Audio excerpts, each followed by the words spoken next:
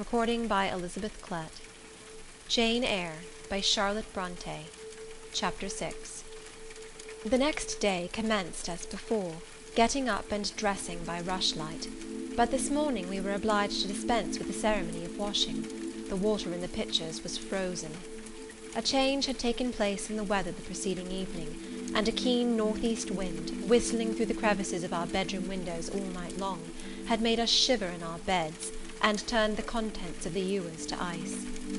Before the long hour and a half of prayers and Bible reading was over, I felt ready to perish with cold. Breakfast time came at last, and this morning the porridge was not burnt. The quality was eatable, the quantity small. How small my portion seemed! I wished it had been doubled. In the course of the day I was enrolled a member of the 4th class, and regular tasks and occupations were assigned me. Hitherto I had only been a spectator of the proceedings at Lowood. I was now to become an actor therein. At first, being little accustomed to learn by heart, the lessons appeared to me both long and difficult. The frequent change from task to task, too, bewildered me, and I was glad when, about 3 o'clock in the afternoon, Miss Smith put into my hands a border of muslin 2 yards long, together with needle, thimble, etc., and sent me to sit in a quiet corner of the schoolroom, with directions to hem the same. At that hour most of the others were sewing likewise, but one class still stood round Miss Scatcherd's chair reading, and as all was quiet, the subject of their lessons could be heard, together with the manner in which each girl acquitted herself, and the animadversions or commendations of Miss Scatcherd on the performance. It was English history. Among the readers I observed my acquaintance of the Miranda. At the commencement of the lesson, her place had been at the top of the class, but for some error of pronunciation, or some inattention to stops, she was suddenly sent to the very bottom. Even in that obscure position, Miss Scatcherd continued to make her an object of constant notice. She was continually addressing to her such phrases as the following: "Burns," such it seems was her name. The girls here were all called by their surnames, as boys are elsewhere. "Burns, you are standing on the side of your shoe. Turn your toes out immediately. Burns, you poke your chin most unpleasantly. Draw it in. Burns, I insist on your holding your head up. I will not have you before me in that attitude," etc., etc. A chapter having been read through twice, the books were closed and the girls examined. The lesson had comprised part of the reign of Charles I, and there were sundry questions about tonnage and poundage and ship money, which most of them appeared unable to answer. Still, every little difficulty was solved instantly when it reached Burns. Her memory seemed to have retained the substance of the whole lesson, and she was ready with answers on every point. I kept expecting that Miss Scatcherd would praise her attention, but instead of that she suddenly cried out, "You dirty, disagreeable girl! You have never cleaned your nails this morning." Burns made no answer. I wondered at her silence. Why, thought I, does she not explain that she could neither clean her nails nor wash her face, as the water was frozen? My attention was now called off by Miss Smith desiring me to hold a skein of thread while she was winding it. She talked to me from time to time, asking whether I had ever been at school before, whether I could mark, stitch, knit, etc. Till she dismissed me, I could not pursue my observations on Miss Scatcherd's movements. When I returned to my seat, that lady was just delivering an order of which I did not catch the import, but Burns immediately left the class, and going into the small inner room where the books were kept, returned in half a minute, carrying in her hand a bundle of twigs tied together at one end.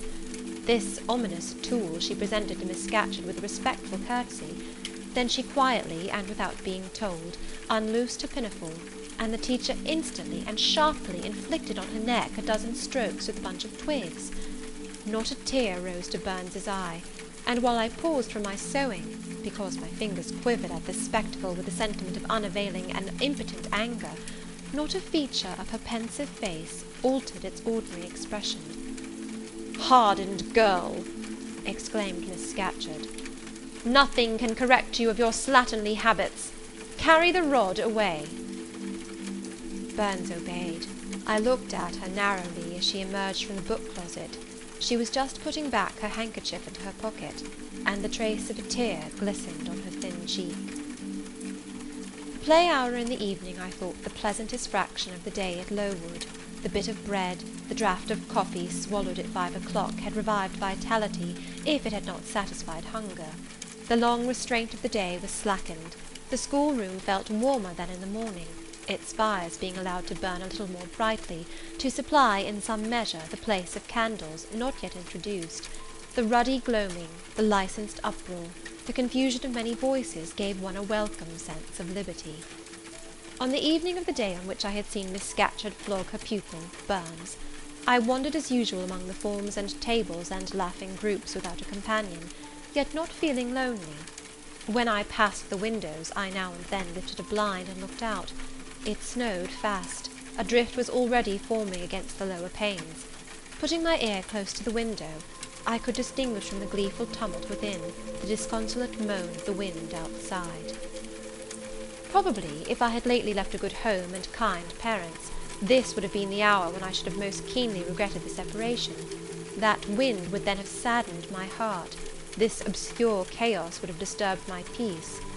As it was, I derived from both a strange excitement, and reckless and feverish I wished the wind to howl more wildly, the gloom to deepen to darkness, and the confusion to rise to clamour.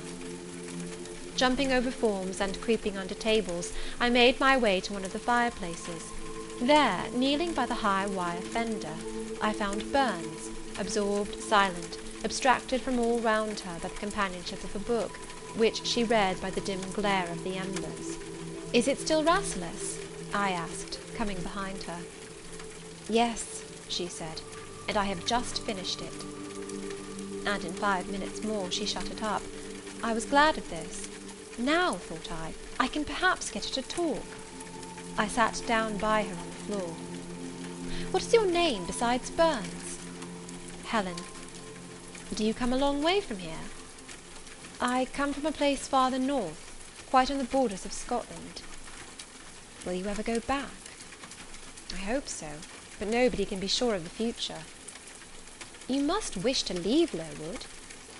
"No, why should I? I was sent to Lowood to get an education, and it would be of no use going away until I have attained that object." "But that teacher, Miss Scatcherd, is so cruel to you." "Cruel? Not at all. She is severe. She dislikes my faults." "And if I were in your place, I should dislike her. I should resist her. If she struck me with that rod, I should get it from her hand. I should break it under her nose." "Probably you do nothing of the sort. But if you did, Mr. Brocklehurst would expel you from the school. That would be a great grief to your relations. It is far better to endure patiently a smart which nobody feels but yourself, than to commit a hasty action whose evil consequences will extend to all connected with you. And besides, the Bible bids us return good for evil. But then it seems disgraceful to be flogged, and to be sent to stand in the middle of a room full of people. And you are such a great girl. I am far younger than you, and I could not bear it." "Yes, it would be your duty to bear it, if you could not avoid it. It is weak and silly to say you cannot bear what it is your fate to be required to bear." I heard her with wonder. I could not comprehend this doctrine of endurance, and still less could I understand or sympathize with the forbearance she expressed for her chastiser. Still I felt that Helen Burns considered things by a light invisible to my eyes. I suspected she might be right and I wrong, but I would not ponder the matter deeply. Like Felix, I put it off to a more convenient season. "You say you have faults, Helen. What are they? To me you seem very good." "Then learn from me not to judge by appearances. I am, as Miss Scatcherd said, slatternly. I seldom put and never keep things in order. I am careless. I forget rules. I read when I should learn my lessons. I have no method, and I sometimes say, like you, I cannot bear to be subjected to systematic arrangements. This is all very provoking to Miss Scatcherd, who is naturally neat, punctual, and particular." "And cross, and cruel," I added, but Helen Burns would not admit my addition. She kept silence. "Is Miss Temple as severe to you as Miss Scatcherd?" At the utterance of Miss Temple's name a soft smile flitted over her grave face. "Miss Temple is full of goodness. It pains her to be severe to any one, even the worst in the school. She sees my errors, and tells me of them gently, and if I do anything worthy of praise, she gives me my meed liberally. One strong proof of my wretchedly defective nature is, that even her expostulations, so mild, so rational, have not influence to cure me of my faults, and even her praise, though I value it most highly, cannot stimulate me to continued care and foresight. "That is curious," said I. "It is so easy to be careful." "For you, I have no doubt it is. I observed you in your class this morning, and saw you were closely attentive. Your thoughts never seemed to wander while Miss Miller explained the lesson and questioned you. Now mine continually rove away. When I should be listening to Miss Scatcherd and collecting all she says with assiduity, often I lose the very sound of her voice. I fall into a sort of dream. Sometimes I think I am in Northumberland, and that the noises I hear round me are the bubbling of a little brook which runs through Deepton near our house. Then, when it comes to my turn to reply, I have to be awakened, and having heard nothing of what was read for listening to the visionary brook, I have no answer ready." "Yet how well you replied this afternoon!" "It was mere chance. The subject on which we had been reading had interested me. This afternoon, instead of dreaming of Deepton, I was wondering how a man who wished to do right could act so unjustly and unwisely as Charles I sometimes did, and I thought what a pity it was that, with his integrity and conscientiousness, he could see no farther than the prerogatives of the crown. If he had but been able to look to a distance, and see how what they call the spirit of the age was tending. Still, I like Charles. I respect him. I pity him, poor murdered king. Yes, his enemies were the worst. They shed blood they had no right to shed. How dared they kill him?" Helen was talking to herself now. She had forgotten I could not very well understand her, that I was ignorant, or nearly so, of the subject she discussed. I recalled her to my level. "And when Miss Temple teaches you, do your thoughts wander then?" "No, certainly, not often. Because Miss Temple has generally something to say which is newer than my own reflections. Her language is singularly agreeable to me, and the information she communicates is often just what I wish to gain." "Well, then, with Miss Temple you are good." "Yes, in a passive way. I make no effort. I follow as inclination guides me. There is no merit in such goodness." "Great deal. You are good to those who are good to you. It is all I ever desire to be. If people were always kind and obedient to those who are cruel and unjust, the wicked people would have it all their own way. They would never feel afraid, and so they would never alter, but would grow worse and worse. When we are struck at without a reason, we should strike back again very hard. I am sure we should, so hard as to teach the person who struck us never to do it again." "You will change your mind, I hope, when you grow older. As yet you are but a little untaught girl." "But I feel this, Helen. I must dislike those who, whatever I do to please them, persist in disliking me. I must resist those who punish me unjustly. It is as natural as that I should love those who show me affection, or submit to punishment when I feel it is deserved." "Heathens and savage tribes hold that doctrine, but Christians and civilized nations disown it." "How? I don't understand." "It is not violence that best overcomes hate, nor vengeance that most certainly heals injury." "What then?" "Read the New Testament, and observe what Christ says, and how he acts. Make his word your rule, and his conduct your example." "What does he say?" "Love your enemies. Bless them that curse you. Do good to them that hate you, and despitefully use you." "Then I should love Mrs. Reed, which I cannot do. I should bless her son John, which is impossible." In her turn, Helen Burns asked me to explain, and I proceeded forthwith to pour out in my own way the tale of my sufferings and resentments. Bitter and truculent when excited, I spoke as I felt, without reserve or softening. Helen heard me patiently to the end. I expected she would then make a remark, but she said nothing. "Well," I asked impatiently, "is not Mrs. Reed a hard-hearted, bad woman?" "She has been unkind to you, no doubt. Because, you see, she dislikes your cast of character, as Miss Scatcherd does mine. But how minutely you remember all she has done and said to you! What a singularly deep impression her injustice seems to have made on your heart! No ill usage so brands its record on my feelings. Would you not be happier if you tried to forget her severity, together with the passionate emotions it excited? Life appears to me too short to be spent in nursing animosity or registering wrongs. We are, and must be, one and all, burdened with faults in this world; but the time will soon come, when, I trust, we shall put them off in putting off our corruptible bodies; when debasement and sin will fall from us with this cumbrous frame of flesh, and only the spark of the spirit will remain, the impalpable principle of light and thought, pure as when it left the Creator to inspire the creature.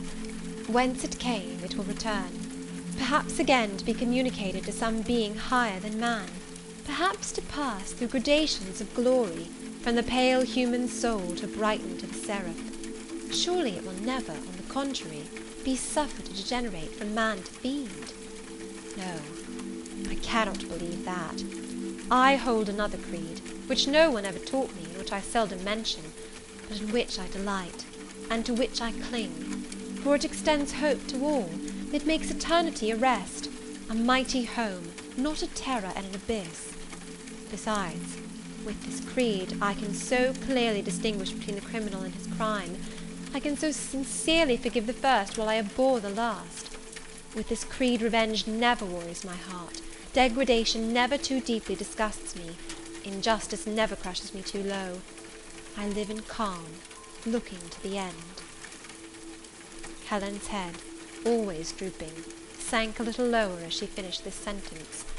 I saw by her look she wished no longer to talk to me, but rather to converse with her own thoughts. She was not allowed much time for meditation.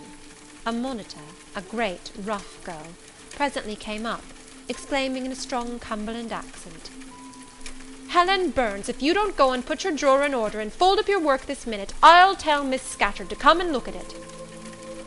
Helen sighed as her reverie fled, and getting up, obeyed the monitor without reply as without delay. Chapter 7. My first quarter at Lowood seemed an age, and not the golden age either. It comprised an irksome struggle with difficulties in habituating myself to new rules and unwonted tasks.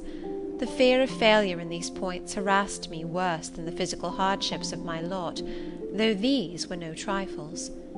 During January, February, and part of March, the deep snows, and after their melting, the almost impassable roads, prevented our stirring beyond the garden walls, except to go to church; but within these limits we had to pass an hour every day in the open air.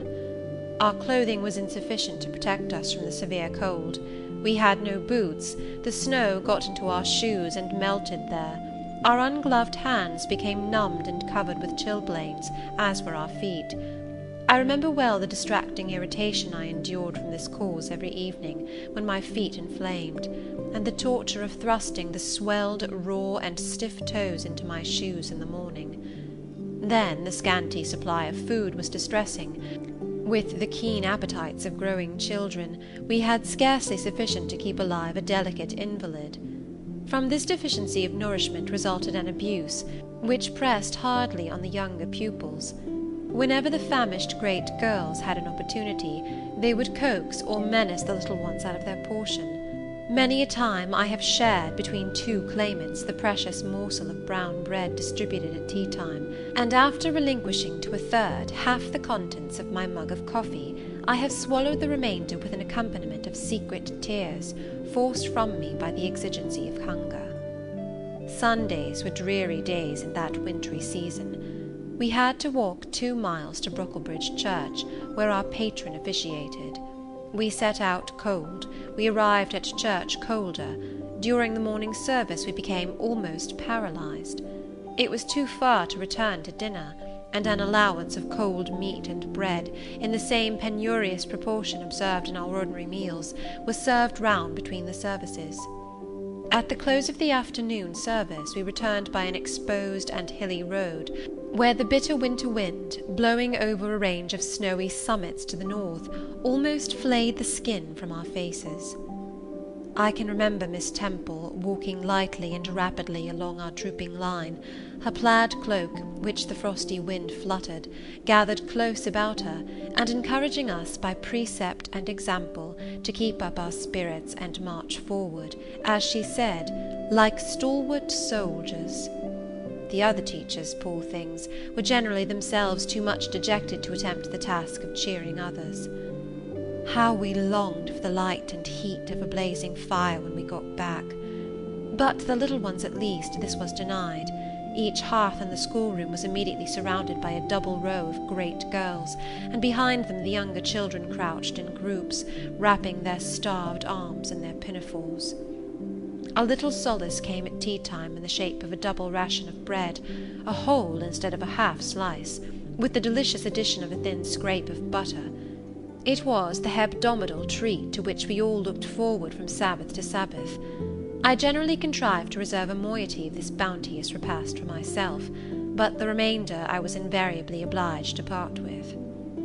The Sunday evening was spent in repeating by heart the church catechism, and the 5th, 6th, and 7th chapters of St. Matthew, and in listening to a long sermon read by Miss Miller, whose irrepressible yawns attested her weariness. A frequent interlude of these performances was the enactment of the part of Eutychus by some half-dozen of little girls, who, overpowered with sleep, would fall down, if not out of the 3rd loft, yet off the 4th form, and be taken up half dead.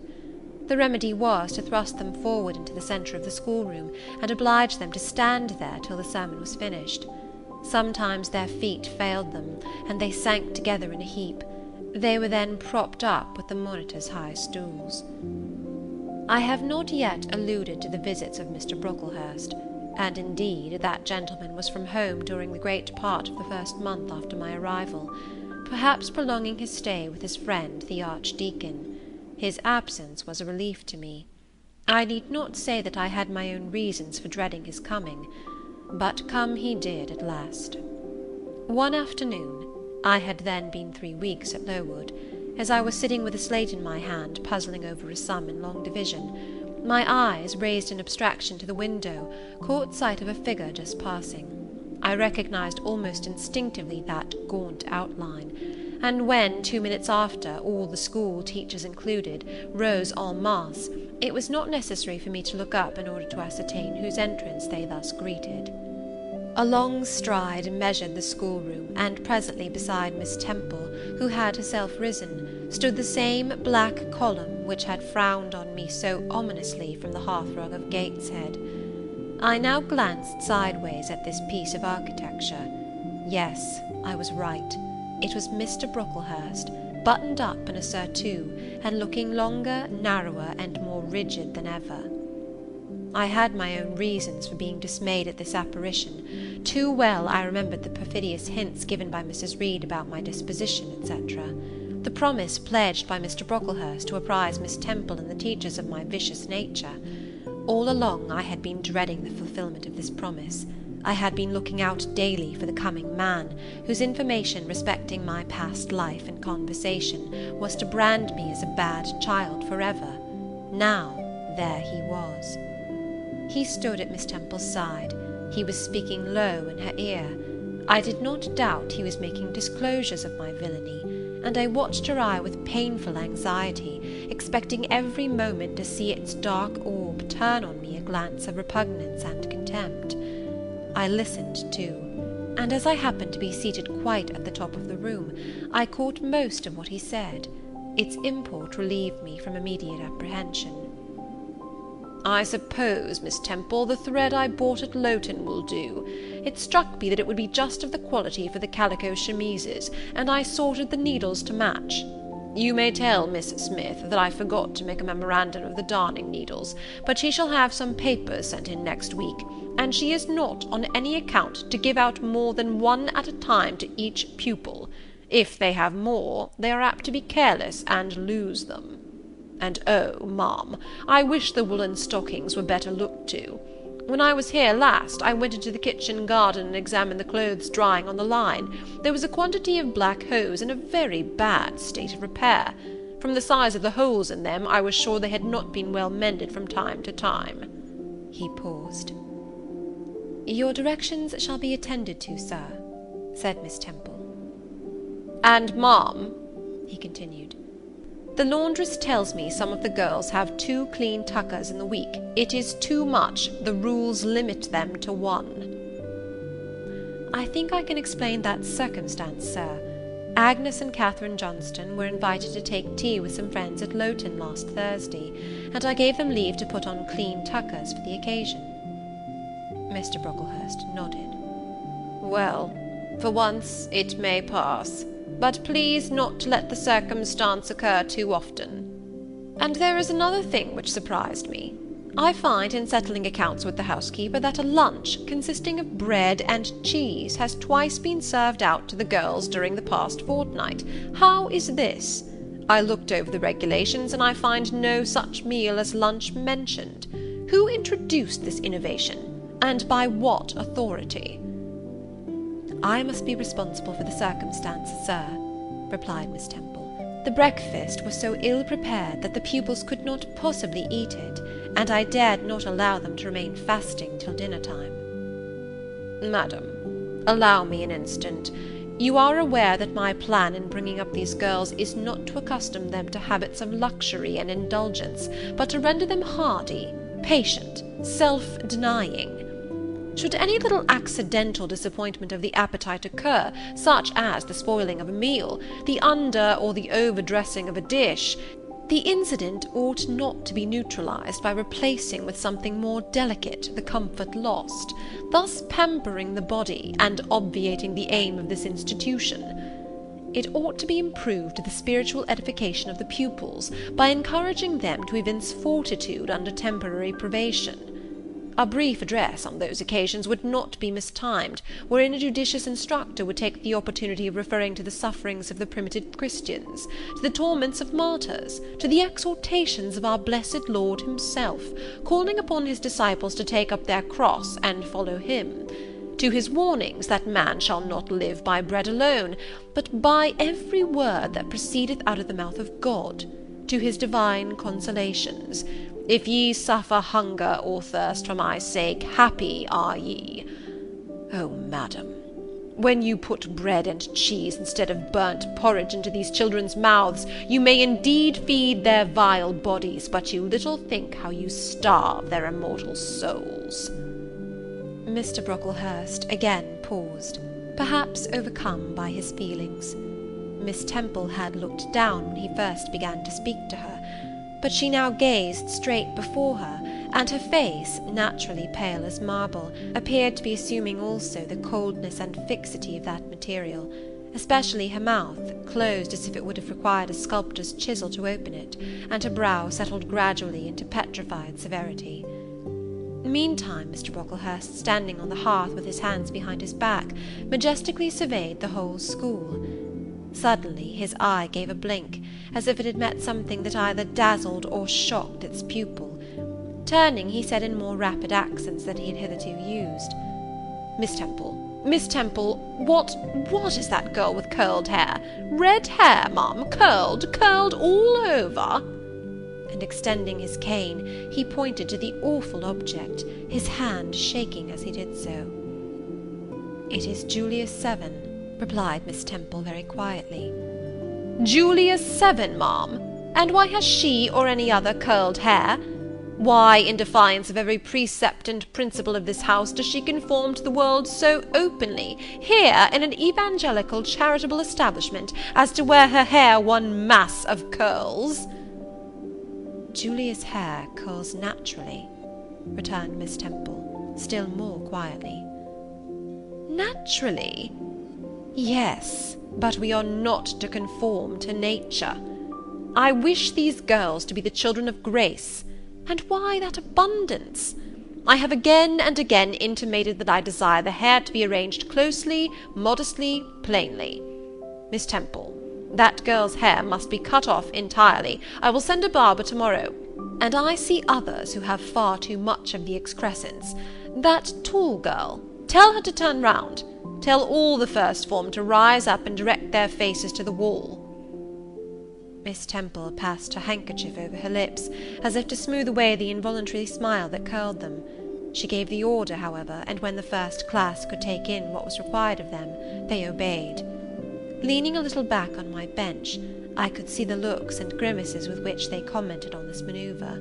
It was a pity Mr. Brocklehurst could not see them too. He would perhaps have felt that, whatever he might do with the outside of the cup and platter, the inside was further beyond his interference than he imagined. He scrutinized the reverse of these living medals some 5 minutes, then pronounced sentence. These words fell like the knell of doom. "All those top-knots must be cut off." Miss Temple seemed to remonstrate. "Madam," he pursued, "I have a master to serve whose kingdom is not of this world. My mission is to mortify in these girls the lusts of the flesh, to teach them to clothe themselves with shamefacedness and sobriety, not with braided hair and costly apparel. And each of the young persons before us has a string of hair twisted in plaits, which vanity itself might have woven. These, I repeat, must be cut off. Think of the time wasted of—" Mr. Brocklehurst was here interrupted. 3 other visitors, ladies, now entered the room. They ought to have come a little sooner to have heard his lecture on dress, for they were splendidly attired in velvet, silk, and furs. The 2 younger of the trio, fine girls of 16 and 17, had grey beaver hats, then in fashion, shaded with ostrich plumes, and from under the brim of this graceful headdress fell a profusion of light tresses, elaborately curled. The elder lady was enveloped in a costly velvet shawl, trimmed with ermine, and she wore a false front of French curls. These ladies were deferentially received by Miss Temple, as Mrs. and the Misses Brocklehurst, and conducted to seats of honour at the top of the room. It seems they had come in the carriage with their reverend relative, and had been conducting a rummaging scrutiny of the rooms upstairs, while he transacted business with the housekeeper, questioned the laundress, and lectured the superintendent. They now proceeded to address divers remarks and reproofs to Miss Smith, who was charged with the care of the linen and inspection of the dormitories, but I had no time to listen to what they said. Other matters called off and enchanted my attention. Hitherto, while gathering up the discourse of Mr. Brocklehurst and Miss Temple, I had not at the same time neglected precautions to secure my personal safety, which I thought would be effected if I could only elude observation. To this end I had sat well back on the form, and while seeming to be busy with my sum, had held my slate in such a manner as to conceal my face. I might have escaped notice, had not my treacherous slate somehow happened to slip from my hand, and falling with an obtrusive crash, directly drawn every eye upon me. I knew it was all over now, and as I stooped to pick up the 2 fragments of slate, I rallied my forces for the worst. It came. "A careless girl," said Mr. Brocklehurst, and immediately after, "It is the new pupil, I perceive." And before I could draw breath, "I must not forget I have a word to say respecting her." Then aloud, how loud it seemed to me, "Let the child who broke her slate come forward." Of my own accord I could not have stirred. I was paralysed, but the 2 great girls who sit on each side of me set me on my legs and pushed me towards the dread judge, and then Miss Temple gently assisted me to his very feet, and I caught her whispered counsel. "Don't be afraid, Jane. I saw it was an accident. You shall not be punished." The kind whisper went to my heart like a dagger. Another minute, and she will despise me for a hypocrite, thought I, and an impulse of fury against Reed, Brocklehurst and Company bounded in my pulses at the conviction. I was no Helen Burns. "Fetch that stool," said Mr. Brocklehurst, pointing to a very high one from which a monitor had just risen. It was brought. "Place the child upon it." And I was placed there, by whom I don't know. I was in no condition to note particulars. I was only aware that they had hoisted me up to the height of Mr. Brocklehurst's nose, that he was within a yard of me, and that a spread of shot orange and purple silk pelisses and a cloud of silvery plumage extended and waved below me. Mr. Brocklehurst hemmed. "Ladies," said he, turning to his family, "Miss Temple, teachers, and children, you all see this girl?" Of course they did, for I felt their eyes directed like burning glasses against my scorched skin. "You see she is yet young. You observe she possesses the ordinary form of childhood, God has graciously given her the shape that he has given to all of us. No signal deformity points her out as a marked character. Who would think that the evil one had already found a servant and agent in her? Yet such, I grieve to say, is the case. A pause, in which I began to steady the palsy of my nerves, and to feel that the Rubicon was passed, and that the trial no longer to be shirked must be firmly sustained. "My dear children," pursued the black marble clergyman with pathos, "this is a sad, a melancholy occasion, for it becomes my duty to warn you that this girl, who might be one of God's own lambs, is a little castaway, not a member of the true flock, but evidently an interloper and an alien. You must be on your guard against her. You must shun her example.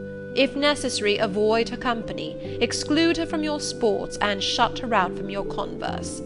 Teachers, you must watch her. Keep your eyes on her movements, weigh well her words, scrutinize her actions, punish her body to save her soul, if indeed such salvation be possible, for, my tongue falters while I tell it, this girl, this child, the native of a Christian land, worse than many a little heathen who says its prayers to Brahma and kneels before Juggernaut, this girl is a liar." Now came a pause of 10 minutes, during which I, by this time in perfect possession of my wits, observed all the female Brocklehursts produce their pocket handkerchiefs, and apply them to their optics, while the elderly lady swayed herself to and fro, and the two younger ones whispered, "How shocking!" Mr. Brocklehurst resumed.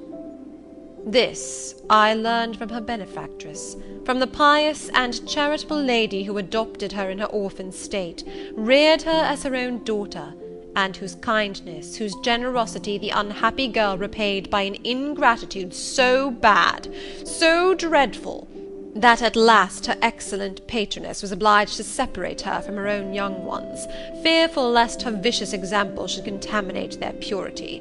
She has sent her here to be healed, even as the Jews of old sent their disease to the troubled pool of Bethesda. And teachers, superintendent, I beg of you not to allow the waters to stagnate round her." With this sublime conclusion, Mr. Brocklehurst adjusted the top button of his surtout, muttered something to his family, who rose, bowed to Miss Temple, and then all of the great people sailed in state from the room. Turning at the door, my judge said, "Let her stand half an hour longer on that stool, and let no one speak to her during the remainder of the day." There was I, then, mounted aloft.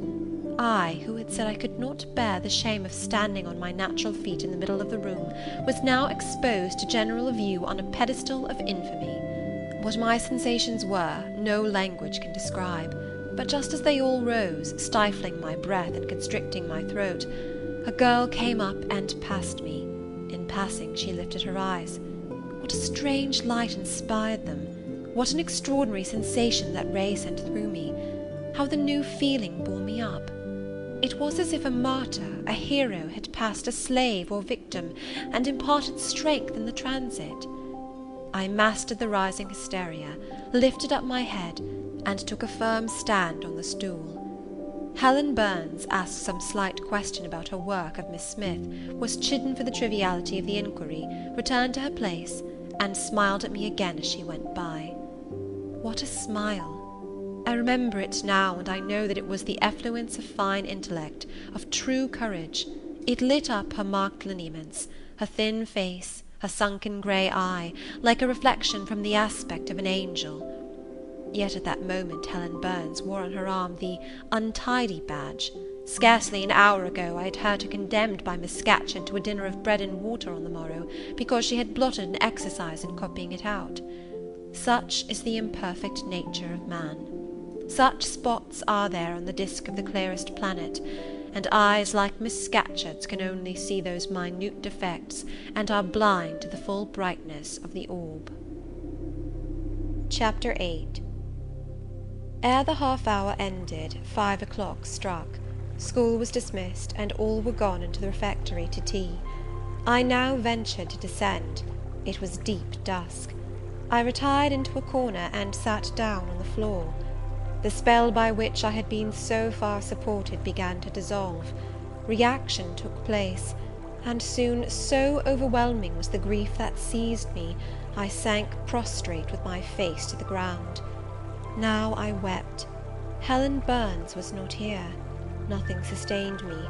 Left to myself, I abandoned myself, and my tears watered the boards. I had meant to be so good, and to do so much at Lowood, to make so many friends, to earn respect and win affection. Already I had made visible progress. That very morning I had reached the head of my class. Miss Miller had praised me warmly. Miss Temple had smiled approbation. She had promised to teach me drawing, and to let me learn French, if I continued to make similar improvement 2 months longer. And then I was well received by my fellow pupils, treated as an equal by those of my own age, and not molested by any. Now, here I lay again, crushed and trodden on, and could I ever rise more? Never, I thought, and ardently I wished to die. While sobbing out this wish in broken accents, someone approached. I started up. Again Helen Burns was near me. The fading fires just showed her coming up the long vacant room. She brought my coffee and bread. "Come, eat something," she said. But I put both away from me, feeling as if a drop or a crumb would have choked me in my present condition. Helen regarded me, probably with surprise. I could not now abate my agitation, though I tried hard. I continued to weep aloud. She sat down on the ground near me, embraced her knees with her arms, and rested her head upon them. In that attitude she remained silent as an Indian. I was the first who spoke. "Helen, why do you stay with a girl whom everybody believes to be a liar?" "Everybody, Jane? Why, there are only 80 people who have heard you called so, and the world contains hundreds of millions." "But what have I to do with millions? The 80 I know despise me." "Jane, you are mistaken. Probably not one in the school either despises or dislikes you. Many, I am sure, pity you much." "How can they pity me after what Mr. Brocklehurst has said?" "Mr. Brocklehurst is not a god, nor is he even a great and admired man. He is little liked here. He never took steps to make himself liked. Had he treated you as an especial favourite, you would have found enemies, declared or covert, all round you. As it is, the greater number would offer you sympathy if they dared. Teachers and pupils may look coldly on you for a day or two, but friendly feelings are concealed in their hearts, and if you persevere in doing well, these feelings will ere long appear so much the more evidently for their temporary suppression. Besides, Jane," she paused. "Well, Helen?" said I, putting my hand into hers. She chafed my fingers gently to warm them, and went on. "If all the world hated you and believed you wicked, while your own conscience approved you and absolved you from guilt, you would not be without friends." "No, I know I should think well of myself, but that is not enough. If others don't love me, I would rather die than live. I cannot bear to be solitary and hated, Helen. Look here, to gain some real affection from you, or Miss Temple, or any other whom I truly love, I would willingly submit to have the bone of my arm broken, or to let a bull toss me, or to stand behind a kicking horse, and let it dash its hoof at my chest." "Hush, Jane! You think too much of the love of human beings. You are too impulsive, too vehement. The sovereign hand that created your frame and put life into it, has provided you with other resources than your feeble self, or than creatures feeble as you. Besides this earth, and besides the race of men, there is an invisible world and a kingdom of spirits. That world is round us, for it is everywhere, and those spirits watch us, for they are commissioned to guard us. And if we were dying in pain and shame, if scorn smote us on all sides, and hatred crushed us, angels see our tortures, recognise our innocence, if innocent we be, as I know you are of this charge, which Mr. Brocklehurst has weakly and pompously repeated at second hand from Mrs. Reed. for I read a sincere nature in your ardent eyes and on your clear front. And God waits only the separation of spirit from flesh to crown us with a full reward. Why then should we ever sink overwhelmed with distress, when life is so soon over, and death is so certain an entrance to happiness, to glory? I was silent. Helen had calmed me, but in the tranquillity she imparted there was an alloy of inexpressible sadness. I felt the impression of woe as she spoke, but I could not tell whence it came; and when, having done speaking, she breathed a little fast, and coughed a short cough, I momentarily forgot my own sorrows to yield to a vague concern for her. Resting my head on Helen's shoulder, I put my arms round her waist. She drew me to her, and we reposed in silence. We had not sat long thus, when another person came in. Some heavy clouds, swept from the sky by a rising wind, had left the moon bare, and her light, streaming in through a window near, shone full both on us and on the approaching figure, which we at once recognized as Miss Temple. "I came on purpose to find you, Jane Eyre," said she.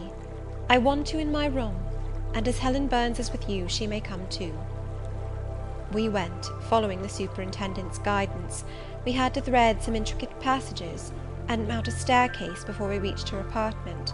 It contained a good fire, and looked cheerful.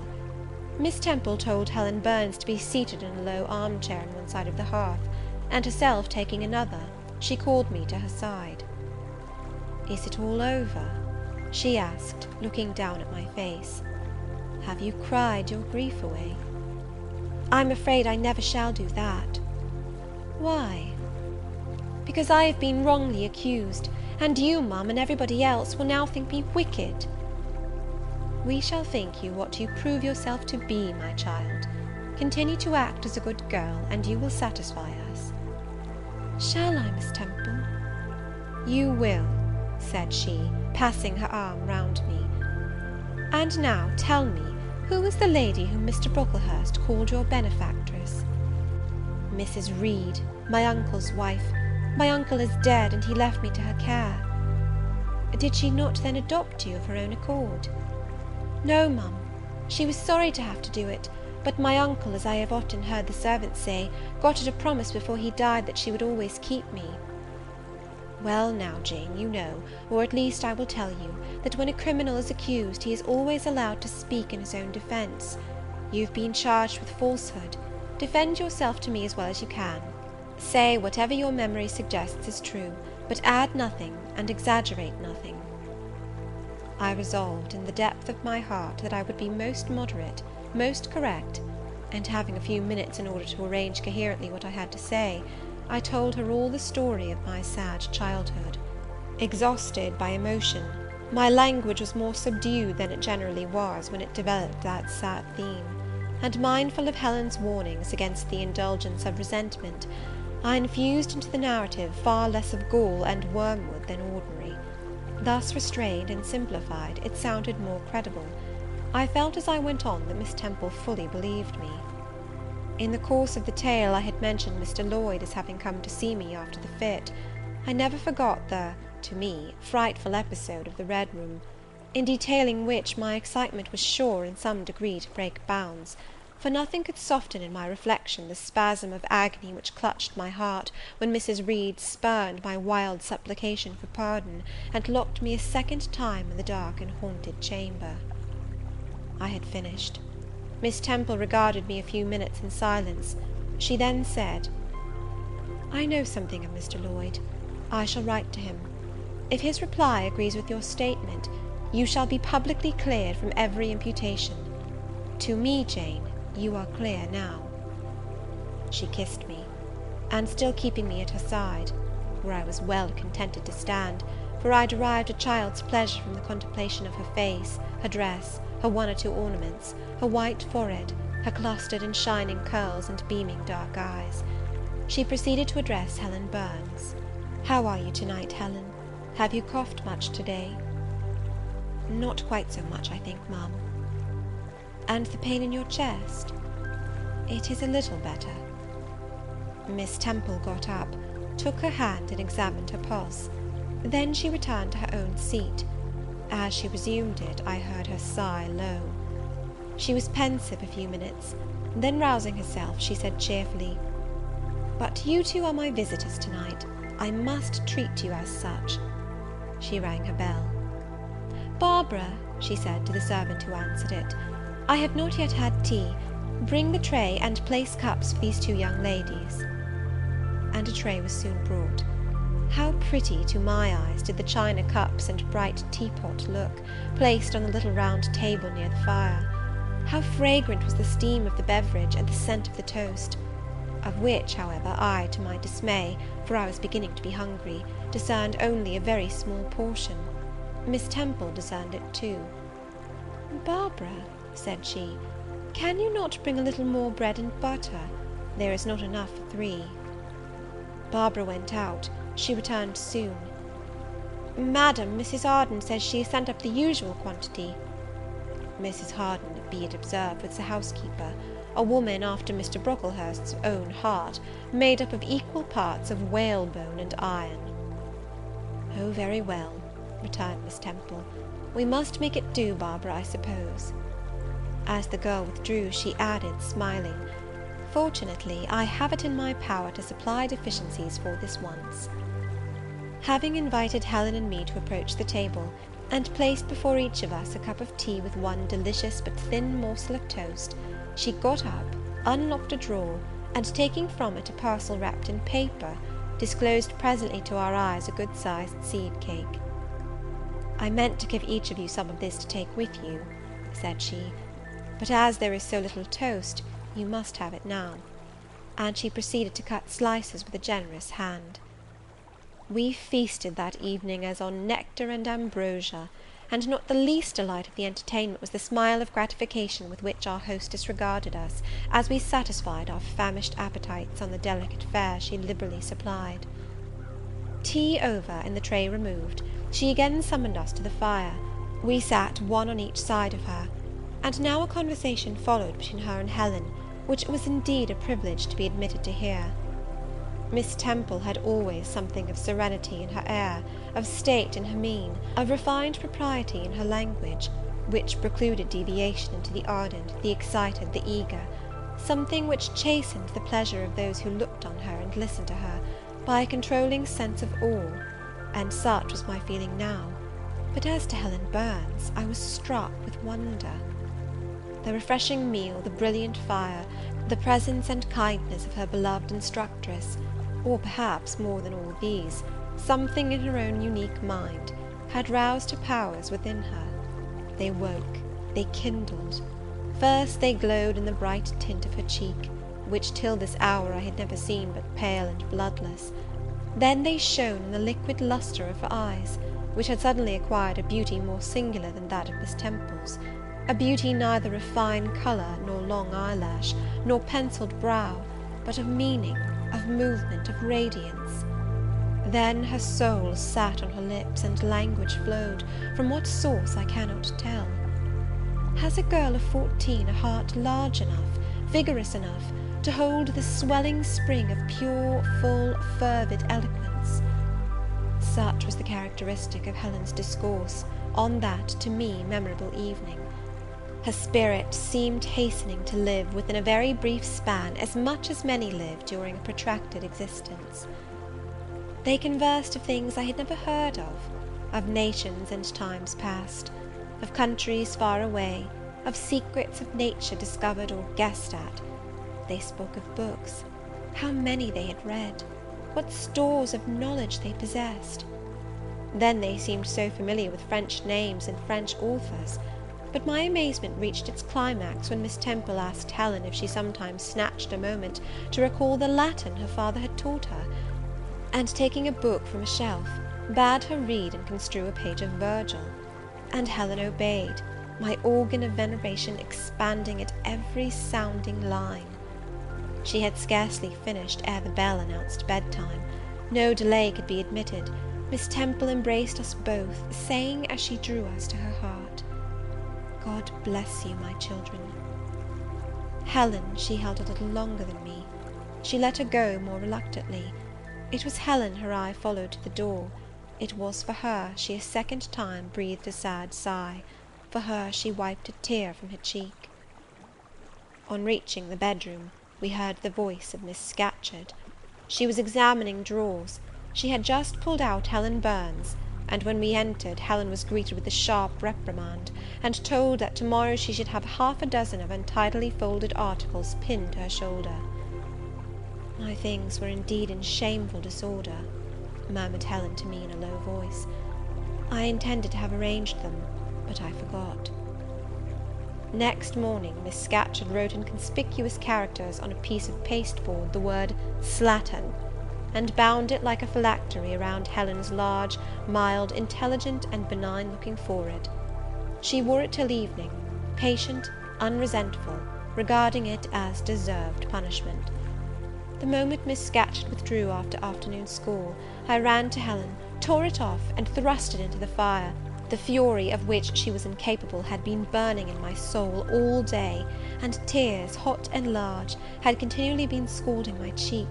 The spectacle of her sad resignation gave me an intolerable pain at the heart. About a week subsequently to the incidents above narrated, Miss Temple, who had written to Mr. Lloyd, received his answer. It appeared that what he said went to corroborate my account. Miss Temple, having assembled the whole school, announced that inquiry had been made into the charges alleged against Jane Eyre, and that she was most happy to be able to pronounce her completely cleared from every imputation. The teachers then shook hands with me and kissed me, and a murmur of pleasure ran through the ranks of my companions. Thus relieved of a grievous load, I from that hour set to work afresh, resolved to pioneer my way through every difficulty. I toiled hard, and my success was proportionate to my efforts. My memory, not naturally tenacious, improved with practice. Exercise sharpened my wits. In a few weeks I was promoted to a higher class. In less than 2 months I was allowed to commence French and drawing. I learned the first 2 tenses of the verb être, and sketched my first cottage, whose walls, by the by, outrivalled in slope those of the Leaning Tower of Pisa, on the same day. That night, on going to bed, I forgot to prepare in imagination the Barmecide supper of hot roast potatoes, or white bread and new milk, with which I was wont to amuse my inward cravings. I feasted instead on the spectacle of ideal drawings which I saw in the dark, all the work of my own hands, freely pencilled houses and trees, picturesque rocks and ruins, Cuyp-like groups of cattle, sweet paintings of butterflies hovering over unblown roses, of birds picking at ripe cherries, of wrens' nests enclosing pearl-like eggs, wreathed about with young ivy sprays. I examined, too, in thought, the possibility of my ever being able to translate currently a certain little French story which Madame Pirot had that day shown me, nor was that problem solved to my satisfaction ere I fell sweetly asleep. Well has Solomon said, "Better is a dinner of herbs, where love is, than a stalled ox and hatred therewith." I would not now have exchanged Lowood, with all its privations, for Gateshead and its daily luxuries. Chapter IX.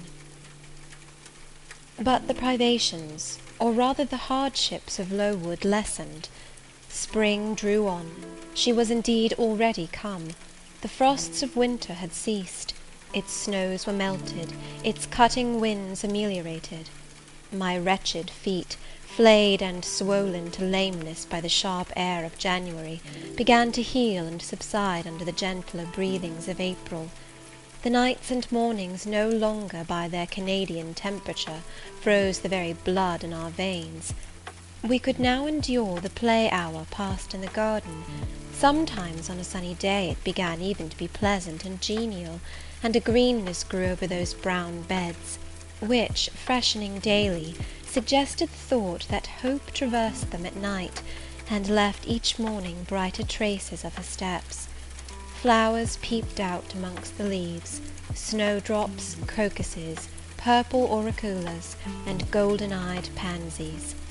On Thursday afternoons, half holidays, we now took walks, and found still sweeter flowers opening by the wayside, under the hedges.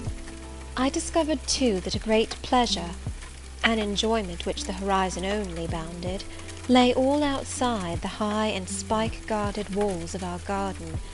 This pleasure consisted in prospect of noble summits girdling a great hill hollow, rich in verdure and shadow, in a bright beck, full of dark stones and sparkling eddies.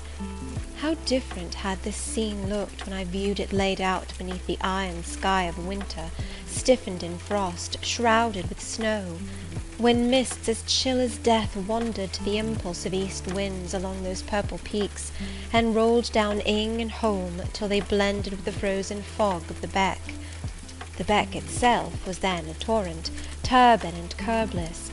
It tore asunder the wood, and sent a raving sound through the air, often thickened with wild rain or whirling sleet; and for the forest on its banks, that showed only ranks of skeletons. April advanced to May. A bright, serene May it was. Days of blue sky, placid sunshine, and soft western or southern gales filled up its duration. And now vegetation matured with vigour. Lowood shook loose its tresses, it became all green, all flowery. Its great elm, ash, and oak skeletons were restored to majestic life. Woodland plants sprang up profusely in its recesses. Unnumbered varieties of moss filled its hollows, and it made a strange ground sunshine out of the wealth of its wild primrose plants. I have seen their pale gold gleam in overshadowed spots, like scatterings of the sweetest lustre. All this I enjoyed often and fully, free, unwatched, and almost alone. For this unwonted liberty and pleasure there was a cause, to which it now becomes my task to advert. Have I not described a pleasant site for a dwelling, when I speak of it as bosomed in hill and wood, and rising from the verge of a stream? Assuredly pleasant enough, but whether healthy or not is another question.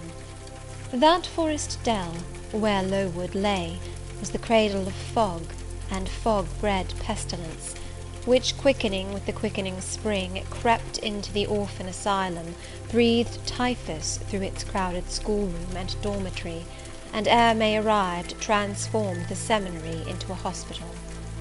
Semi-starvation and neglected colds had predisposed most of the pupils to receive infection. 45 out of the 80 girls lay ill at one time. Classes were broken up, rules relaxed. The few who continued well were allowed almost unlimited license, because the medical attendant insisted on the necessity of frequent exercise to keep them in health, and had it been otherwise, no one had leisure to watch or restrain them. Miss Temple's whole attention was absorbed by the patients. She lived in the sick room, never quitting it except to snatch a few hours' rest at night. The teachers were fully occupied with packing up and making other necessary preparations for the departure of those girls who were fortunate enough to have friends and relations able and willing to remove them from the seat of contagion. Many, already smitten, went home only to die. Some died at the school, and were buried quietly and quickly, the nature of the malady forbidding delay. While disease had thus become an inhabitant of Lowood, and death its frequent visitor, while there was gloom and fear within its walls, while its rooms and passages steamed with hospital smells, the drug and the pastille striving vainly to overcome the effluvia of mortality, that bright May shone unclouded over the bold hills and beautiful woodland out of doors. Its garden, too, glowed with flowers.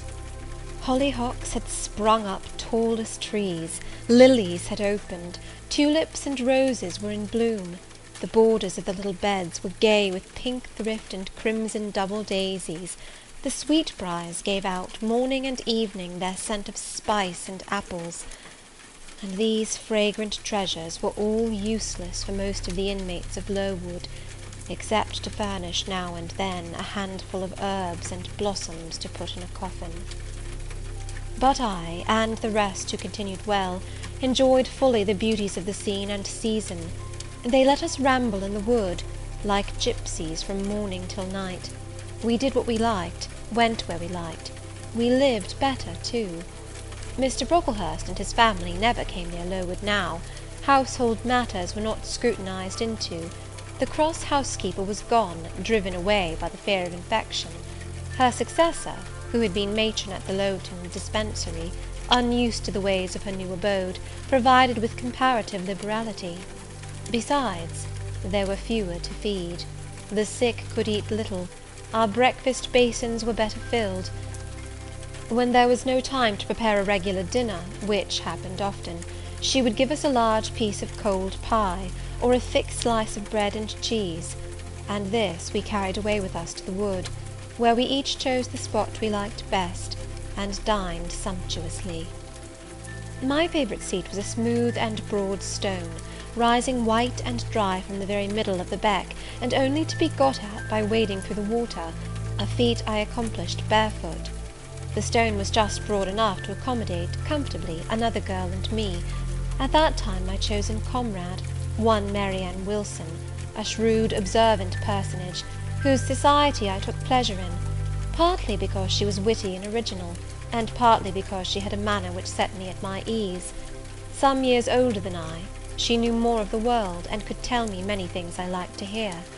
With her my curiosity found gratification. To my faults also she gave ample indulgence, never imposing curb or rein on anything I said.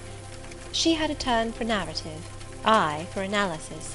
She liked to inform, I to question. So we got on swimmingly together, deriving much entertainment, if not much improvement, from our mutual intercourse. And where, meantime, was Helen Burns? Why did I not spend these sweet days of liberty with her? Had I forgotten her? Or was I so worthless as to have grown tired of her pure society? Surely the Marianne Wilson I have mentioned was inferior to my first acquaintance.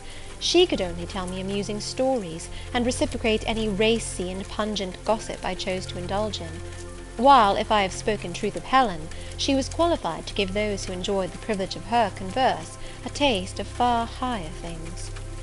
True, reader, and I knew and felt this; and though I am a defective being, with many faults and few redeeming points, yet I never tired of Helen Burns, nor ever ceased to cherish for her a sentiment of attachment, as strong, tender, and respectful as any that ever animated my heart. How could it be otherwise, when Helen, at all times and under all circumstances, evinced for me a quiet and faithful friendship, which ill humour never soured, nor irritation never troubled? But Helen was ill at present. For some weeks she had been removed from my sight, to I knew not what room upstairs. She was not, I was told, in the hospital portion of the house with the fever patients, for her complaint was consumption, not typhus; and by consumption I, in my ignorance, understood something mild, which time and care would be sure to alleviate. I was confirmed in this idea by the fact of her once or twice coming down stairs on very warm sunny afternoons, and being taken by Miss Temple into the garden; but on these occasions I was not allowed to go and speak to her. I only saw her from the schoolroom window, and then not distinctly, for she was much wrapped up, and sat at a distance under the verandah. One evening, in the beginning of June, I had stayed out very late with Marianne in the wood. We had, as usual, separated ourselves from the others, and had wandered far, so far that we lost our way, and had to ask it at a lonely cottage, where a man and woman lived who looked after a herd of half-wild swine that fed on the mast in the wood. When we got back, it was after moonrise. A pony, which we knew to be the surgeon's, was standing at the garden door. Marianne remarked that she supposed some one must be very ill, as Mr. Bates had been sent for at that time of the evening. She went into the house. I stayed behind a few minutes to plant in my garden a handful of roots I had dug up in the forest, and which I feared would wither if I left them till the morning. This done, I lingered yet a little longer. The flowers smelt so sweet as the dew fell. It was such a pleasant evening, so serene, so warm. The still glowing west promised so fairly another fine day on the morrow. The moon rose with such majesty in the grave east. I was noting these things and enjoying them as a child might, when it entered my mind as it had never done before. How sad to be lying now on a sick bed, and to be in danger of dying! This world is pleasant. It would be dreary to be called from it, and to have to go who knows where. And then my mind made its first earnest effort to comprehend what had been infused into it concerning heaven and hell, and for the first time it recoiled, baffled, and for the first time, glancing behind, on each side, and before it, it saw all round an unfathomed gulf. It felt the one point where it stood, the present; all the rest was formless cloud and vacant depth, and it shuddered at the thought of tottering and plunging amid that chaos. While pondering this new idea, I heard the front door open. Mr. Bates came out, and with him was a nurse. After she had seen him mount his horse and depart, she was about to close the door, but I ran up to her. "How is Helen Burns?" "Very poorly," was the answer. "Is it her Mr. Bates has been to see?" "Yes." "And what does he say about her?" "He says she'll not be here long." This phrase, uttered in my hearing yesterday, would have only conveyed the notion that she was about to be removed to Northumberland, to her own home. I should not have suspected that it meant she was dying, but I knew instantly now. It opened clear on my comprehension that Helen Burns was numbering her last days in this world, and that she was going to be taken to the region of spirits, if such region there were. I experienced a shock of horror, then a strong thrill of grief, then a desire, a necessity to see her, and I asked in what room she lay. "She is in Miss Temple's room," said the nurse. "May I go up and speak to her?" "Oh, no, child, it is not likely; and now it is time for you to come in. You'll catch the fever if you stop out when the dew is falling." The nurse closed the front door. I went in by the side entrance which led to the schoolroom. I was just in time. It was 9 o'clock, and Miss Miller was calling the pupils to go to bed. It might be 2 hours later, probably near 11, when I, not having been able to fall asleep, and deeming from the perfect silence of the dormitory that my companions were all wrapped in profound repose, rose softly, put on my frock over my night-dress, and without shoes crept from the apartment, and set off in quest of Miss Temple's room. It was quite at the other end of the house, but I knew my way, and the light of the unclouded summer moon, entering here and there at passage windows, enabled me to find it without difficulty. An odour of camphor and burnt vinegar warned me when I came near the fever room, and I passed its door quickly, fearful lest the nurse who sat up all night should hear me. I dreaded being discovered and sent back, for I must see Helen, I must embrace her before she died, I must give her one last kiss, exchange with her one last word. Having descended a staircase, traversed a portion of the house below, and succeeded in opening and shutting without noise 2 doors, I reached another flight of steps. These I mounted, and then, just opposite to me, was Miss Temple's room. A light shone through the keyhole and from under the door. A profound stillness pervaded the vicinity. Coming near, I found the door slightly ajar, probably to admit some fresh air into the close abode of sickness. Indisposed to hesitate, and full of impatient impulses, soul and senses quivering with keen throes, I put it back and looked in. My eyes sought Helen, and feared to find death. Close by Miss Temple's bed, and half covered with its white curtains, there stood a little crib. I saw the outline of a form under the clothes, but the face was hid by the hangings. The nurse I had spoken to in the garden sat in an easy-chair asleep. An unsnuffed candle burnt dimly on the table. Miss Temple was not to be seen. I knew afterwards that she had been called to a delirious patient in the fever room. I advanced, then paused by the crib's side. My hand was on the curtain, but I preferred speaking before I withdrew it. I still recoiled at the dread of seeing a corpse. "Helen," I whispered softly, "are you awake?" She stirred herself, put back the curtain, and I saw her face, pale, wasted, but quite composed. She looked so little changed that my fear was instantly dissipated. "Can it be you, Jane?" she asked, in her own gentle voice.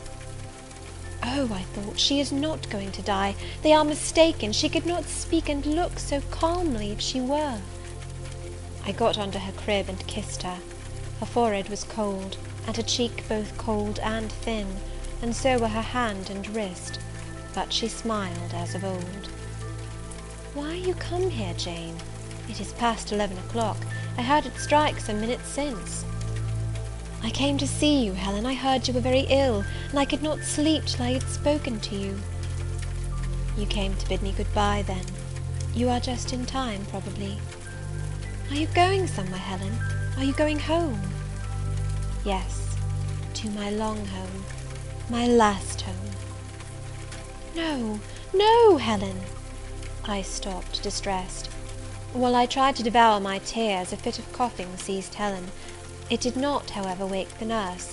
When it was over, she lay some minutes exhausted. Then she whispered, "Jane, your little feet are bare. Lie down and cover yourself with my quilt." I did so. She put her arm over me, and I nestled close to her. After a long silence, she resumed, still whispering, "I am very happy, Jane, and when you hear that I am dead, you must be sure and not grieve. There is nothing to grieve about. We all must die one day, and the illness which is removing me is not painful. It is gentle and gradual. My mind is at rest. I leave no one to regret me much. I have only a father, and he is lately married and will not miss me. By dying young I shall escape great sufferings.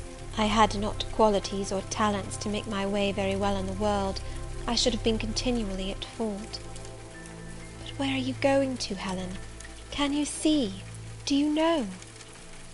I believe. I have faith. I am going to God. Where is God? What is God? My Maker and yours, who will never destroy what he created. I rely implicitly on his power, and confide wholly in his goodness. I count the hours till that eventful one arrives which shall restore me to him, reveal him to me. You are sure, then, Helen, that there is such a place as heaven, and that our souls can get to it when we die? I am sure there is a future state. I believe God is good. I can resign my immortal part to him without any misgiving. God is my Father. God is my friend. I love him.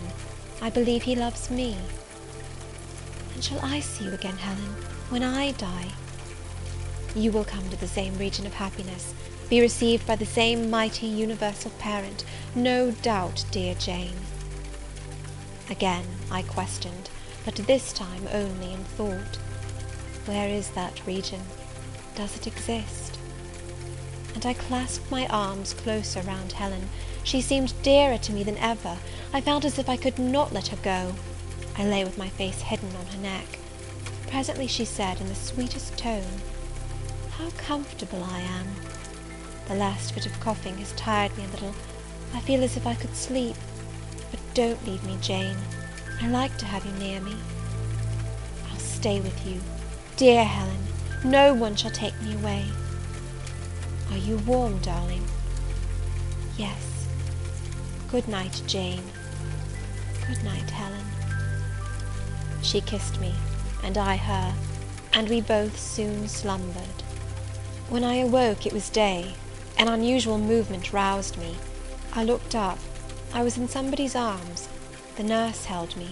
She was carrying me through the passage back to the dormitory. I was not reprimanded for leaving my bed. People had something else to think about. No explanation was afforded then to my many questions. But a day or two afterwards I learned that Miss Temple, on returning to her own room at dawn, had found me laid in the little crib, my face against Helen Burns's shoulder, my arms round her neck. I was asleep, and Helen was dead. Her grave is in Brocklebridge churchyard. For 15 years after her death it was only covered by a grassy mound, but now a grey marble tablet marks the spot, inscribed with her name and the word Resurgam. Chapter 10. Hitherto I have recorded in detail the events of my insignificant existence. To the first 10 years of my life I have given almost as many chapters. But this is not to be a regular autobiography. I am only bound to invoke memory where I know her responses will possess some degree of interest. Therefore I now pass a space of 8 years almost in silence.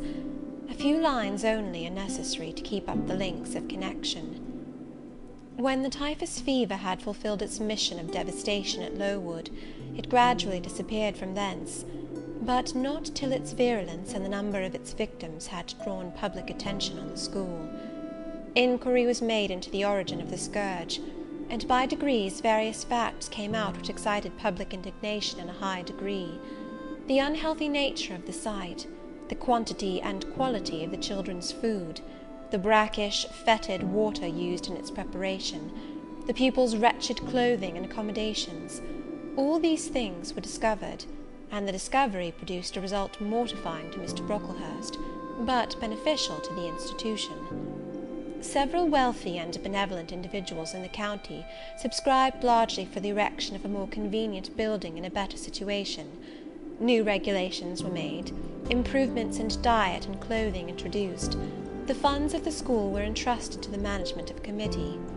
Mr. Brocklehurst, who, from his wealth and family connections, could not be overlooked, still retained the post of treasurer, but he was aided in the discharge of his duties by gentlemen of rather more enlarged and sympathizing minds. His office of inspector, too, was shared by those who knew how to combine reason with strictness, comfort with economy, compassion with uprightness. The school, thus improved, became in time a truly useful and noble institution. I remained an inmate of its walls, after its regeneration, for 8 years, 6 as a pupil and 2 as a teacher, and in both capacities I bear my testimony to its value and importance. During those 8 years my life was uniform, but not unhappy, because it was not inactive. I had the means of an excellent education placed within my reach, a fondness for some of my studies, and a desire to excel in all, together with a great delight in pleasing my teachers, especially such as I loved, urged me on. I availed myself fully of the advantages offered me. In time I rose to be the first girl of the first class. Then I was invested with the office of teacher, which I discharged with zeal for 2 years. But at the end of that time I altered. Miss Temple, through all changes, had thus far continued superintendent of the seminary. To her instruction I owed the best part of my acquirements. Her friendship and society had been my continual solace. She had stood me in the stead of mother, governess, and latterly companion. At this period she married, removed with her husband, a clergyman, an excellent man, almost worthy of such a wife, to a distant county, and consequently was lost to me. From the day she left I was no longer the same. With her was gone every settled feeling, every association that had made Lowood in some degree a home to me. I had imbibed from her something of her nature and much of her habits. More harmonious thoughts, what seemed better regulated feelings, had become the inmates of my mind. I had given an allegiance to duty and order. I was quiet. I believed I was content. To the eyes of others, usually even to my own, I appeared a disciplined and subdued character. But destiny, in the shape of the Reverend Mr. Nasmyth, came between me and Miss Temple. I saw her in her travelling dress step into a post-chaise, shortly after the marriage ceremony. I watched the chaise mount the hill and disappear beyond its brow, and then retired to my own room, and there spent in solitude the greatest part of the half-holiday granted in honour of the occasion. I walked about the chamber most of the time. I imagined myself only to be regretting my loss, and thinking how to repair it; but when my reflections were concluded, and I looked up and found that the afternoon was gone, and evening far advanced, another discovery dawned on me, namely, that in the interval I had undergone a transforming process, that my mind had put off all it had borrowed of Miss Temple, or rather that she had taken with her the serene atmosphere I had been breathing in her vicinity, and that now I was left in my natural element, and beginning to feel the stirring of old emotions. It did not seem as if a prop were withdrawn, but rather as if a motive were gone. It was not the power to be tranquil which had failed me, but the reason for tranquillity was no more. My world had for some years been in Lowood. My experience had been of its rules and systems. Now I remembered that the real world was wide, and that a varied field of hopes and fears, of sensations and excitements, awaited those who had courage to go forth into its expanse, to seek real knowledge of life amidst its perils. I went to my window, opened it, and looked out. There were the two wings of the building, there was the garden, there were the skirts of Lowood, there was the hilly horizon. My eye passed all other objects to rest on those most remote, the blue peaks. It was those I longed to surmount. All within their boundary of rock and heath seemed prison ground, exile limits. I traced the white road, winding round the base of one mountain, and vanishing in a gorge between two. How I longed to follow it farther! I recalled the time when I had travelled that very road in a coach. I remembered descending that hill at twilight. An age seemed to have elapsed since the day which brought me first to Lowood, and I had never quitted it since. My vacations had been all spent at school. Mrs. Reed had never sent for me to Gateshead. Neither she nor any of her family had ever been to visit me. I had had no communication by letter or message with the outer world. School rules, school duties, school habits and notions, and voices and faces and phrases and costumes, and preferences and antipathies, such was what I knew of existence. And now I felt that it was not enough. I tired of the routine of 8 years in one afternoon. I desired liberty. For liberty I gasped, for liberty I uttered a prayer. It seemed scattered on the wind, then faintly blowing. I abandoned it and framed a humbler supplication, for change, stimulus. That petition, too, seemed swept off into vague space. Then, cried I, half desperate, grant me at least a new servitude. Here a bell ringing the hour of supper called me downstairs. I was not free to resume the interrupted chain of my reflections till bedtime. Even then, a teacher who occupied the same room with me kept me from the subject to which I longed to recur, by a prolonged effusion of small talk. How I wished sleep would silence her! It seemed as if, could I but go back to the idea which had last entered my mind as I stood by the window, some inventive suggestion would rise for my relief. Miss Gryce snored at last. She was a heavy Welshwoman. Until now her habitual nasal strains had never been regarded by me in any other light than as a nuisance. Tonight I hailed the first deep notes with satisfaction. I was debarrassed of interruption. My half-effaced thought instantly revived. A new servitude. There is something in that, I soliloquized. Mentally, be it understood, I did not talk aloud. I know there is, because it does not sound too sweet. It is not like such words as liberty, excitement, enjoyment. Delightful sounds, truly, but no more than sounds for me, and so hollow and fleeting that it is mere waste of time to listen to them. But servitude, that must be matter of fact. Any one may serve. I have served here 8 years. Now all I want is to serve elsewhere. Can I not get so much of my own will? Is not the thing feasible? Yes, the end is not so difficult, if I had only a brain active enough to ferret out the means of attaining it. I sat up in bed by way of arousing this said brain. It was a chilly night. I covered my shoulders with a shawl, and then I proceeded to think again with all my might. What do I want? A new place, in a new house, amongst new faces, under new circumstances. I want this because it is of no use wanting anything better. How do people do to get a new place? They apply to friends, I suppose. I have no friends. There are many others who have no friends, who must look about for themselves and be their own helpers. And what is their resource? I could not tell. Nothing answered me. I then ordered my brain to find a response, and quickly. It worked and worked faster.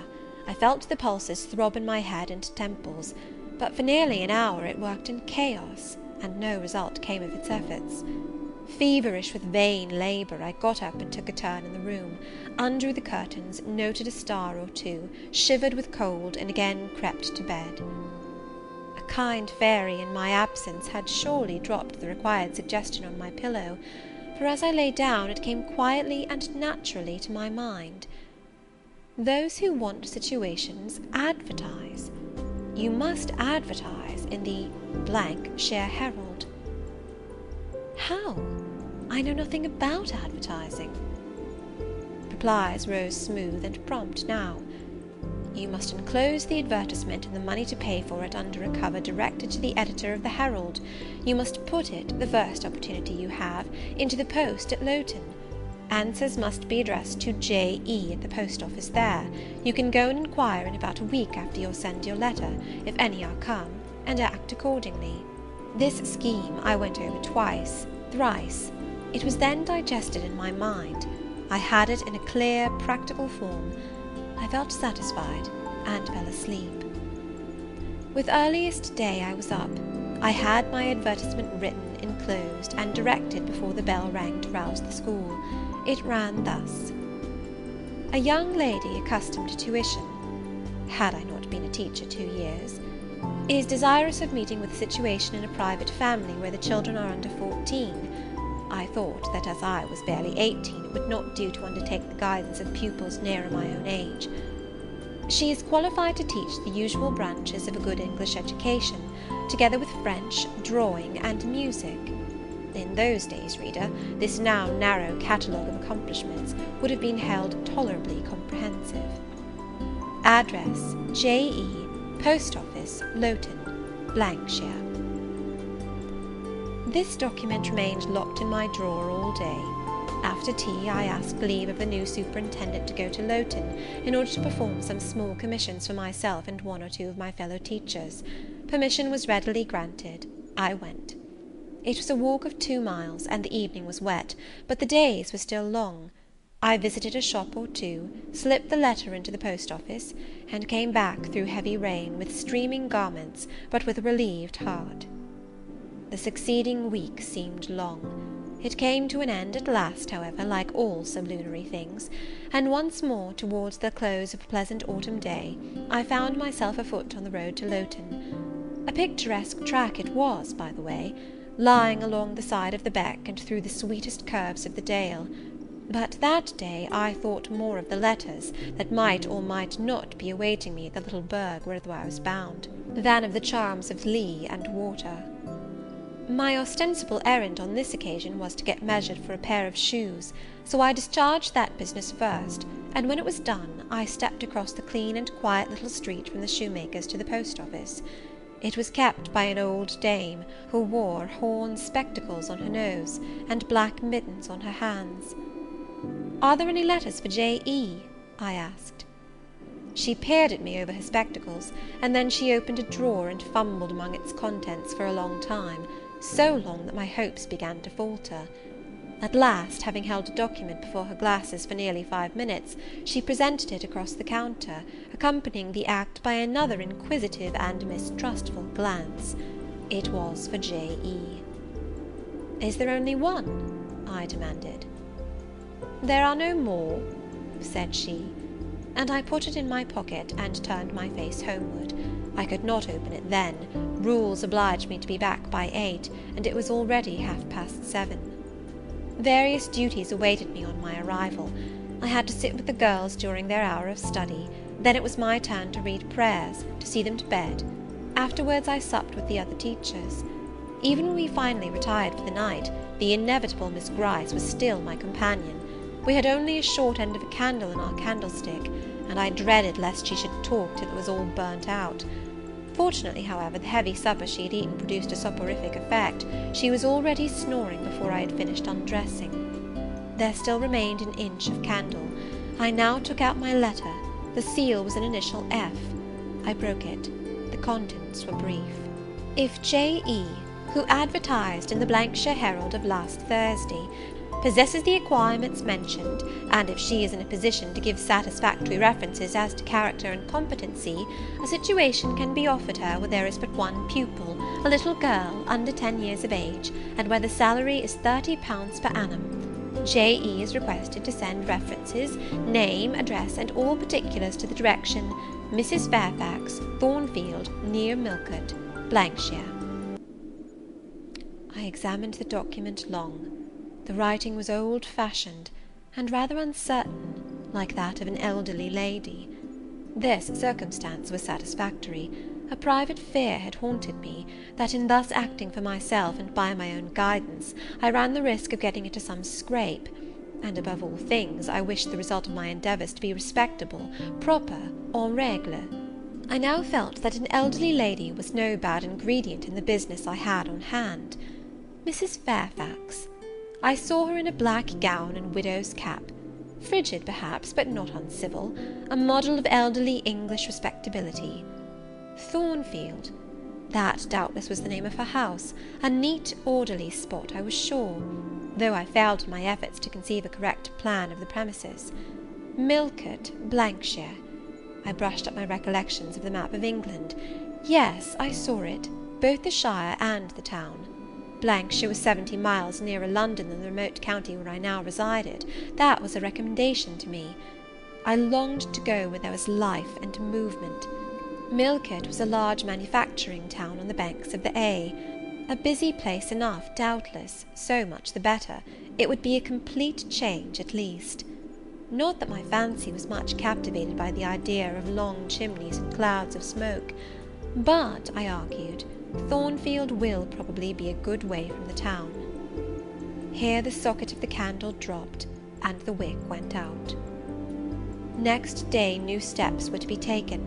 My plans could no longer be confined to my own breast. I must impart them in order to achieve their success. Having sought and obtained an audience of the superintendent during the noontide recreation, I told her I had a prospect of getting a new situation, where the salary would be double what I now received, for at Lowood I only got £15 per annum, and requested she would break the matter for me to Mr. Brocklehurst, or some of the committee, and ascertain whether they would permit me to mention them as references. She obligingly consented to act as mediatrix in the matter. The next day she laid the affair before Mr. Brocklehurst, who said that Mrs. Reed must be written to, as she was my natural guardian.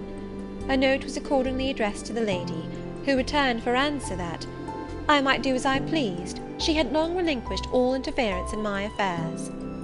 This note went the round of the committee, and at last, after what appeared to me most tedious delay, formal leave was given me to better my condition if I could, and an assurance added, that as I had always conducted myself well, both as teacher and pupil at Lowood, a testimonial of character and capacity, signed by the inspectors of that institution, should forthwith be furnished me.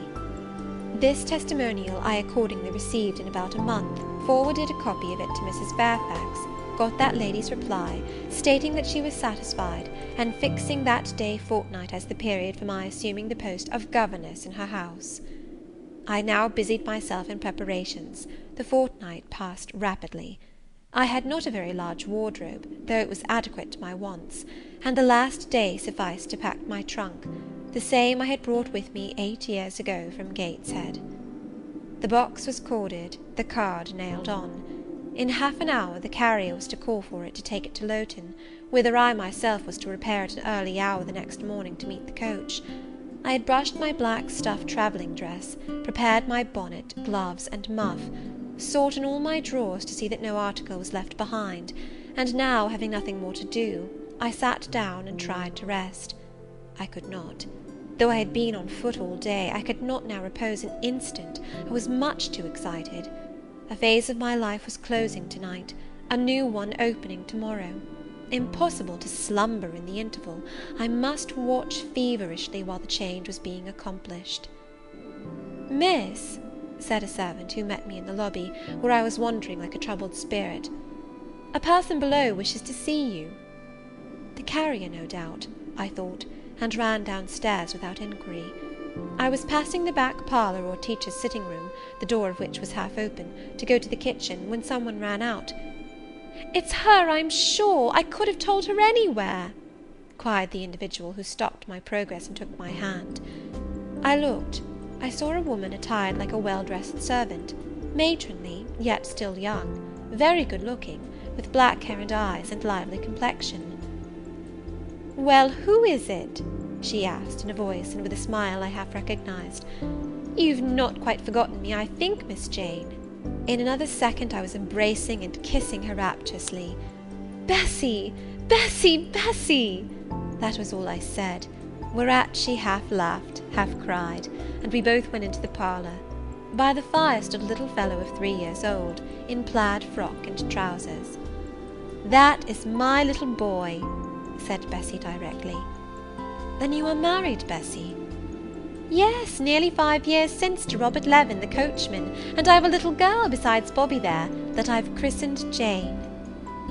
"And you don't live at Gateshead?" "I live at the lodge. The old porter has left." "Well, and how do they all get on? Tell me everything about them, Bessie. But sit down first, and, Bobby, come and sit on my knee, will you?" But Bobby preferred sidling over to his mother. "You're not grown so very tall, Miss Jane, nor so very stout," continued Mrs. Levin. "I dare say they've not kept you too well at school. Miss Reed is the head and shoulders taller than you are, and Miss Georgiana would make 2 of you in breadth." "Georgiana is handsome, I suppose, Bessie?" "Very. She went up to London last winter with her mamma, and there everybody admired her, and a young lord fell in love with her, but his relations were against the match, and what do you think? He and Miss Georgiana made it up to run away, but they were found out and stopped.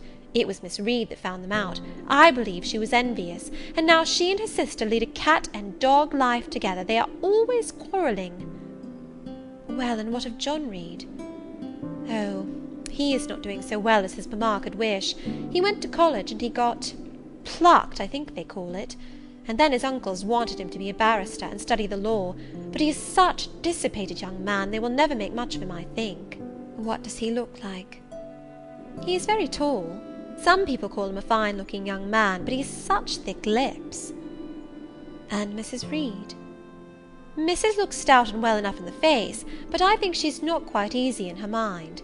Mr. John's conduct does not please her. He spends a great deal of money."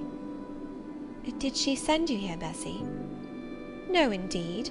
But I have long wanted to see you, and when I heard that there had been a letter from you, and that you were going to another part of the country, I thought I'd just set off and get a look at you before you were quite out of my reach."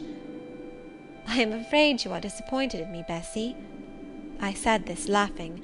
I perceived that Bessie's glance, though it expressed regard, did in no shape denote admiration. "No, Miss Jane, not exactly. You are genteel enough, you look like a lady, and it is as much as I ever expected of you. You were no beauty as a child." I smiled at Bessie's frank answer. I felt that it was correct, but I confess I was not quite indifferent to its import. At 18 most people wish to please, and the conviction that they have not an exterior likely to second that desire brings anything but gratification. "I dare say you are clever, though," continued Bessie by way of solace. "What can you do? Can you play on the piano?" "A little." There was one in the room. Bessie went and opened it, and then asked me to sit down and give her a tune. I played a waltz or 2, and she was charmed. "The Miss Reeds could not play as well," said she exultingly. "I always said you would surpass them in learning. And can you draw?" "That is one of my paintings over the chimney-piece." It was a landscape in watercolours, of which I had made a present to the superintendent, in acknowledgment of her obliging mediation with the committee on my behalf, and which she had framed and glazed. "Well, that is beautiful, Miss Jane. It is as fine a picture as any Miss Reed's drawing master could paint, let alone the young ladies themselves, who could not come near it. And have you learnt French?" "Yes, Bessie, I can both read it and speak it." "And you can work on muslin and canvas?" "I can." "Oh, you are quite a lady, Miss Jane. I knew you would be. You will get on whether your relations notice you or not. There was something I wanted to ask you. Have you ever heard anything from your father's kinsfolk, the Eyres?" "Never in my life." "Well, you know Missus always said they were poor and quite despicable. And they may be poor, but I believe they are as much gentry as the Reeds are. For one day, nearly 7 years ago, a Mr. Eyre came to Gateshead and wanted to see you. Missus said you were at school 50 miles off.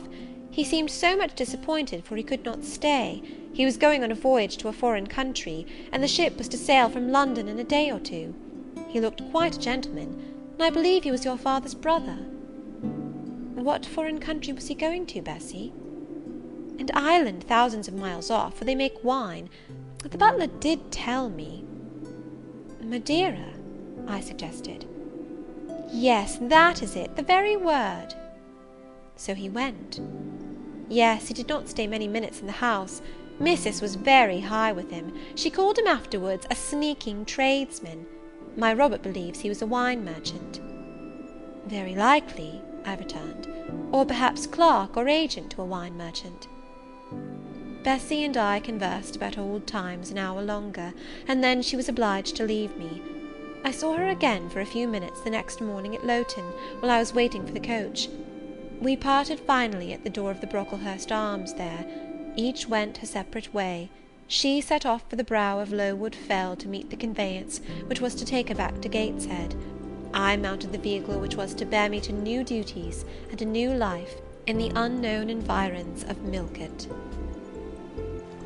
Chapter 11.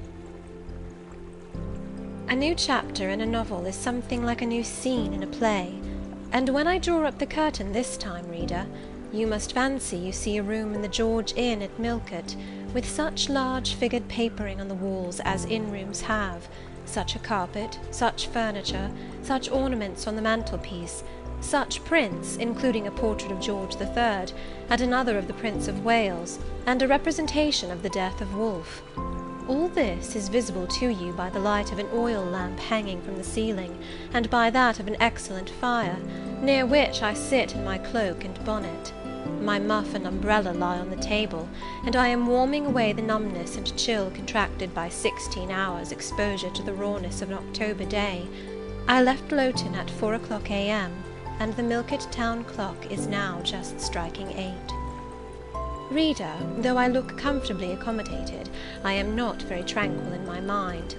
I thought when the coach stopped here, there would be some one to meet me. I looked anxiously round as I descended the wooden steps the boots placed for my convenience, expecting to hear my name pronounced, and to see some description of carriage waiting to convey me to Thornfield. Nothing of the sort was visible, and when I asked a waiter if any one had been to inquire after a Miss Eyre, I was answered in the negative, so I had no resource but to request to be shown into a private room, and here I am waiting, while all sorts of doubts and fears are troubling my thoughts.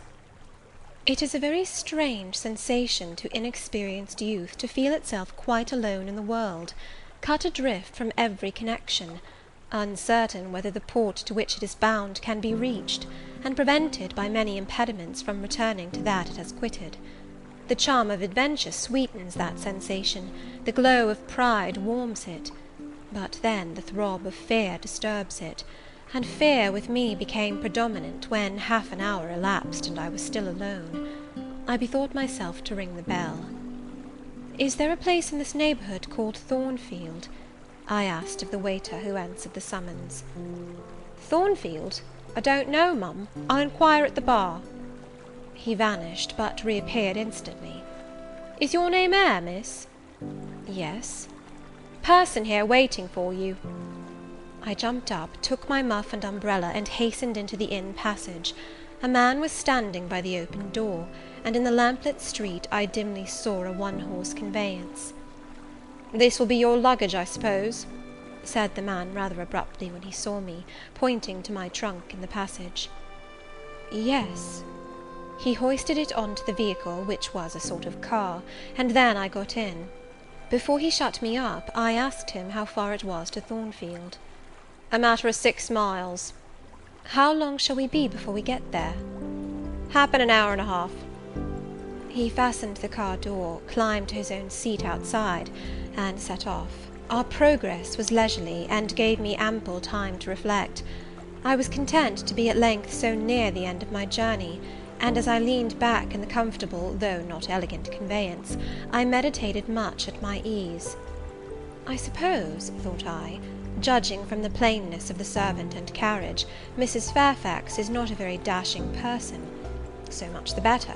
I never lived amongst fine people but once, and I was very miserable with them. I wonder if she lives alone except this little girl. If so, and if she is in any degree amiable, I shall be surely able to get on with her.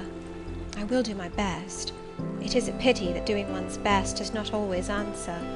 At Lowood, indeed, I took that resolution, kept it, and succeeded in pleasing. But with Mrs. Reed, I remember my best was always spurned with scorn. I pray God Mrs. Fairfax may not turn out a second Mrs. Reed. But if she does, I am not bound to stay with her. Let the worst come to the worst, I can advertise again. How far are we now on our road, I wonder? I let down the window and looked out. Millcote was behind us. Judging by the number of its lights, it seemed a place of considerable magnitude, much larger than Lowton.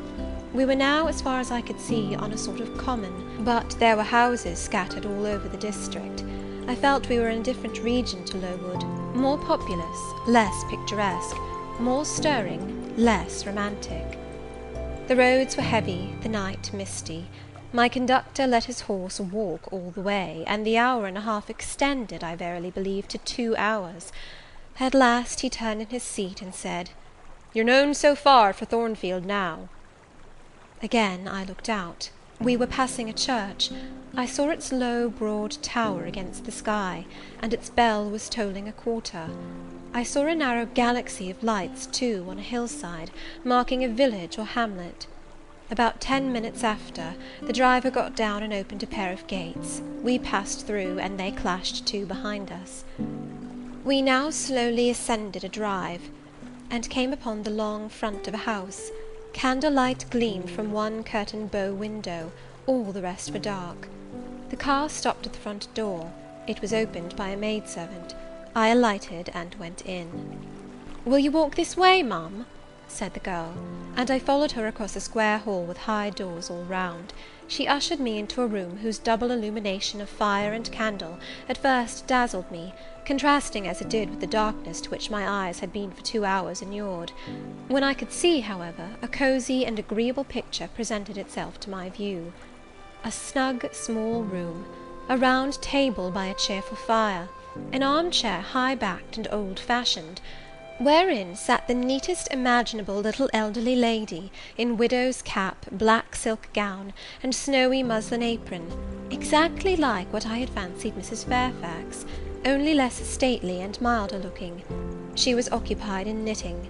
A large cat sat demurely at her feet. Nothing, in short, was wanting to complete the beau ideal of domestic comfort. A more reassuring introduction for a new governess could scarcely be conceived. There was no grandeur to overwhelm, no stateliness to embarrass, and then, as I entered, the old lady got up and promptly and kindly came forward to meet me. "How do you do, my dear? I'm afraid you have had a tedious ride. John drives so slowly.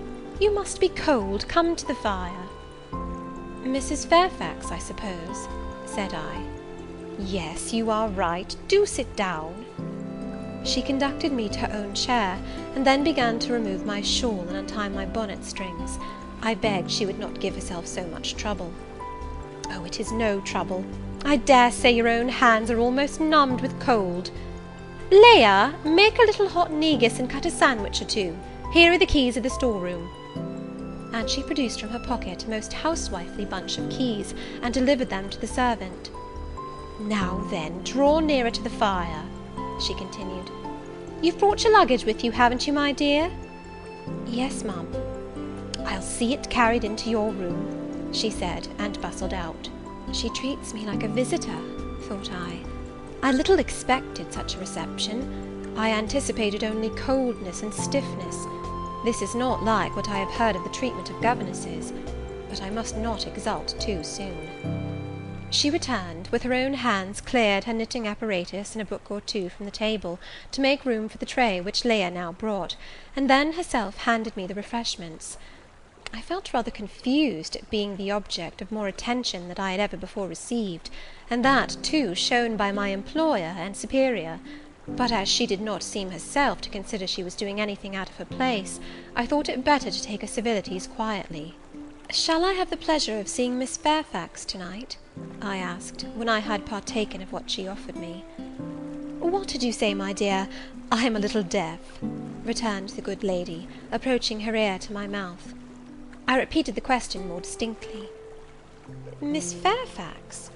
Oh, you mean Miss Varenne. Varenne is the name of your future pupil." "Indeed? Then she is not your daughter?" "No, I have no family." I should have followed up my first inquiry by asking in what way Miss Barrons was connected with her, but I recollected it was not polite to ask too many questions. Besides, I was sure to hear in time. "I am so glad," she continued, as she sat down opposite to me and took the cat on her knee, "I am so glad you are come. It will be quite pleasant living here now with a companion. To be sure it is pleasant at any time, for Thornfield is a fine old hall, rather neglected of late years, perhaps, but still it is a respectable place. Yet, you know, in winter time one feels dreary quite alone in the best quarters. I say alone. Leah is a nice girl, to be sure, and John and his wife are very decent people, but then you see they are only servants, and one can't converse with them on terms of equality. One must keep them at due distance, for fear of losing one's authority. I'm sure last winter, it was a very severe one, if you recollect, and when it did not snow, it rained and blew.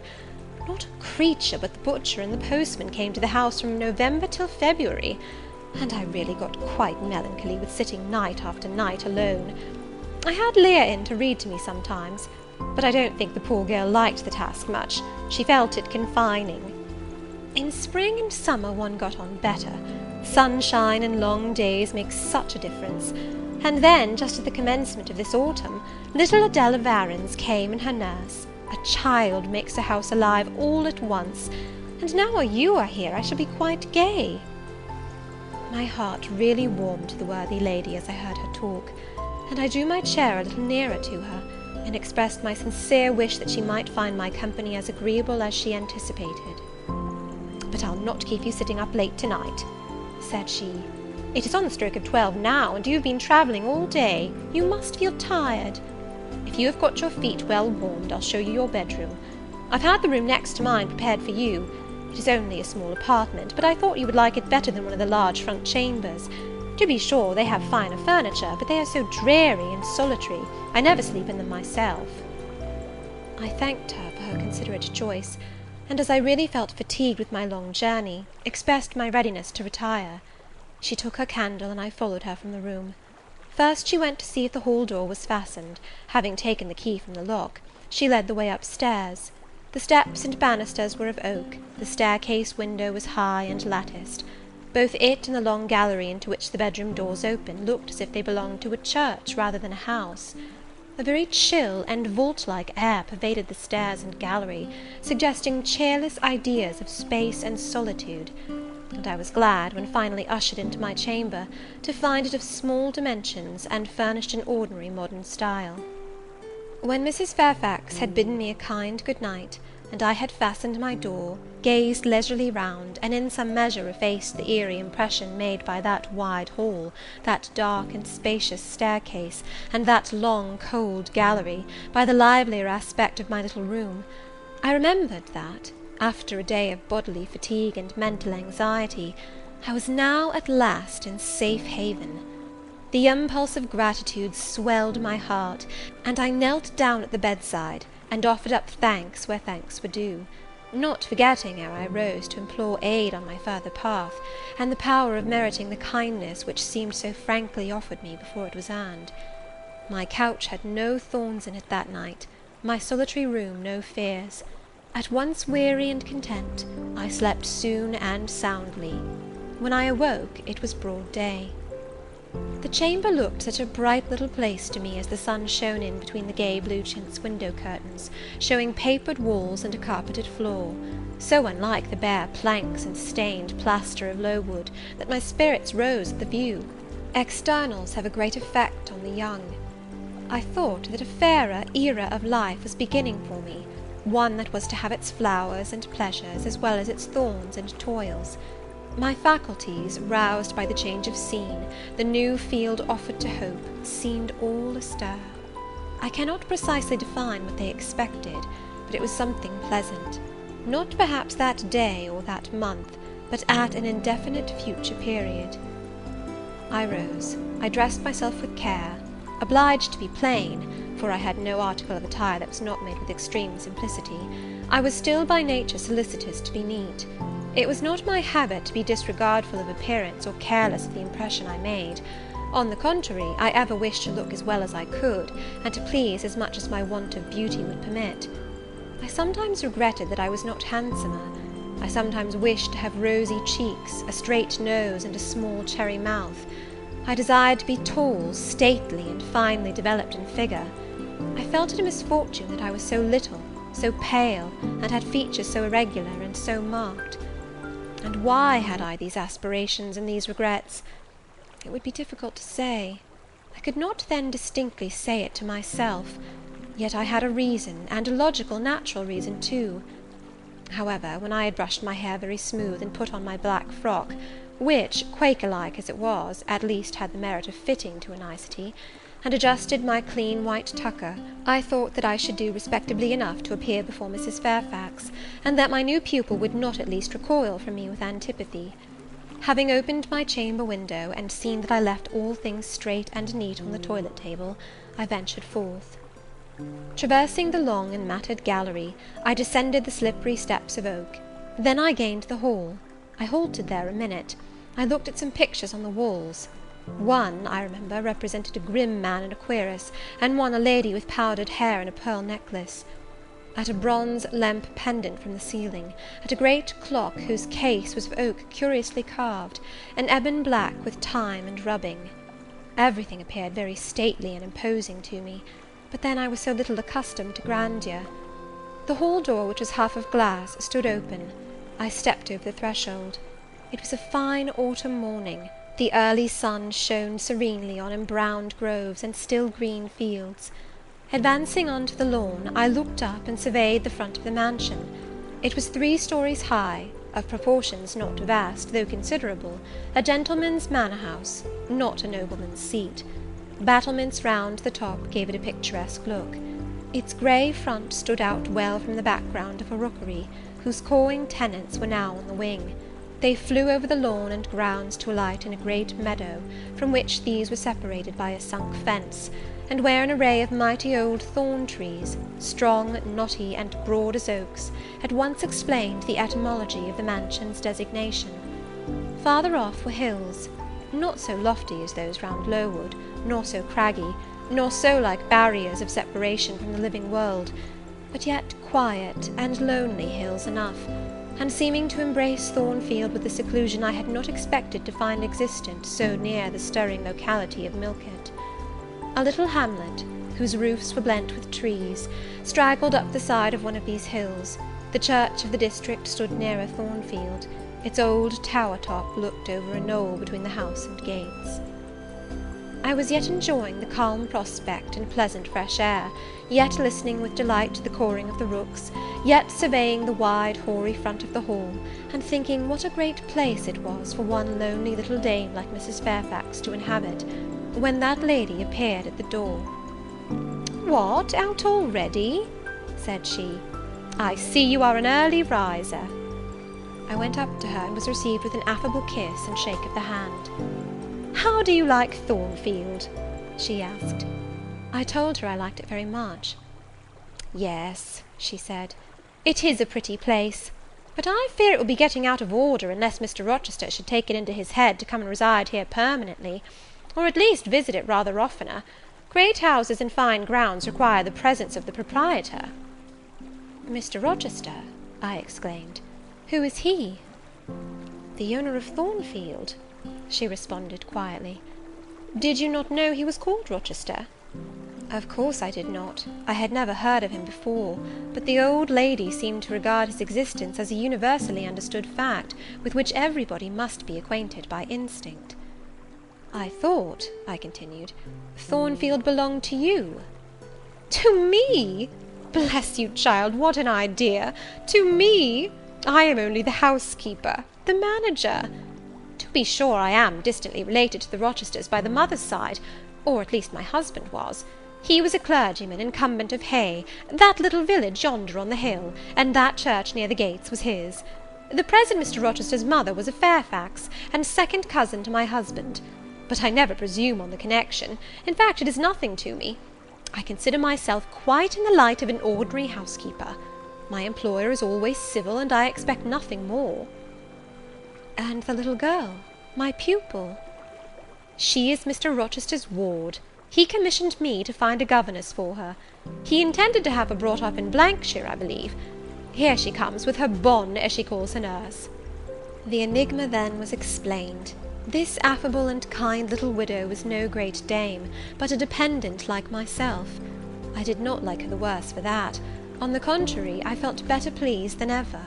The equality between her and me was real, not the mere result of condescension on her part.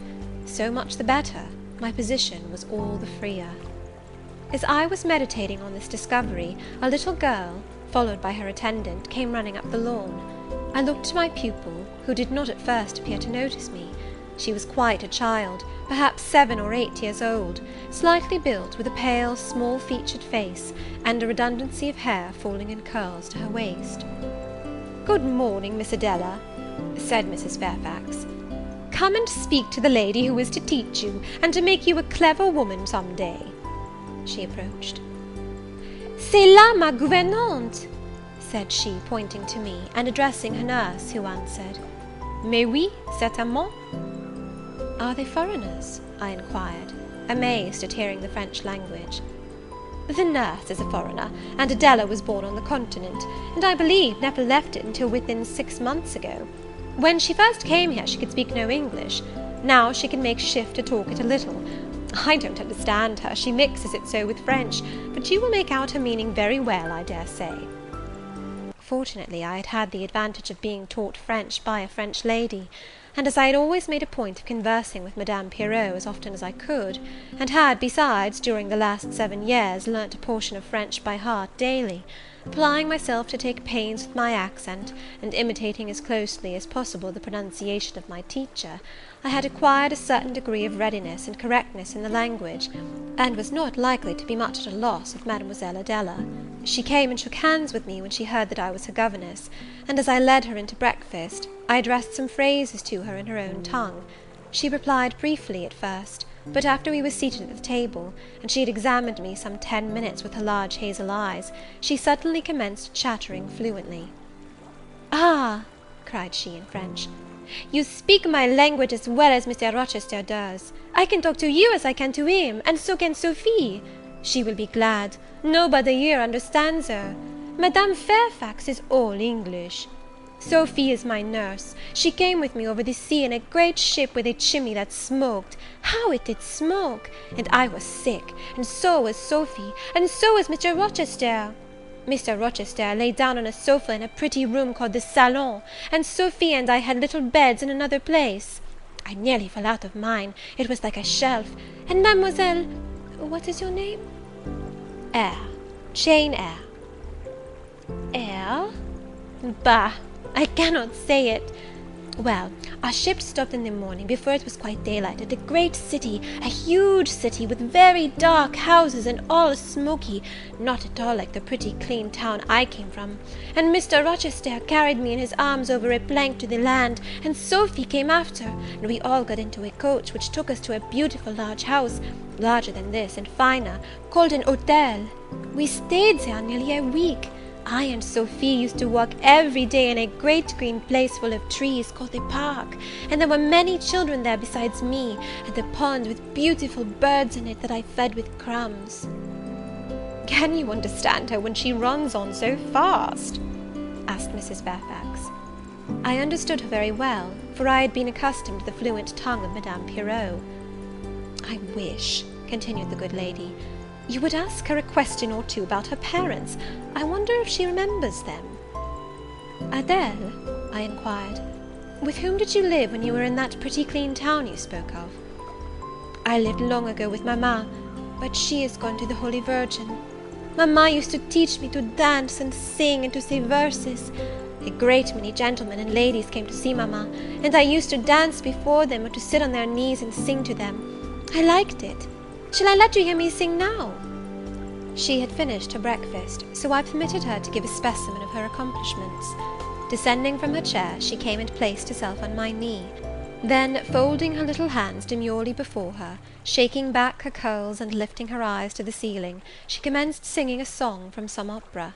It was the strain of a forsaken lady, who, after bewailing the perfidy of her lover, calls pride to her aid, desires her attendant to deck her in her brightest jewels and richest robes, and resolves to meet the false one that night at a ball, and prove to him, by the gaiety of her demeanour, how little his desertion has affected her. The subject seems strangely chosen for an infant singer, but I suppose the point of the exhibition lay in hearing the notes of love and jealousy warbled with the lisp of childhood, and in very bad taste that point was, at least I thought so. Adele sang the canzonette tunefully enough, and with the naivete of her age. This achieved, she jumped from my knee and said, "Now, mademoiselle, I will repeat you some poetry." Assuming an attitude, she began La Ligue des Rats, Fable de La Fontaine. She then declaimed the little piece with an attention to punctuation and emphasis, a flexibility of voice, and an appropriateness of gesture, very unusual indeed at her age, and which proved she had been very carefully trained. "Was it your mamma who taught you that piece?" I asked. "Yes, and she just used to say it in this way. Qu'avez-vous donc? Lui dit un de ses rats, parlez!" She made me lift my hand so, to remind me to raise my voice at the question. "Now shall I dance for you?" "No, that will do. But after your mamma went to the Holy Virgin, as you say, with whom did you live then?" "With Madame Frederic and her husband. She took care of me, but she is nothing related to me. I think she is poor, for she had not so fine a house as mamma. I was not long there. Mr. Rochester asked me if I would like to go and live with him in England, and I said yes, for I knew Mr. Rochester before I knew Madame Frederic, and he was always kind to me, and gave me pretty dresses and toys. But you see, he has not kept his word, for he has brought me to England, and now he has gone back again himself, and I never see him."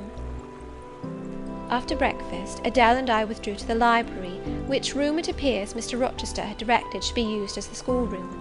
Most of the books were locked up behind glass doors, but there was one bookcase left open, containing everything that could be needed in the way of elementary works, and several volumes of light literature, poetry, biography, travels, a few romances, etc. I suppose he had considered that these were all the governess would require for her private perusal, and indeed they contented me amply for the present. Compared with the scanty pickings I had now and then been able to glean at Lowood, they seemed to offer an abundant harvest of entertainment and information. In this room, too, there was a cabinet piano, quite new and of superior tone, also an easel for painting, and a pair of globes. I found my pupil sufficiently docile, though disinclined to apply. She had not been used to regular occupation of any kind. I felt it would be injudicious to confine her too much at first. So, when I had talked to her a great deal, and got her to learn a little, and when the morning had advanced to noon, I allowed her to return to her nurse. I then proposed to occupy myself till dinner time in drawing some little sketches for her use. As I was going upstairs to fetch my portfolio and pencils, Mrs. Fairfax called to me. "Your morning school hours are over now, I suppose?" said she. She was in a room the folding doors of which stood open.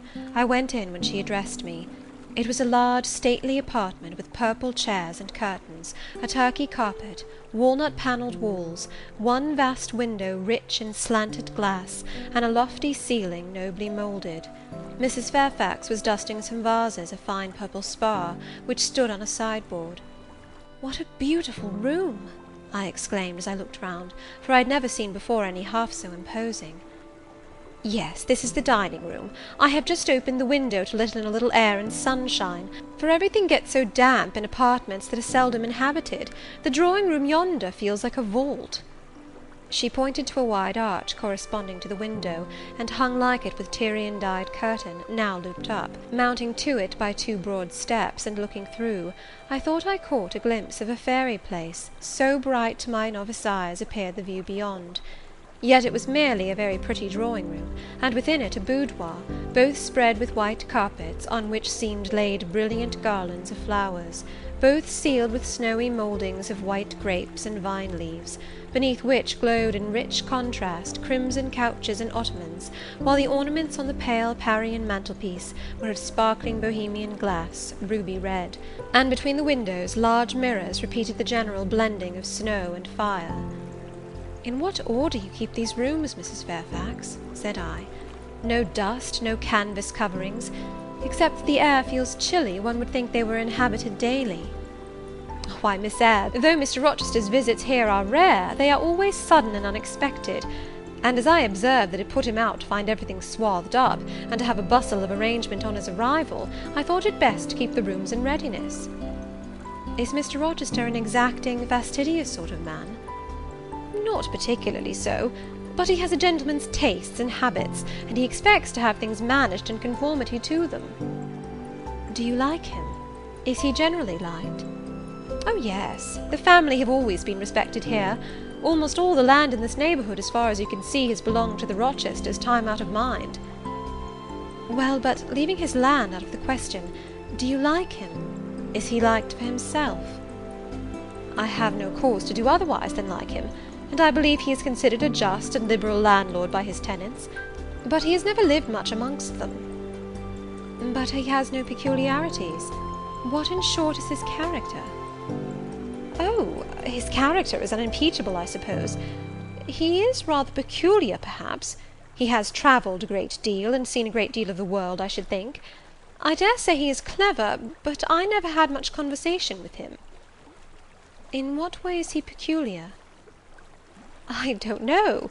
It is not easy to describe. Nothing striking, but you feel it when he speaks to you. You cannot be always sure whether he is in jest or earnest, whether he is pleased or the contrary. You don't thoroughly understand him, in short. At least I don't. But it is of no consequence. He is a very good master." This was all the account I got from Mrs. Fairfax of her employer and mine. There are people who seem to have no notion of sketching a character, or observing and describing salient points, either in persons or things. The good lady evidently belonged to this class. My queries puzzled, but did not draw her out. Mr. Rochester was Mr. Rochester in her eyes, a gentleman, a landed proprietor, nothing more. She inquired and searched no further, and evidently wondered at my wish to gain a more definite notion of his identity. When we left the dining-room, she proposed to show me over the rest of the house, and I followed her upstairs and downstairs, admiring as I went, for all was well arranged and handsome. The large front chambers I thought especially grand, and some of the third-story rooms, though dark and low, were interesting from their air of antiquity. The furniture once appropriated to the lower apartments had from time to time been removed here, as fashion changed, and the imperfect light entering by their narrow casement showed bedsteads of 100 years old, chests in oak or walnut, looking, with their strange carvings of palm branches and cherubs' heads, like types of the Hebrew ark. Rows of venerable chairs, high-backed and narrow, stools still more antiquated, on whose cushioned tops were yet apparent traces of half-effaced embroideries, wrought by fingers that for 2 generations had been coffin dust. All these relics gave to the third story of Thornfield Hall the aspect of a home of the past, a shrine of memory. I liked the hush, the gloom, the quaintness of these retreats in the day, but I by no means coveted a night's repose on one of those wide and heavy beds, shut in, some of them with doors of oak, shaded others with wrought old English hangings crusted with thick work, portraying effigies of strange flowers, and stranger birds, and strangest human beings, all which would have looked strange indeed by the pallid gleam of moonlight. "Do the servants sleep in these rooms?" I asked. "No, they occupy a range of smaller apartments to the back. No one ever sleeps here. One would almost say that, if there were a ghost at Thornfield Hall, this would be its haunt." "So I think. You have no ghost, then?" "None that I ever heard of," returned Mrs. Fairfax, smiling. "Nor any traditions of one? No legends or ghost stories?" "I believe not. And yet it is said the Rochesters have been rather a violent than a quiet race in their time. Perhaps, though, that's the reason they rest tranquilly in their graves now." "Yes, after life's fitful fever they sleep well," I muttered. "Where are you going now, Mrs. Fairfax?" For she was moving away. "On to the Leads. Will you come and see the view from thence?" I followed still, up a very narrow staircase to the attics, and thence by a ladder and through a trap-door to the roof of the hall. I was now on a level with the crow colony, and could see into their nests. Leaning over the battlements and looking far down, I surveyed the grounds laid out like a map, the bright and velvet lawn closely girdling the grey base of the mansion, the field, wide as a park, dotted with its ancient timber, the wood, dun and sere, divided by a path visibly overgrown, greener with moss than the trees were with foliage; the church at the gates, the road, the tranquil hills, all reposing in the autumn day's sun; the horizon bounded by a propitious sky, azure marbled with pearly white. No feature in the scene was extraordinary, but all was pleasing. When I turned from it and repassed the trap-door, I could scarcely see my way down the ladder. The attic seemed black as a vault compared with that arch of blue air to which I had been looking up, and to that sunlit scene of grove, pasture, and green hill, of which the hall was the centre, and over which I had been gazing with delight. Mrs. Fairfax stayed behind a moment to fasten the trap-door. I, by drift of groping, found the outlet from the attic, and proceeded to descend the narrow garret staircase. I lingered in the long passage to which this led, separating the front and back rooms of the third story, narrow, low, and dim, with only one little window at the far end, and looking, with its 2 rows of small black doors, all shut, like a corridor in some Bluebeard's castle. While I paced softly on, the last sound I expected to hear in so still a region, a laugh, struck my ear. It was a curious laugh, distinct, formal, mirthless. I stopped. The sound ceased, only for an instant. It began again, louder; for at first, though distinct, it was very low.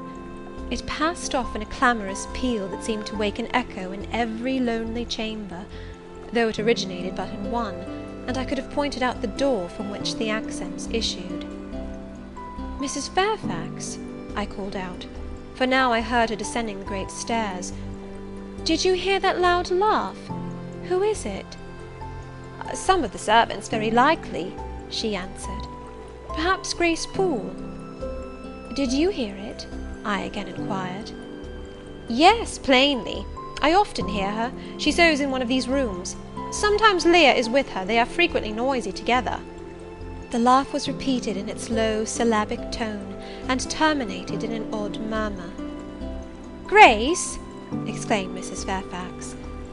I really did not expect any Grace to answer, for though the laugh was as tragic, as preternatural a laugh as any I have heard, and but that it was high noon, and that no circumstance of ghostliness accompanied the curious cachinnation, but that neither scene nor season favoured fear, I should have been superstitiously afraid.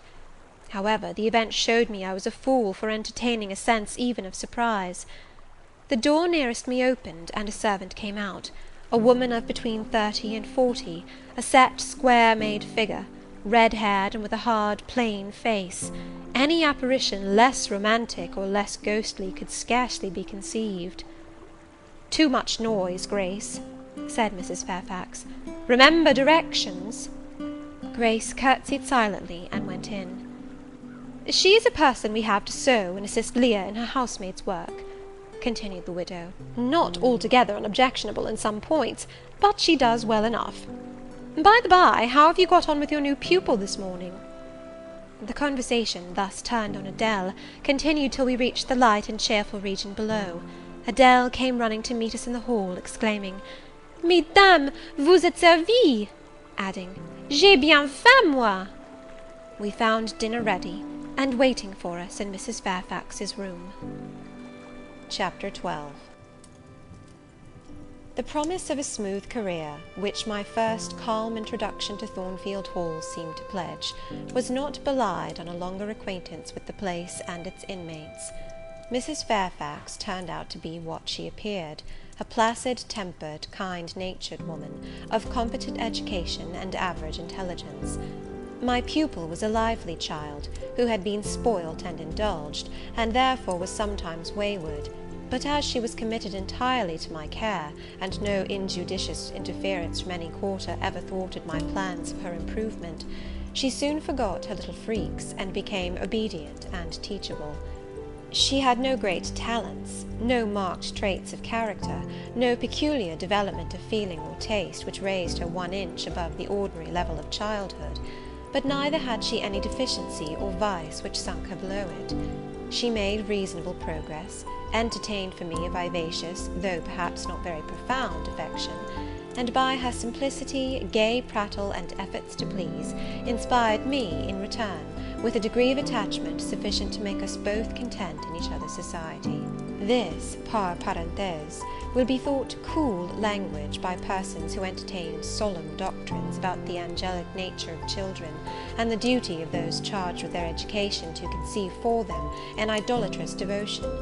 But I am not writing to flatter parental egotism, to echo cant, or prop up humbug. I am merely telling the truth. I felt a conscientious solicitude for Adèle's welfare and progress, and a quiet liking for her little self, just as I cherished towards Mrs. Fairfax a thankfulness for her kindness, and a pleasure in her society proportionate to the tranquil regard she had for me, and the moderation of her mind and character.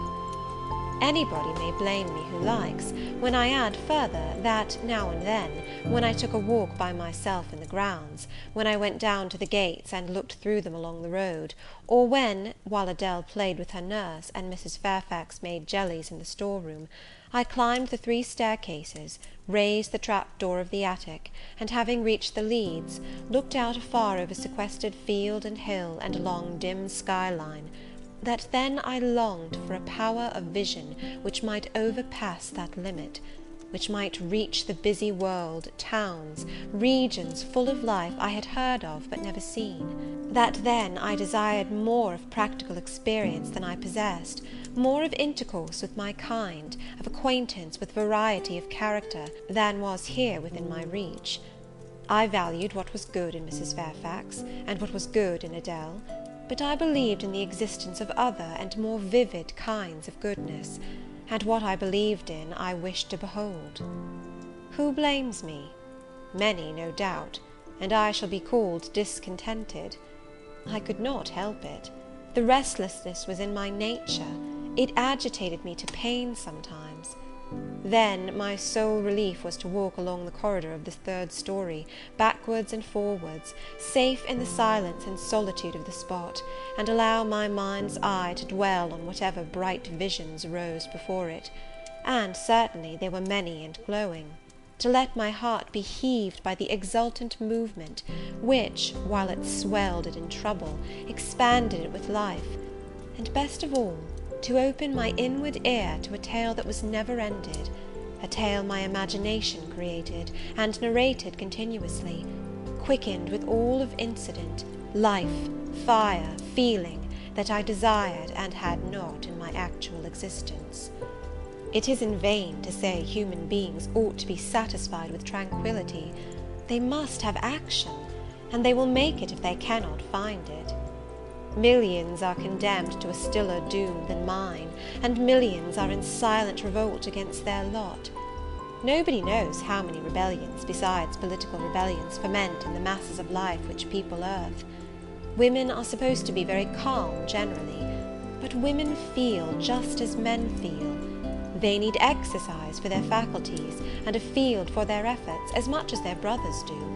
They suffer from too rigid a restraint, too absolute a stagnation, precisely as men would suffer; and it is narrow-minded in their more privileged fellow-creatures to say that they ought to confine themselves to making puddings and knitting stockings, to playing on the piano and embroidering bags. It is thoughtless to condemn them, or laugh at them, if they seek to do more or learn more than custom has pronounced necessary for their sex. When thus alone, I not unfrequently heard Grace Poole's laugh, the same peal, the same low, slow ha, ha, which, when first heard, had thrilled me. I heard, too, her eccentric murmurs, stranger than her laugh. There were days when she was quite silent, but there were others when I could not account for the sounds she made. Sometimes I saw her. She would come out of her room with a basin, or a plate, or a tray in her hand, go down to the kitchen, and shortly return, generally, oh, romantic reader, forgive me for telling the plain truth, bearing a pot of porter. Her appearance always acted as a damper to the curiosity raised by her oral oddities. Hard-featured and staid, she had no point to which interest could attach. I made some attempts to draw her into conversation, but she seemed a person of few words. A monosyllabic reply usually cut short every effort of that sort. The other members of the household, viz., John and his wife, Leah the housemaid, and Sophie the French nurse, were decent people, but in no respect remarkable.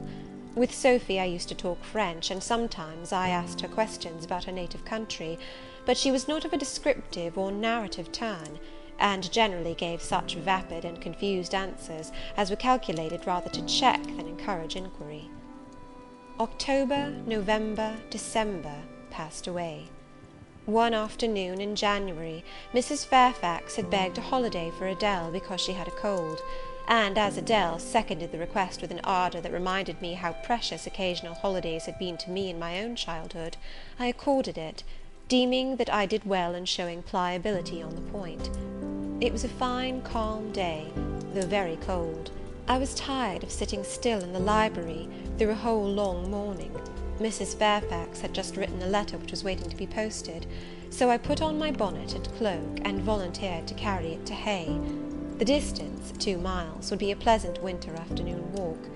Having seen Adele comfortably seated in her little chair by Mrs. Fairfax's parlour fireside, and given her best wax doll, which I usually kept enveloped in a silver paper in a drawer, to play with, and a story book for change of amusement, and having replied to her, "Revenez bientôt, mon bon ami, ma chère Mademoiselle Jeannette," with a kiss, I set out. The ground was hard, the air was still, my road was lonely. I walked fast till I got warm, and then I walked slowly to enjoy and analyse the species of pleasure brooding for me in the hour and situation. It was 3 o'clock. The church bell tolled as I passed under the belfry. The charm of the hour lay in its approaching dimness, in the low gliding and pale beaming sun. I was a mile from Thornfield, in a lane noted for wild roses in summer, for nuts and blackberries in autumn, and even now possessing a few coral treasures in hips and haws, but whose best winter delight lay in its utter solitude and leafless repose. If a breath of air stirred, it made no sound here, for there was not a holly, not an evergreen to rustle, and the stripped hawthorn and hazel bushes were as still as the white, worn stones which causewayed the middle of the path. Far and wide, on each side, there were only fields, where no cattle now browsed, and the little brown birds, which stirred occasionally in the hedge, looked like single russet leaves that had forgotten to drop. This lane inclined uphill all the way to Hay. Having reached the middle, I sat down on a stile which led thence into a field. Gathering my mantle about me, and sheltering my hands in my muff, I did not feel the cold, though it froze keenly, as was attested by a sheet of ice covering the causeway, where a little brooklet, now congealed, had overflowed after a rapid thaw some days since. From my seat I could look down on Thornfield. The grey and battlemented hall was the principal object in the vale below me, its woods and dark rookery rose against the west. I lingered till the sun went down amongst the trees, and sank crimson and clear behind them. I then turned eastward. On the hill-top above me sat the rising moon. Pale yet as a cloud, but brightening momentarily, she looked over Hay, which, half lost in trees, sent up a blue smoke from its few chimneys. It was yet a mile distant, but in the absolute hush I could hear plainly its thin murmurs of life. My ear, too, felt the flow of currents. In what dales and depths I could not tell, but there were many hills beyond Hay, and doubtless many becks threading their passes. That evening calm betrayed alike the tinkle of the nearest streams, the sough of the most remote. A rude noise broke on these fine ripplings and whisperings, at once so far away and so clear, a positive tramp, tramp, a metallic clatter, which effaced the soft wave wanderings, as, in a picture, the solid mass of a crag, or the rough boles of a great oak, drawn in dark and strong on the foreground, efface the aerial distance of azure hill, sunny horizon, and blended clouds, where tint melts into tint. The din was on the causeway. A horse was coming. The windings of the lane yet hid it, but it approached. I was just leaving the stile, yet, as the path was narrow, I sat still to let it go by. In those days I was young, and all sorts of fancies, bright and dark, tenanted my mind. The memories of nursery stories were there amongst other rubbish, and when they recurred, maturing youth added to them a vigour and vividness beyond what childhood could give. As this horse approached, and as I watched for it to appear through the dusk, I remembered certain of Bessy's tales, wherein figured a north of England spirit called a Gytrash, which, in the form of a horse, mule, or large dog, haunted solitary ways, and sometimes came upon belated travellers, as this horse was now coming upon me.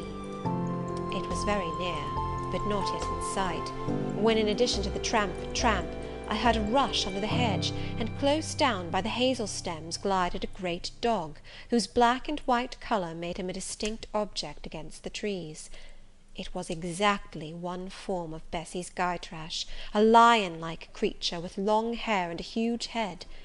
It passed me, however, quietly enough, not staying to look up, with strange pretercanine eyes, in my face, as I half expected it would. The horse followed, a tall steed, and on its back a rider. The man, the human being, broke the spell at once. Nothing ever rode the Gytrash. It was always alone, and goblins, to my notions, though they might tenant the dumb carcasses of beasts, could scarce covet shelter in the commonplace human form. No Gytrash was this, only a traveller taking the short cut to Milket. He passed, and I went on. A few steps, and I turned. A sliding sound, and an exclamation of "What the deuce is to do now?" and a clattering tumble arrested my attention. Man and horse were down. They had slipped on the sheet of ice which glazed the causeway. The dog came bounding back, and seeing his master in a predicament, and hearing the horse groan, barked till the evening hills echoed the sound, which was deep in proportion to his magnitude. He snuffed round the prostrate group, and then he ran up to me. It was all he could do. There was no other help at hand to summon. I obeyed him, and walked down to the traveller, by this time struggling himself free of his steed. His efforts were so vigorous, I thought he could not be much hurt, but I asked him the question, "Are you injured, sir?" I think he was swearing, but I am not certain. However, he was pronouncing some formula which prevented him from replying to me directly. "Can I do anything?" I asked again. "You must just stand on one side," he answered as he rose, first to his knees and then to his feet. I did, whereupon began a heaving, stamping, clattering process, accompanied by a barking and baying which removed me effectually some yards' distance, but I would not be driven quite away till I saw the event. This was finally fortunate. The horse was re-established, and the dog was silenced with a "Down, Pilot!" The traveller, now stooping, felt his foot and leg as if trying whether they were sound. Apparently something ailed them, for he halted to the stile whence I had just risen, and sat down.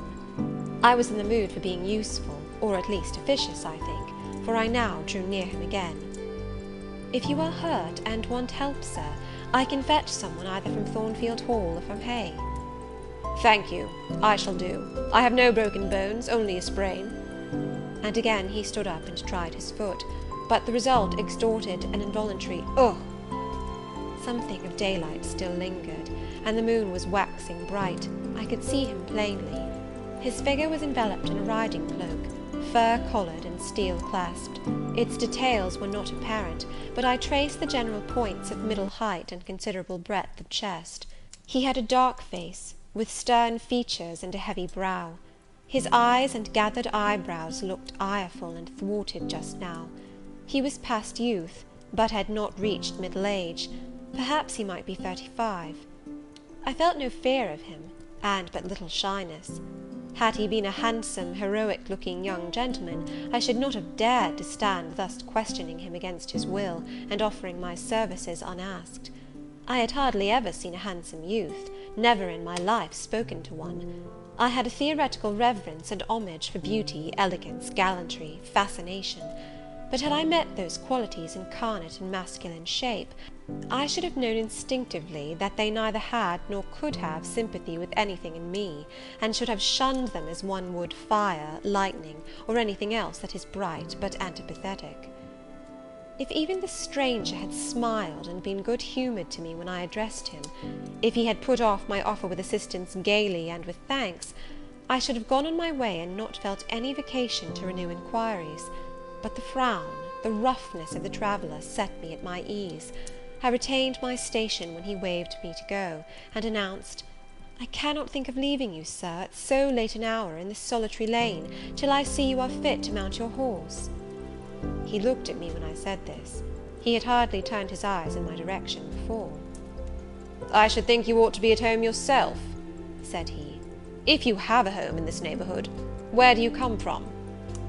"From just below, and I am not at all afraid of being out late when it is moonlight.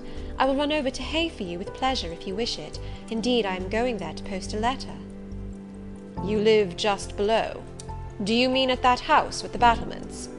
Pointing to Thornfield Hall, on which the moon cast a hoary gleam, bringing it out distinct and pale from the woods, that, by contrast with the western sky, now seemed one mass of shadow. "Yes, sir." "Whose house is it?" "Mr. Rochester's." "Do you know Mr. Rochester?" "No, I have never seen him." "He is not resident, then?" "No." "Can you tell me where he is?" "I cannot."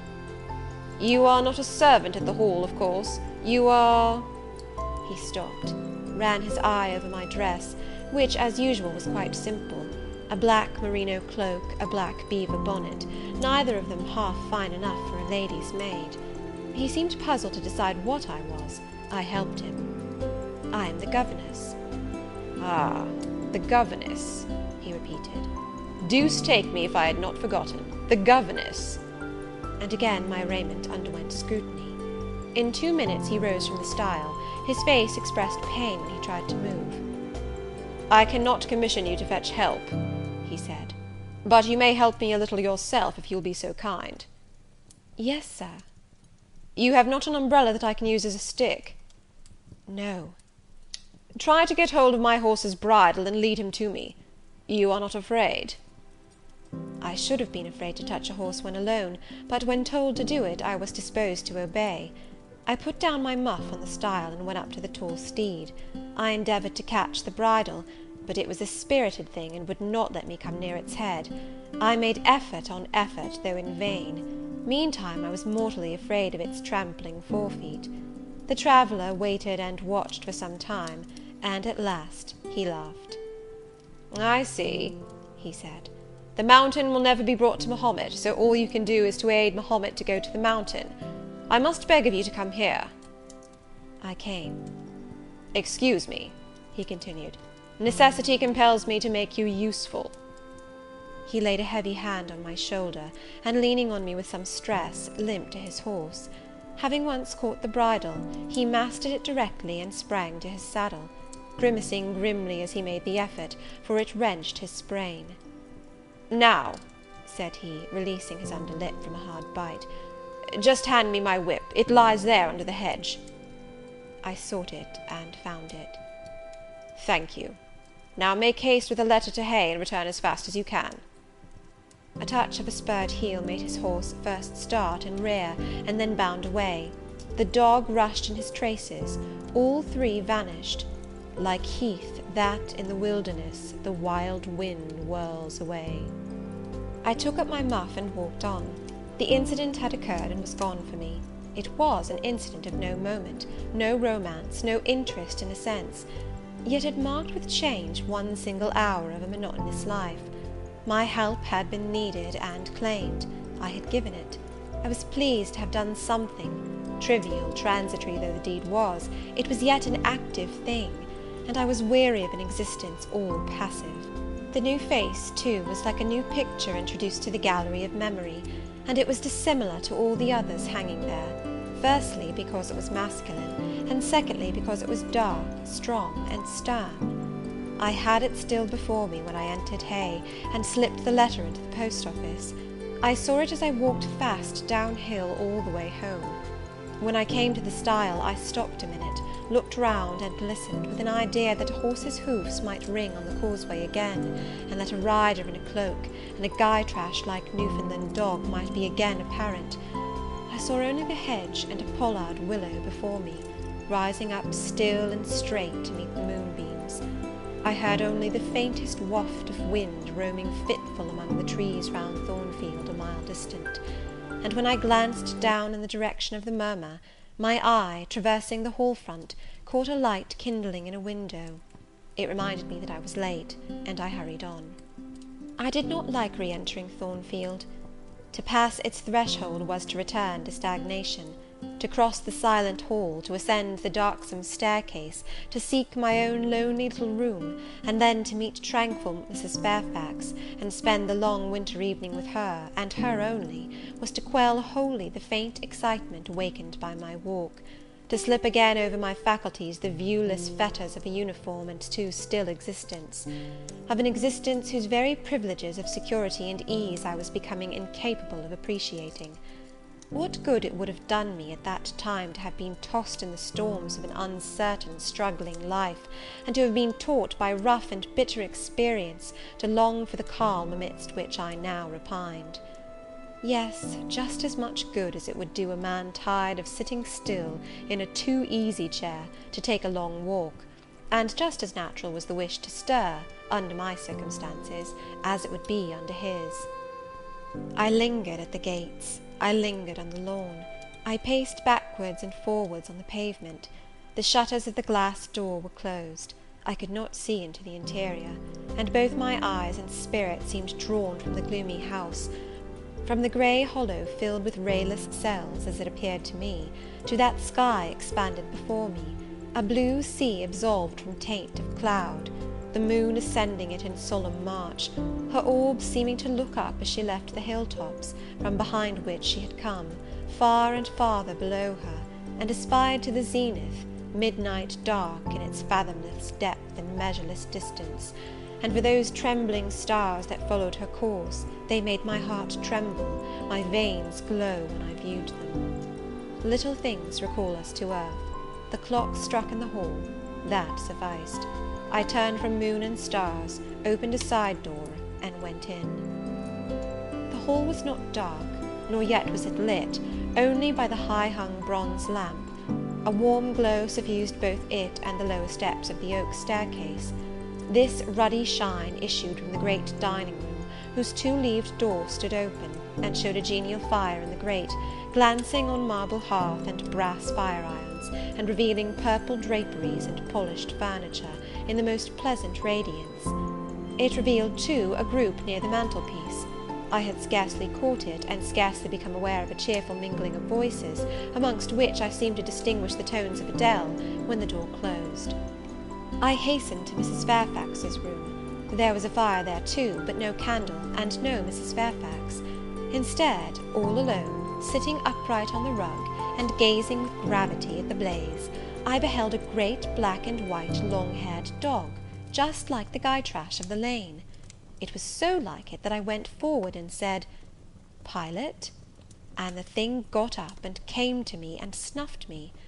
I caressed him, and he wagged his great tail, but he looked an eerie creature to be alone with, and I could not tell whence he had come. I rang the bell, for I wanted a candle, and I wanted, too, to get an account of this visitant. Leah entered. "What dog is this?" "He came with master." "With whom?" "With master, Mr. Rochester. He's just arrived." "Indeed! And is Mrs. Fairfax with him?" "Yes, and Miss Adele. They are in the dining room, and John has gone for a surgeon, for master has had an accident. His horse fell, and his ankle is sprained." "Did the horse fall in Hay Lane?" "Yes, coming down hill. It slipped on some ice." "Ah! Bring me a candle, will you, Leah?"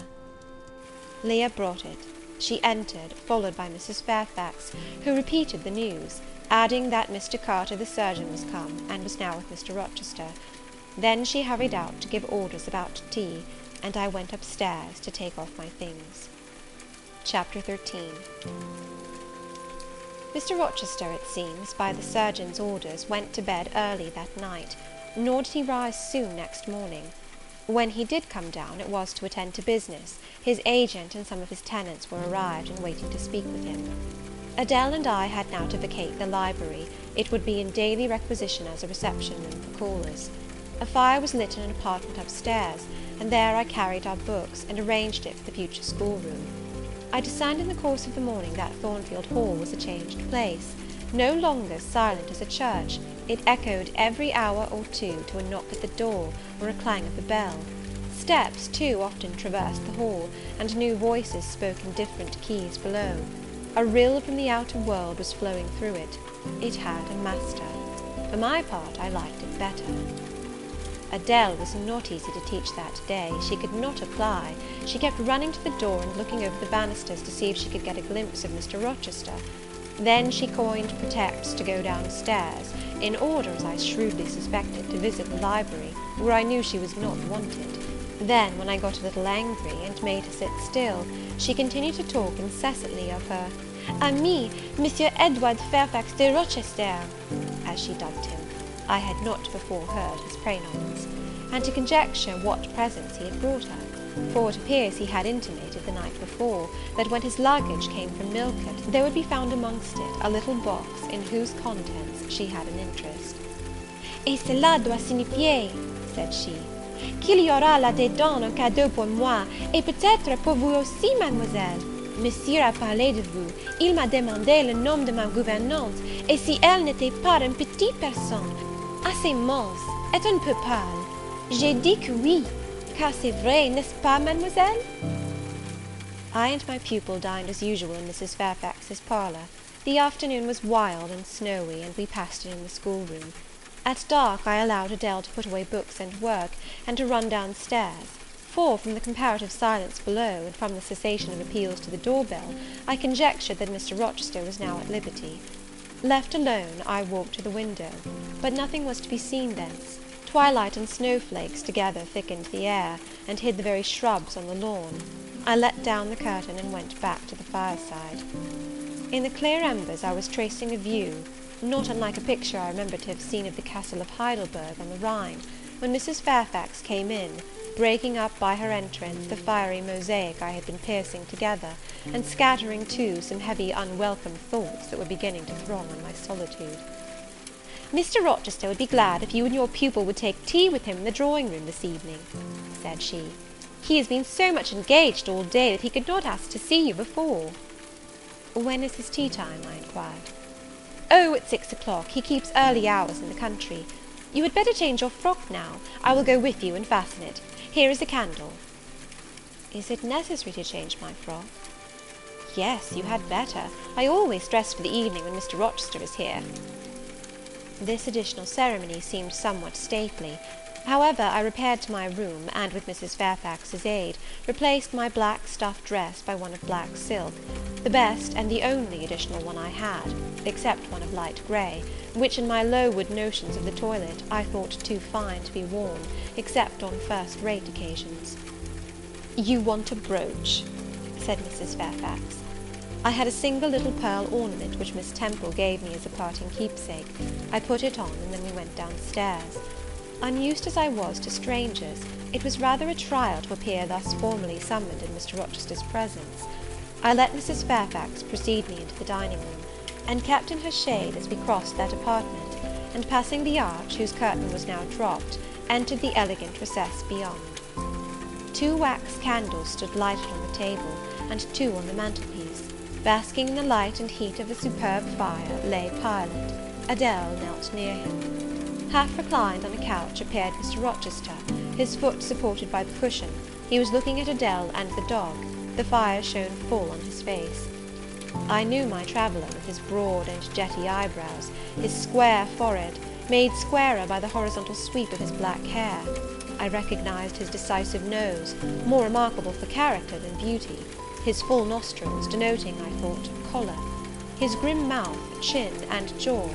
Yes, all 3 were very grim, and no mistake. His shape, now divested of cloak, I perceived harmonized in squareness with his physiognomy.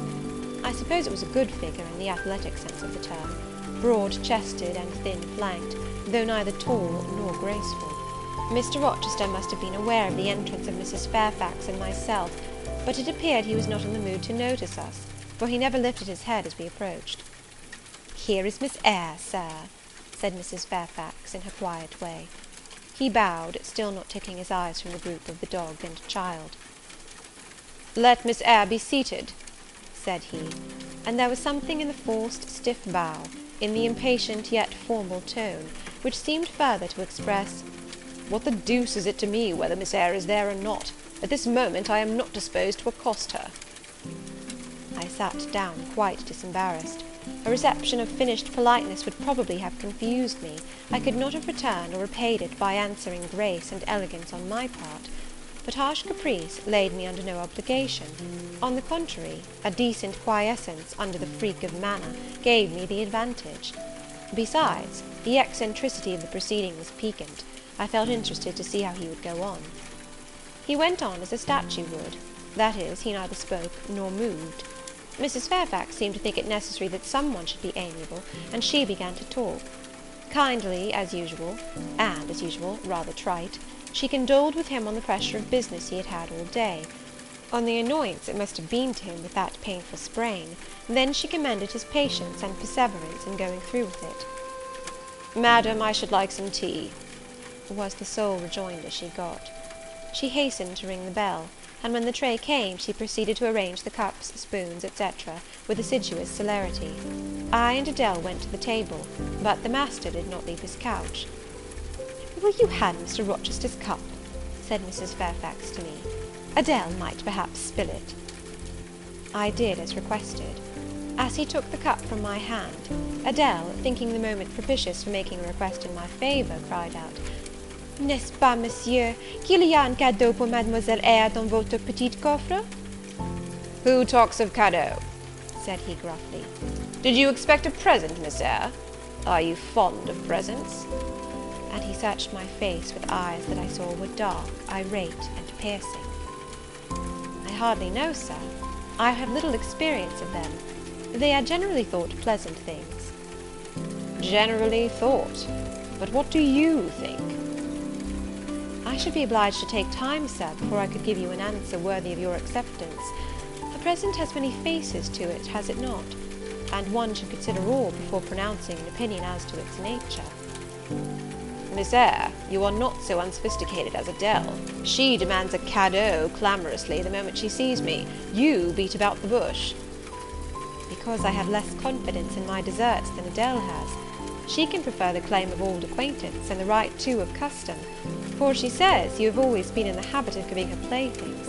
But if I had to make out a case, I should be puzzled, since I am a stranger, and have done nothing to entitle me to an acknowledgment." "Oh, don't fall back on over-modesty. I have examined Adele, and find you have taken great pains with her. She is not bright, she has no talents, yet in a short time she has made much improvement." "Sir, you have now given me my cadeau.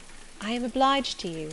It is the meed teachers most covet, praise of their pupils' progress." "Humph," said Mr. Rochester, and he took his tea in silence. "Come to the fire," said the master, when the tray was taken away, and Mrs. Fairfax had settled into a corner with her knitting, while Adele was leading me by the hand round the room, showing me the beautiful books and ornaments on the consoles and chiffoniere. We obeyed as in duty bound. Adele wanted to take a seat on my knee, but she was ordered to amuse herself with Pilot. "You have been resident in my house 3 months?" "Yes, sir." "And you came from—" "From Lowood School, in Blankshire." "Ah, a charitable concern. How long were you there?" 8 years. 8 years! You must be tenacious of life. I thought half the time in such a place would have done up any constitution. No wonder you have rather the look of another world.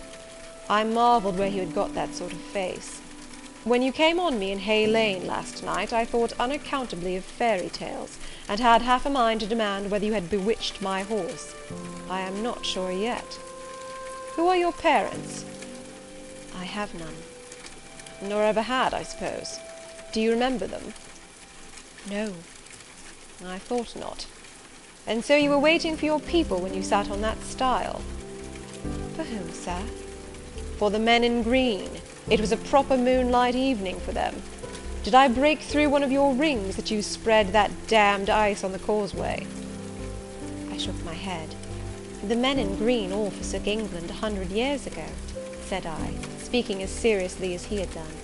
"And not even in Hay Lane, or the fields about it, could you find a trace of them. I don't think either summer or harvest, or winter moon will ever shine on their revels more." Mrs. Fairfax had dropped her knitting, and, with raised eyebrows, seemed wondering what sort of talk this was. "Well," resumed Mr. Rochester, "if you disown parents, you must have some sort of kinsfolk. Uncles and aunts? No, none that I ever saw. And your home? I have none. Where do your brothers and sisters live? I have no brothers or sisters. Who recommended you to come here? I advertised, and Mrs. Fairfax answered my advertisement. Yes, said the good lady, who now knew what ground we were upon, and I am daily thankful for the choice Providence led me to make. Miss Eyre has been an invaluable companion to me, and a kind and careful teacher to Adele. Don't trouble yourself to give her a character, returned Mr. Rochester. Eulogiums will not bias me, I shall judge for myself. She began by felling my horse. Sir? Said Mrs. Fairfax. I have her to thank for the sprain. The widow looked bewildered. Miss Eyre, have you ever lived in a town? No, sir. Have you seen much society? None but the pupils and teachers of Lowood, and now the inmates of Thornfield. Have you read much? Only such books as came in my way, and they have not been numerous or very learned. You have lived the life of a nun. No doubt you are well drilled in religious forms. Brocklehurst, who I understand directs Lowood, is a parson, is he not? Yes, sir. And you girls probably worshipped him, as a convent full of religieuses would worship their director. Oh, no. You are very cool. No? What? A novice not worship a priest? That sounds blasphemous. I disliked Mr. Brocklehurst, and I was not alone in the feeling. He is a harsh man, at once pompous and meddling. He cut off our hair, and for economy's sake brought us bad needles and thread, with which we could hardly sew. That was very false economy, remarked Mrs. Fairfax, who now again caught the drift of the dialogue. And what was the head and front of his offending? Demanded Mr. Rochester. He starved us when he had the sole superintendence of the provision department, before the committee was appointed, and he bored us with long lectures once a week, and with evening readings from books of his own inditing, about sudden deaths and judgments, which made us afraid to go to bed. What age were you when you went to Lowood? About 10. And you stayed there 8 years? You are now then 18? I assented. Arithmetic, you see, is useful. Without its aid, I should hardly have been able to guess your age. It is a point difficult to fix where the features and countenance are so much at variance as in your case. And now what did you learn at Lowood? Can you play? A little. Of course, that is the established answer. Go into the library. I mean, if you please. Excuse my tone of command. I am used to say, do this, and it is done. I cannot alter my customary habits for this one new inmate. Go then into the library, take a candle with you, leave the door open, sit down to the piano, and play a tune.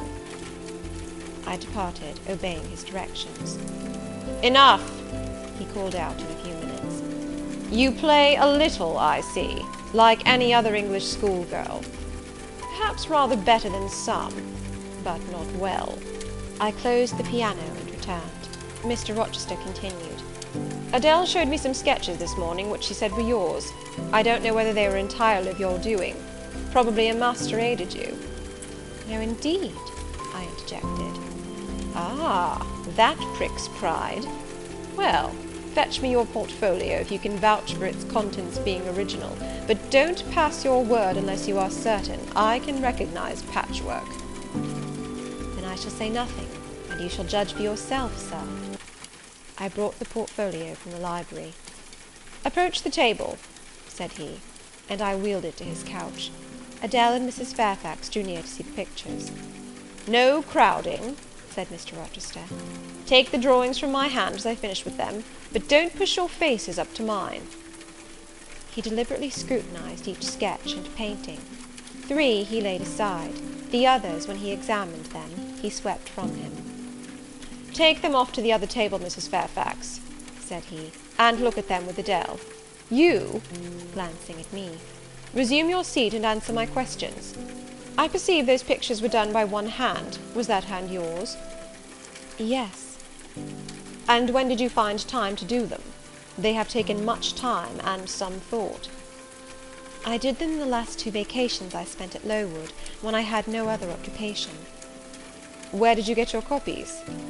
Out of my head. That head I see now on your shoulders? Yes, sir. Has it other furniture of the same kind within? I should think it may have. I should hope, better. He spread the pictures before him, and again surveyed them alternately. While he is so occupied, I will tell you, reader, what they are, and first I must premise that they are nothing wonderful. The subjects had indeed risen vividly on my mind. As I saw them with the spiritual eye before I attempted to embody them, they were striking, but my hand would not second my fancy, and in each case it had brought out but a pale portrait of the thing I had conceived. These pictures were in watercolours. The first represented clouds, low and livid, rolling over a swollen sea. All the distance was an eclipse. So, too, was the foreground, or rather the nearest billows, for there was no land. One gleam of light lifted into relief a half-submerged mast, on which sat a cormorant, dark and large, with wings flecked with foam. Its beak held a gold bracelet set with gems, that I had touched with as brilliant tints as my palette could yield, and as glittering distinctness as my pencil could impart. Sinking below the bird and mast, a drowned corpse glanced through the green water. A fair arm was the only limb clearly visible, whence the bracelet had been washed or torn. The second picture contained for foreground only the dim peak of a hill, with grass and some leaves slanting as if by a breeze. Beyond and above spread an expanse of sky, dark blue as at twilight. Rising into the sky was a woman's shape to the bust, portrayed in tints as dusk and soft as I could combine. The dim forehead was crowned with a star. The lineaments below were seen as through the suffusion of vapour. The eyes shone dark and wild. The hair streamed shadowy, like a beamless cloud torn by storm or electric travail. On the neck lay a pale reflection like moonlight. The same faint lustre touched the train of thin clouds from which rose and bowed this vision of the evening star. The third showed the pinnacle of an iceberg piercing a polar wintry sky. A muster of northern lights reared their dim lances, close serried along the horizon. Throwing these into distance, rose, in the foreground, a head, a colossal head, inclined towards the iceberg and resting against it. Two thin hands, joined under the forehead and supporting it, drew up before the lower features a sable veil, a brow quite bloodless, white as bone, and an eye hollow and fixed, a blank of meaning, but for the glassiness of despair alone were visible. Above the temples, amidst wreathed turban folds of black drapery, vague in its character and consistency as cloud, gleamed a ring of white flame, gemmed with sparkles of a more lurid tinge. This pale crescent was the likeness of a kingly crown. What it diademed was the shape which shape had none. Were you happy when you painted these pictures? Asked Mr. Rochester presently. I was absorbed, sir. Yes, and I was happy. To paint them, in short, was to enjoy one of the keenest pleasures I have ever known. That is not saying much. Your pleasures, by your own account, have been few. But I dare say you did exist in a kind of artist's dreamland while you blent and arranged these strange tints. Did you sit at them long each day? I had nothing else to do, because it was the vacation, and I sat at them from morning till noon, and from noon till night. The length of the midsummer days favoured my inclination to apply. And you felt self-satisfied with the result of your ardent labours? Far from it. I was tormented by the contrast between my idea and my handiwork. In each case I had imagined something which I was quite powerless to realise. Not quite. You have secured the shadow of your thought, but no more, probably. You had not enough of the artist's skill and science to give it full being. Yet the drawings are, for a schoolgirl, peculiar. As to the thoughts, they are elfish. These eyes in the evening star you must have seen in a dream. How could you make them look so clear, and yet not at all brilliant? For the planet above quells their rays. And what meaning is that in their solemn depth? And who taught you to paint wind? There is a high gale in that sky, and on this hilltop. Where did you see Latmos? For that is Latmos. There, put the drawings away. I had scarce tied the strings of the portfolio, when, looking at his watch, he said abruptly, It is 9 o'clock. What are you about, Miss Eyre, to let Adele sit up so long? Take her to bed." Adele went to kiss him before quitting the room. He endured the caress, but scarcely seemed to relish it more than Pilot would have done, nor so much. "I wish you all good night now," said he, making a movement of the hand towards the door, in token that he was tired of our company and wished to dismiss us. Mrs. Fairfax folded up her knitting. I took my portfolio. We curtsied to him, received a frigid bow in return, and so withdrew. "You said Mr. Rochester was not strikingly peculiar, Mrs. Fairfax," I observed, when I rejoined her in her room, after putting Adele to bed. "Well, is he?" "I think so. He is very changeful and abrupt." "True. No doubt he may appear so to a stranger, but I am so accustomed to his manner, I never think of it. And then, if he has peculiarities of temper, allowance should be made." "Why?" "Partly because it is his nature, and we can none of us help our nature; and partly because he has painful thoughts, no doubt, to harass him and make his spirits unequal." "What about?" "Family troubles, for one thing." "But he has no family." "Not now, but he has had, or at least relatives. He lost his elder brother a few years since." "His elder brother?" "Yes, the present Mr. Rochester has not been very long in possession of the property, only about 9 years." "9 years is a tolerable time. Was he so very fond of his brother as to be still inconsolable for his loss?" "Why, no, perhaps not. I believe there was some misunderstanding between them. Mr. Rowland Rochester was not quite just to Mr. Edward, and perhaps he prejudiced his father against him. The old gentleman was fond of money, and anxious to keep the family estate together. He did not like to diminish the property by division, and yet he was anxious that Mr. Edward should have wealth too, to keep up the consequence of the name. And soon after he was of age, some steps were taken that were not quite fair, and made a great deal of mischief. Old Mr. Rochester and Mr. Rowland combined to bring Mr. Edward into what he considered a painful position, for the sake of making his fortune. What the precise nature of that position was, I never clearly knew, but his spirit could not brook what he had to suffer in it. He is not very forgiving. He broke with his family, and now for many years he has led an unsettled kind of life. I don't think he has ever been resident at Thornfield for a fortnight together, since the death of his brother without a will left him master of the estate, and indeed no wonder he shuns the old place." "Why should he shun it?" "Perhaps he thinks it gloomy." The answer was evasive. I should have liked something clearer, but Mrs. Fairfax either could not or would not give me more explicit information of the origin and nature of Mr. Rochester's trials. She averred they were a mystery to herself, and that what she knew was chiefly from conjecture. It was evident, indeed, that she wished me to drop the subject, which I did accordingly. Chapter 14. For several subsequent days I saw little of Mr. Rochester. In the mornings he seemed much engaged with business, and in the afternoon gentlemen from Millcote or the neighbourhood called, and sometimes stayed to dine with him. When his sprain was well enough to admit of horse exercise, he rode out a good deal, probably to return these visits, as he generally did not come back till late at night. During this interval, even Adele was seldom sent for to his presence, and all my acquaintance with him was confined to an occasional rencontre in the hall, on the stairs, or in the gallery, when he would sometimes pass me haughtily and coldly, just acknowledging my presence by a distant nod or a cool glance, and sometimes bow and smile with gentlemanlike affability. His changes of mood did not offend me, because I saw that I had nothing to do with their alternation. The ebb and flow depended on causes quite disconnected with me.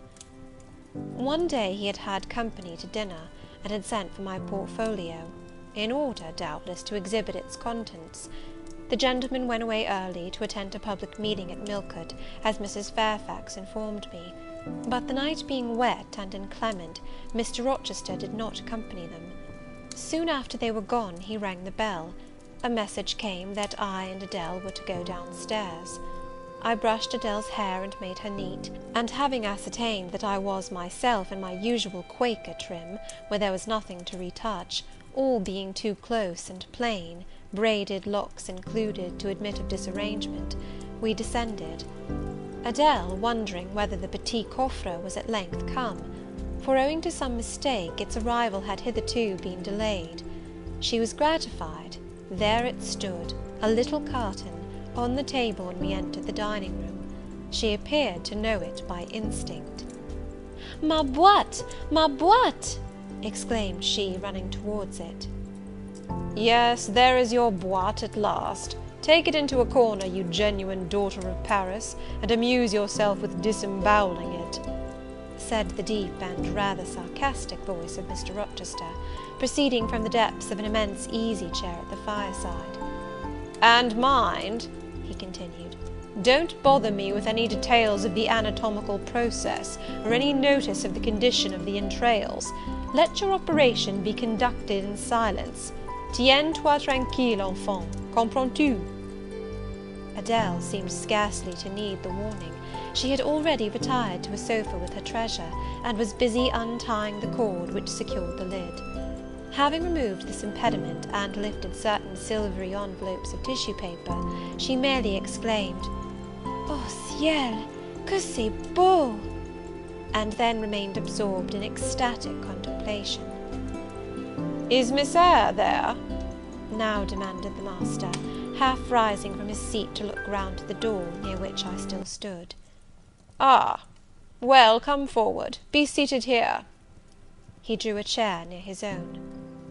"I am not fond of the prattle of children," he continued; "for, old bachelor as I am, I have no pleasant associations connected with their lisp. It would be intolerable to me to pass a whole evening tête-à-tête with a brat. Don't draw that chair farther off, Miss Eyre. Sit down exactly where I placed it, if you please, that is. Confound these civilities, I continually forget them. Nor do I particularly affect simple-minded old ladies. By the by, I must have mine in mind. It won't do to neglect her. She is a Fairfax, or wed to one, and blood is said to be thicker than water." He rang, and dispatched an invitation to Mrs. Fairfax, who soon arrived, knitting basket in hand. "Good evening, madam. I sent to you for a charitable purpose. I have forbidden Adèle to talk to me about her presents, and she is bursting with repletion. Have the goodness to serve her as an auditress and interlocutrice. It will be one of the most benevolent acts you ever performed." Adèle, indeed, no sooner saw Mrs. Fairfax, than she summoned her to her sofa, and there quickly filled her lap with the porcelain, the ivory, the waxen contents of her boîte, pouring out, meantime, explanations and raptures in such broken English as she was mistress of. "Now I have performed the part of a good host," pursued Mr. Rochester. "Put my guests into the way of amusing each other, I ought to be at liberty to attend to my own pleasure. Miss Eyre, draw your chair still a little farther forward. You are yet too far back. I cannot see you without disturbing my position in this comfortable chair, which I have no mind to do." I did as I was bid, though I would much rather have remained somewhat in the shade, but Mr. Rochester had such a direct way of giving orders, it seemed a matter of course to obey him promptly. We were, as I have said, in the dining room. The lustre, which had been lit for dinner, filled the room with a festal breadth of light. The large fire was all red and clear. The purple curtains hung rich and ample before the lofty window and loftier arch. Everything was still, save the subdued chat of Adèle, she dared not speak loud, and filling up each pause, the beating of winter rain against the panes. Mr. Rochester, as he sat in his damask-covered chair, looked different to what I had seen him look before, not quite so stern, much less gloomy. There was a smile on his lips, and his eyes sparkled, whether with wine or not I am not sure, but I think it very probable. He was, in short, in his after-dinner mood, more expanded and genial, and also more self-indulgent than the frigid and rigid temper of the morning. Still he looked preciously grim, cushioning his massive head against the swelling back of his chair, and receiving the light of the fire on his granite-hewn features, and in his great dark eyes. For he had great dark eyes, and very fine eyes too, not without a certain change in their depth sometimes, which, if it was not softness, reminded you, at least, of that feeling. He had been looking 2 minutes at the fire, and I had been looking the same length of time at him, when, turning suddenly, he caught my gaze fastened on his physiognomy. "You examine me, Miss Eyre," said he. "Do you think me handsome?"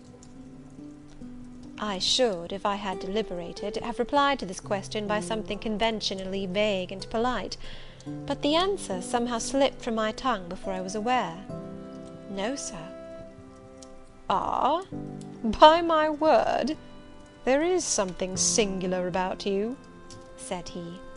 "You have the air of a little Nonette, quaint, quiet, grave, and simple, as you sit with your hands before you, and your eyes generally bent on the carpet, except, by the by, when they are directed piercingly to my face, as just now, for instance. And when one asks you a question, or makes a remark to which you are obliged to reply, you rap out a round rejoinder, which, if not blunt, is at least brusque. What do you mean by it?" "Sir, I was too plain. I beg your pardon. I ought to have replied that it was not easy to give an impromptu answer to a question about appearances, that tastes mostly differ, and that beauty is of little consequence, or something of that sort." "You ought to have replied no such thing. Beauty of little consequence, indeed! And so, under pretence of softening the previous outrage, of stroking and soothing me into placidity, you stick a sly penknife under my ear. Go on. What fault do you find with me, pray? I suppose I have all my limbs and all my features like any other man?" "Mr. Rochester, allow me to disown my first answer. I intended no pointed repartee, it was only a blunder." "Just so. I think so, and you shall be answerable for it. Criticise me. Does my forehead not please you?" He lifted up the sable waves of hair which lay horizontally over his brow, and showed a solid enough mass of intellectual organs, but an abrupt deficiency where the suave sign of benevolence should have risen. "Now, ma'am, am I a fool?" "Far from it, sir. You would perhaps think me rude if I inquired in return whether you are a philanthropist." There again! Another stick of the penknife, when she pretended to pat my head. And that is because I said I did not like the society of children and old women, low be it spoken. No, young lady, I am not a general philanthropist, but I bear a conscience." And he pointed to the prominences which are said to indicate that faculty, and which, fortunately for him, was sufficiently conspicuous, giving indeed a marked breadth to the upper part of his head. "And besides, I once had a kind of rude tenderness of heart. When I was as old as you, I was a feeling fellow enough, partial to the unfledged, unfostered, and unlucky. But fortune has knocked me about since. She has even kneaded me with her knuckles, and now I flatter myself I am as hard and tough as an india-rubber ball, pervious, though, through a chink or two still, and with one sentient point in the middle of the lump. Yes, does that leave hope for me?" "Hope of what, sir?" "Of my final re-transformation from india-rubber back to flesh." Decidedly he has had too much wine, I thought, and I did not know what answer to make to his queer question. How could I tell whether he was capable of being re-transformed? "You look very much puzzled, Miss Eyre, and though you are not pretty any more than I am handsome, yet a puzzled air becomes you. Besides, it is convenient, for it keeps those searching eyes of yours away from my physiognomy, and busies them with the worsted flowers of the rug. So puzzle on. Young lady, I am disposed to be gregarious and communicative to-night." With this announcement he rose from his chair, and stood, leaning his arm on the marble mantelpiece. In this attitude his shape was seen plainly, as well as his face, his unusual breadth of chest, disproportionate almost to his length of limb. I am sure most people would have thought him an ugly man, yet there was so much unconscious pride in his port, so much ease in his demeanour, such a look of complete indifference to his own external appearance, so haughty a reliance on the power of other qualities, intrinsic or adventitious, to atone for the lack of mere personal attractiveness, that in looking at him one inevitably shared the indifference, and even in a blind imperfect sense put faith in the confidence. "I am disposed to be gregarious and communicative to-night. he repeated, "and that is why I sent for you. The fire and the chandelier were not sufficient company for me, nor would Pilot have been, for none of these can talk. Adele is a degree better, but still far below the mark. Mrs. Fairfax, ditto. You, I am persuaded, can suit me if you will. You puzzled me the first evening I invited you down here. I have almost forgotten you since. Other ideas have driven yours from my head. But tonight I am resolved to be at ease, to dismiss what importunes and recall what pleases. It would now please me to draw you out, to learn more of you. Therefore speak." Instead of speaking, I smiled, and not a very complacent or submissive smile either. "Speak," he urged. "What about, sir?" "Whatever you like. I leave both the choice of subject and the manner of treating it entirely to yourself." Accordingly, I sat and said nothing. If he expects me to talk for the mere sake of talking and showing off, he will find he has addressed himself to the wrong person, I thought. "You are dumb, Miss Eyre." I was dumb still. He bent his head a little towards me, and with a single hasty glance seemed to dive into my eyes. "Stubborn," he said, "and annoyed. Ah, it is consistent. I put my request in an absurd, almost insolent form. Miss Eyre, I beg your pardon. The fact is, once for all, I don't wish to treat you as an inferior. That is," correcting himself, "I claim only such superiority as must result from 20 years' difference in age and a century's advance in experience. This is legitimate, et j'y tiens, as Adele would say. And it is by virtue of this superiority, and this alone, that I desire you to have the goodness to talk to me a little now, and divert my thoughts, which are galled with dwelling on one point, cankering as a rusty nail." He had deigned an explanation, almost an apology, and I did not feel insensible to his condescension, and would not seem so. "I am willing to amuse you if I can, sir, quite willing, but I cannot introduce a topic, because how do I know what will interest you? Ask me questions, and I will do my best to answer them."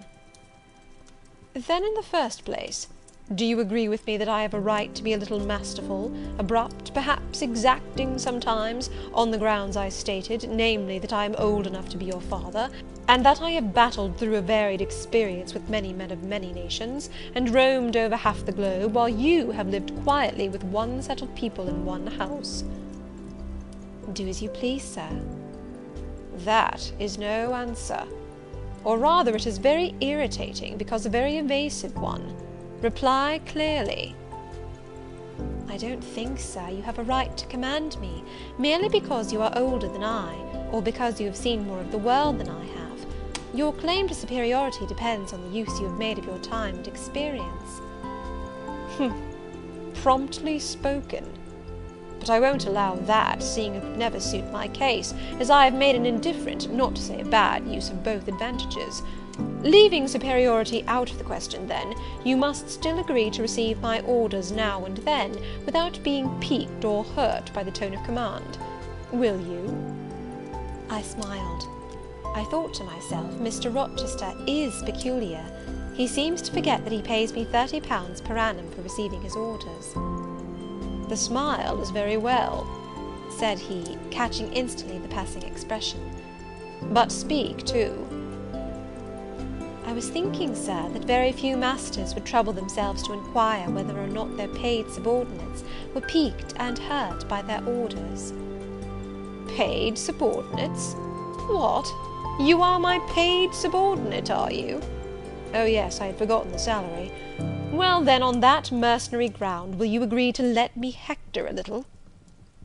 "No, sir, not on that ground, but on the ground that you did forget it, and that you care whether or not a dependent is comfortable in his dependency, I agree heartily." "And will you consent to dispense with a great many conventional forms and phrases, without thinking that the omission arises from insolence?" "I am sure, sir, I should never mistake informality for insolence.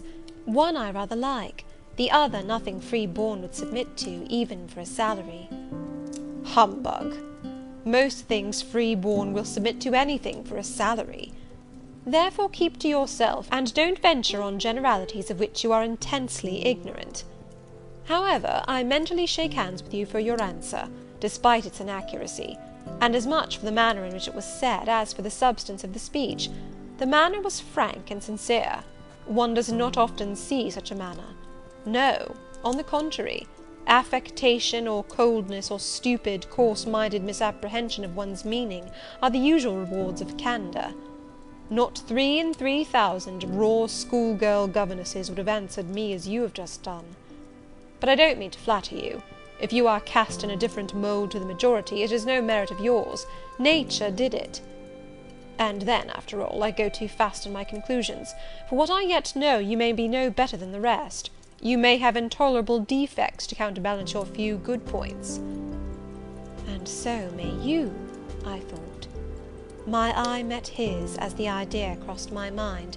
He seemed to read the glance, answering as if its import had been spoken as well as imagined. "Yes, yes, you are right," said he. "I have plenty of faults of my own. I know it, and I don't wish to palliate them, I assure you. God wot, I need not be too severe about others. I have a past experience, a series of deeds, a colour of life to contemplate within my own breast, which I might well call my sneers and censures from my neighbours to myself. I started, or rather, for like other defaulters, I like to lay half the blame on ill fortune and adverse circumstances, was thrust on to a wrong tack at the age of 21, and have never recovered the right course since. But I might have been very different. I might have been as good as you, wiser, almost as stainless. I envy you your peace of mind, your clean conscience, your unpolluted memory. Little girl, a memory without blot or contamination must be an exquisite treasure, an inexhaustible source of pure refreshment, is it not? How was your memory when you were 18, sir? All right, then. Limpid, salubrious. No gush of bilge water had turned it to fetid puddle. I was your equal at 18, quite your equal. Nature meant me to be, on the whole, a good man, Miss Eyre, one of the better kind, and you see I am not so. You would say you don't see it, at least I flatter myself I read as much in your eye. Beware, by the by, what you express with that organ. I am quick at interpreting its language. Then take my word for it, I am not a villain, you are not to suppose that. Not to attribute to me any such bad eminence, but owing, I verily believe, rather to circumstances than to my natural bent, I am a trite, commonplace sinner, hackneyed in all the poor petty dissipations with which the rich and worthless try to put on life. Do you wonder that I avow this to you? Know that in the course of your future life you will often find yourself elected the involuntarily confidant of your acquaintances' secrets.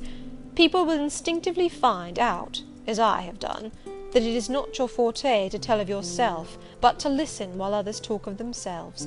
They will feel, too, that you listen with no malevolent scorn of their indiscretion, but with a kind of innate sympathy, not the less comforting and encouraging because it is very unobtrusive in its manifestations. How do you know? How can you guess all this, sir? I know it well. Therefore I proceed almost as freely as if I were writing my thoughts in a diary. You would say I should have been superior to circumstances. So I should. But you see I was not. When fate wronged me, I had not the wisdom to remain cool. I turned desperate. Then I degenerated.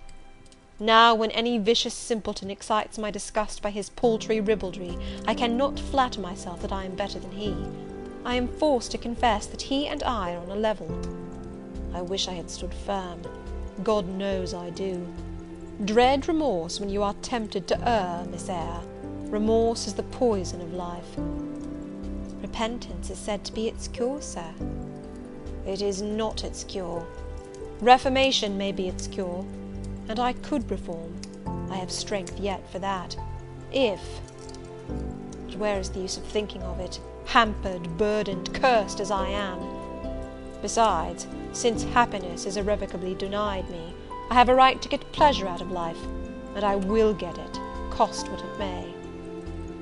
Then you will degenerate still more, sir. Possibly. Yet why should I, if I can get sweet, fresh pleasure? And I may get it as sweet and fresh as the wild honey the bee gathers on the moor. It will sting. It will taste bitter, sir. How do you know? You never tried it. How very serious, how very solemn you look! And you are as ignorant of the matter as this cameo head," taking one from the mantelpiece. "You have no right to preach to me, you neophyte, that have not passed the porch of life, and are absolutely unacquainted with its mysteries." "I only remind you of your own words, sir. You said error brought remorse, and you pronounced remorse the poison of existence." "And who talks of error now? I scarcely think the notion that flitted across my brain was an error. I believe it was an inspiration rather than a temptation. It was very genial, very soothing, I know that. Here it comes again. It is no devil, I assure you; or if it be, it has put on the robes of an angel of light. I think I must admit so fair a guest when it asks entrance to my heart." "Distrust it, sir. It is not a true angel." "Once more, how do you know? By what instinct do you pretend to distinguish between a fallen seraph of the abyss and a messenger from the eternal throne? Between a guide and a seducer?" "I judge by your countenance, sir, which was troubled when you said the suggestion had returned upon you. I feel sure it will work you more misery if you listen to it." "Not at all. It bears the most gracious message in the world. For the rest, you are not my conscience keeper, so don't make yourself uneasy. Here, come in, bonny wanderer." He said this as if he spoke to a vision, viewless to any eye but his own. Then, folding his arms, which he had half extended, on his chest, he seemed to enclose in their embrace the invisible being. "Now," he continued, again addressing me, "I have received the pilgrim, a disguised deity, as I verily believe. Already it has done me good. My heart was a sort of charnel. It will now be a shrine." "To speak truth, sir, I don't understand you at all. I cannot keep up the conversation because it has got out of my depth. Only one thing I know. You said you were not as good as you should like to be, and that you regretted your own imperfection. One thing I can comprehend. You intimated that to have a sullied memory was a perpetual bane. It seems to me that if you tried hard, you would in time find it possible to become what you yourself would approve, and that if from this day you began with resolution to correct your thoughts and actions, you would in a few years have laid up a new and stainless store of recollections, to which you might revert with pleasure." "Justly thought, rightly said, Miss Eyre, and at this moment I am paving hell with energy." "Sir?" "I am laying down good intentions, which I believe durable as flint. Certainly my associates and pursuits shall be other than they have been." "And better?" "And better. So much better as pure ore is than foul dross. You seem to doubt me. I don't doubt myself. I know what my aim is, what my motives are, and at this moment I pass a law, unalterable as that of the Medes and Persians, that both are right." "They cannot be, sir, if they require a new statute to legalize them." "They are, Miss Eyre, though they absolutely require a new statute. Unheard of combinations of circumstances demand unheard of rules." "That sounds a dangerous maxim, sir, because one can see at once that it is liable to abuse." "Sententious sage! So it is, but I swear by my household gods not to abuse it." "You are human and fallible." "I am. So are you. What then?" "The human and fallible should not arrogate a power with which the divine and perfect alone can be safely entrusted." "What power?" "That of saying of any strange, unsanctioned line of action, 'Let it be right.'" "Let it be right. The very words. You have pronounced them." "May it be right, then?" I said, as I rose, deeming it useless to continue a discourse which was all darkness to me, and besides, sensible that the character of my interlocutor was beyond my penetration, at least beyond its present reach, and feeling the uncertainty, the vague sense of insecurity which accompanies a conviction of ignorance. "Where are you going?" "To put Adele to bed. It is past her bedtime." "You are afraid of me, because I talk like a sphinx." "Your language is enigmatical, Sir, but though I am bewildered, I am certainly not afraid." "You are afraid. Your self-love dreads a blunder." "In that sense I do feel apprehensive. I have no wish to talk nonsense." "If you did, it would be in such a grave, quiet manner I should mistake it for sense. Do you never laugh, Miss Eyre? Don't trouble yourself to answer. I see you laugh rarely, but you can laugh very merrily. Believe me, you are not naturally austere, any more than I am naturally vicious. The Lowood constraint still clings to you somewhat, controlling your features, muffling your voice, and restricting your limbs, and you fear in the presence of a man and a brother, or father, or master, or what you will, to smile too gaily, speak too freely, or move too quickly. But in time I think you will learn to be natural with me, as I find it impossible to be conventional with you, and then your looks and movements will have more vivacity and variety than they dare offer now. I see at intervals the glance of a curious sort of bird through the close-set bars of a cage. A vivid, restless, resolute captive is there. Were it but free, it would soar cloud high. You are still bent on going." "It has struck 9, Sir." "Never mind. Wait a minute. Adele is not ready to go to bed yet. My position, Miss Eyre, with my back to the fire and my face to the room, favours observation. While talking to you, I have also occasionally watched Adele. I have my own reasons for thinking her a curious study, reasons that I may, nay, that I shall impart to you some day. She pulled out of her box about 10 minutes ago a little pink silk frock. Rapture lit her face as she unfolded it. Coquetry runs in her blood, blends with her brains, and seasons the marrow of her bones. 'Il faut que je sais!' cried she, et à l'instant même she rushed out of the room. She is now with Sophy, undergoing a robing process. In a few minutes she will re-enter, and I know what I shall see. A miniature of Céline Varenne as she used to appear on the boards at the rising of... but never mind that. However, my tenderest feelings are about to receive a shock, such as my presentiment. Stay now to see whether it will be realized." Ere long, Adele's little foot was heard tripping across the hall. She entered, transformed as her guardian had predicted. A dress of rose-coloured satin, very short, and as full in the skirt as it could be gathered, replaced the brown frock she had previously worn. A wreath of rosebuds circled her forehead. Her feet were dressed in silk stockings and small white satin sandals. "Est-ce que ma robe va bien?" cried she, bounding forwards. "Et mes souliers, et mes bras! Tenez, je crois que je vais danser!" And spreading out her dress, she chassed across the room, till, having reached Mr. Rochester, she wheeled lightly round before him on tiptoe, then dropped on one knee at his feet, exclaiming, "Monsieur, je vous remercie 1000 fois de votre bonté." Then rising, she added, "C'est comme cela que maman faisait, n'est-ce pas, monsieur?" "Precisely," was the answer. "And comme cela she charmed my English gold out of my British breeches pocket. I have been green too, Miss Eyre. Ay, grass green. Not a more vernal tint freshens you now than once freshened me. My spring is gone, however, but it has left me that French floweret on my hands, which in some moods I would fain be rid of, not valuing now the root whence it sprang, having found that it was of a sort which nothing but gold dust could manure. I have but half a liking to the blossom, especially when it looks so artificial as just now.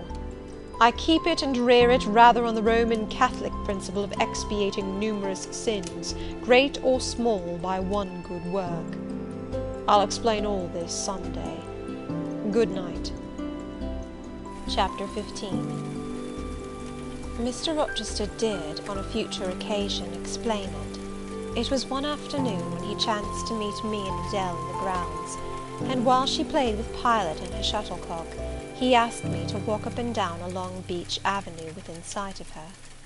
He then said that she was the daughter of a French opera dancer, Céline Varenne, towards whom he had once cherished what he called a grande passion. This passion Céline had professed to return with even superior ardour. He thought himself her idol, ugly as he was. He believed, as he said, that she preferred his taille d'athlète to the elegance of the Apollo Belvedere. And so, Miss Eyre, so much was I flattered by this preference of the Gallic sylph for her British gnome, that I installed her in hotel. I gave her a complete establishment of servants, a carriage, cashmeres, diamonds, dentelle, etc. In short, I began the process of ruining myself in the received style, like any other spoony. I had not, it seemed, the originality to chalk out a new road to shame and destruction, but trode the old track with stupid exactness not to deviate an inch from the beaten centre. I had, as I deserved to have, the fate of all other spoonies. Happening to call one evening when Céline did not expect me, I found her out, but it was a warm night, and I was tired with strolling through Paris, so I sat down in her boudoir, happy to breathe the air consecrated so lately by her presence. No, I exaggerate. I never thought that there was any consecrating virtue about her. It was rather a sort of pastille perfume she had left, a scent of musk and amber than an odour of sanctity. I was just beginning to stifle with the fumes of conservatory flowers and sprinkled essences, when I bethought myself to open the window and step out onto the balcony. It was moonlight and gaslight besides, and very still and serene. The balcony was furnished with a chair or two. I sat down and took out a cigar. I will take one now, if you will excuse me. Here ensued a pause, filled up by the producing and lighting of a cigar. Having placed it to his lips, and breathed a trail of Havana incense on the freezing and sunless air, he went on.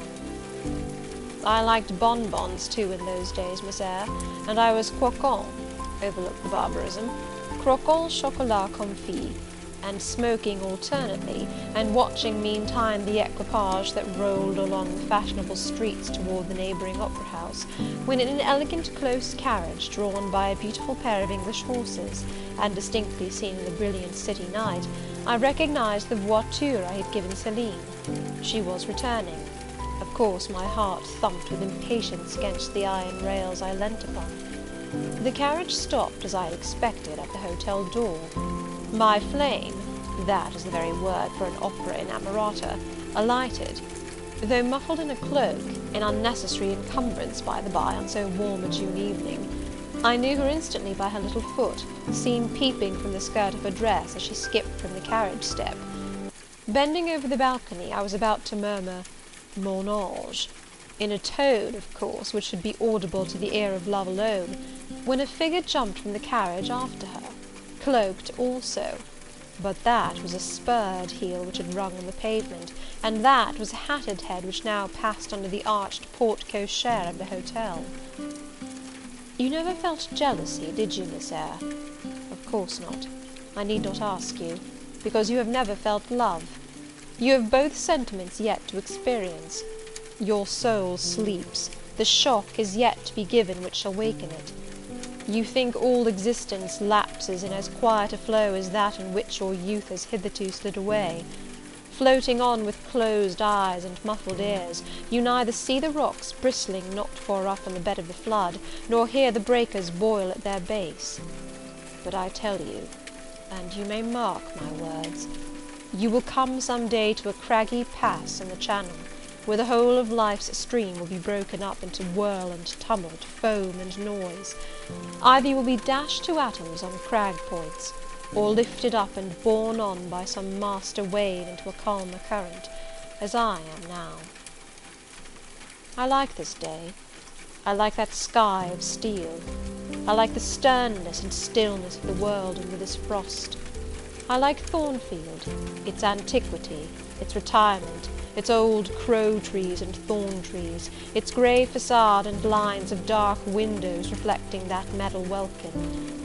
And yet how long have I abhorred the very thought of it, shunned it like a great plague house? How do I still a bore?" He ground his teeth and was silent. He arrested his step and struck his boot against the hard ground. Some hated thought seemed to have him in its grip, and to hold him so tightly that he could not advance. We were ascending the avenue when he thus paused. The hall was before us.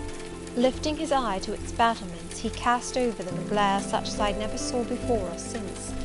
Pain, shame, ire, impatience, disgust, detestation, seemed momentarily to hold a quivering conflict in the large pupil dilating under his ebon eyebrow. Wild was the wrestle which should be paramount, but another feeling rose and triumphed, something hard and cynical, self-willed and resolute. It settled his passion and petrified his countenance.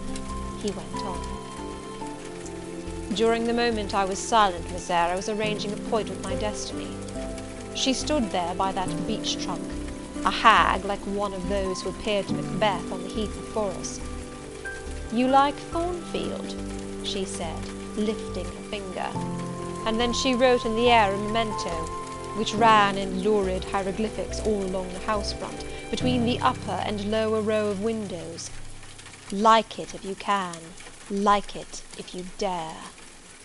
'I will like it,' said I dare like it, and," he subjoined moodily, "I will keep my word. I will break obstacles to happiness, to goodness, yes, goodness. I wish to be a better man than I have been, than I am, as Job's Leviathan broke the spear, the dart, and the habergeon, hindrances which others count as iron and brass, I will esteem but straw and rotten wood." Adele here ran before him with her shuttlecock. "Away!" he cried harshly. "Keep at a distance, child, or go in to Sophy." Continuing then to pursue his walk in silence, I ventured to recall him to the point where he had abruptly diverged. "Did you leave the balcony, sir," I asked, "when Mademoiselle Varenne entered?" I almost expected a rebuff for this hardly well-timed question, but on the contrary, waking out of his scowling abstraction, he turned his eyes towards me, and the shade seemed to clear off his brow. "Oh, I had forgotten Celine. Well, to resume. When I saw my charmer thus come in accompanied by a cavalier, I seemed to hear a hiss, and the green snake of jealousy, rising on undulating coils from the moonlit balcony, glided within my waistcoat, and ate its way in 2 minutes to my heart's core." "Strange," he exclaimed, suddenly starting again from the point. "Strange that I should choose you for the confidant of all this, young lady. Passing strange that you should listen to me quietly, as if it were the most usual thing in the world for a man like me to tell stories of his opera mistress to a quaint, inexperienced girl like you. But the last singularity explains the first, as I intimated once before. You, with your gravity, considerateness, and caution, were made to be the recipient of secrets. Besides, I know what sort of a mind I have placed in communication with my own. I know it is one not liable to take infection. It is a peculiar mind. It is a unique one. Happily, I do not mean to harm it, but if I did, it would not take harm from me. The more you and I converse, the better, for while I cannot blight you, you may refresh me." After this digression, he proceeded. "I remained in the balcony. They will come to her boudoir, no doubt, thought I. Let me prepare an ambush. So putting my hand in through the open window, I drew the curtain over it, leaving only an opening through which I could take observations. Then I closed the casement, all but a chink just wide enough to furnish an outlet to lovers' whispered vows. Then I stole back to my chair, and as I resumed it, the pair came in. My eye was quickly at the aperture. Celine's chambermaid entered, lit a lamp, left it on the table, and withdrew. The couple were thus revealed to me clearly. Both removed their cloaks, and there was the Varenne, shining in satin and jewels, my gifts, of course, and there was her companion in an officer's uniform, and I knew him for a young roué of a vicomte, a brainless and vicious youth whom I had sometimes met in society, and had never thought of hating because I despised him so absolutely. On recognising him, the fang of the snake of jealousy was instantly broken, because at the same moment my love for Céline sank under an extinguisher. A woman who could betray me for such a rival was not worth contending for. She deserved only scorn. Less, however, than I, who had been her dupe. They began to talk. Their conversation eased me completely. Frivolous, mercenary, heartless, and senseless, it was rather calculated to weary than enrage a listener. A card of mine lay on the table. This, being perceived, brought my name under discussion. Neither of them possessed an energy or wit to belabour me soundly, but they insulted me as coarsely as they could in their little way, especially Céline, who even waxed rather brilliant on my personal defects, deformities, she termed them. Now it had been her custom to launch out into fervent admiration of what she called my beauté mâle, wherein she differed diametrically from you, who told me point blank at the second interview that you did not think me handsome. The contrast struck me at the time, and Adele here came running up again. Monsieur, John has just been to say that your agent has called and wishes to see you. Ah, in that case I must abridge. Opening the window, I walked in upon them, liberated Céline from my protection, gave her notice to vacate her hotel, offered her a purse for immediate exigencies, disregarded screams, hysterics, prayers, protestations, convulsions, made an appointment with the Vicomte for a meeting at the Bois de Boulogne. Next morning I had the pleasure of encountering him, left a bullet in one of his poor etiolated arms, feeble as the wing of a chicken in the pip, and then thought I had done with the whole crew. But unluckily the Baronne, 6 months before, had given me this fillette Adele, who, she affirmed, was my daughter. And perhaps she may be, though I see no proofs of such grim paternity written in her countenance. Pilot is more like me than she. Some years after I had broken with the mother, she abandoned her child, and ran away to Italy with a musician or singer. I acknowledged no natural claim on Adele's part to be more supported by me, nor do I now acknowledge any, for I am not her father. But hearing that she was quite destitute, I e'en took the poor thing out of the slime and mud of Paris, and transplanted it here, to grow up clean in the wholesome soil of an English country garden. Mrs. Fairfax found you to train it, but now you know that it is the illegitimate offspring of a French opera girl, you'll perhaps think differently of your post and protégé. You will be coming to me some day with notice that you have found another place, that you beg me to look out for a new governess, etc. Eh? No, Adele is not answerable for either her mother's faults or yours. I have a regard for her, and now that I know she is, in a sense, parentless, forsaken by her mother and disowned by you, sir, I shall cling closer to her than before. How could I possibly prefer the spoilt pet of a wealthy family, who would hate her governess as a nuisance, to a lonely little orphan, who leans towards her as a friend? Oh, that is the light in which you view it. Well, I must go in now, and you too. It darkens. But I stayed out a few minutes longer with Adele and Pilot, ran a race with her, and played a game of battledore and shuttlecock. When we went in, and I had removed her bonnet and coat, I took her on my knee, kept her there an hour, allowing her to prattle as she liked, not rebuking even some little freedoms and trivialities into which she was apt to stray when much noticed, and which betrayed in her a superficiality of character, inherited probably from her mother, hardly congenial to an English mind. Still she had her merits, and I was disposed to appreciate all that was good in her to the utmost. I sought in her countenance and features a likeness to Mr. Rochester, but found none. No trait, no turn of expression announced relationship. It was a pity. If she could but have been proved to resemble him, he would have thought more of her. It was not till after I had withdrawn to my own chamber for the night that I steadily reviewed the tale Mr. Rochester had told me. As he had said, there was probably nothing at all extraordinary in the substance of the narrative itself. A wealthy Englishman's passion for a French dancer, and her treachery to him, were everyday matters enough, no doubt, in society. But there was something decidedly strange in the paroxysm of emotion which had suddenly seized him, when he was in the act of expressing the present contentment of his mood, and his newly revived pleasure in the old hall and its environs. I meditated wonderingly on this incident, but gradually quitting it, as I found it for the present inexplicable, I turned the consideration of my master's manner to myself. The confidence he had thought fit to repose in me seemed a tribute to my discretion. I regarded and accepted it as such. His deportment had now, for some weeks, been more uniform towards me than at the first. I never seemed in his way. He did not take fits of chilling hauteur. When he met me unexpectedly, the encounter seemed welcome. He had always a word and sometimes a smile for me. When summoned by formal invitation to his presence, I was honoured by a cordiality of reception that made me feel I really possessed the power to amuse him, and that these evening conferences were sought as much for his pleasure as for my benefit.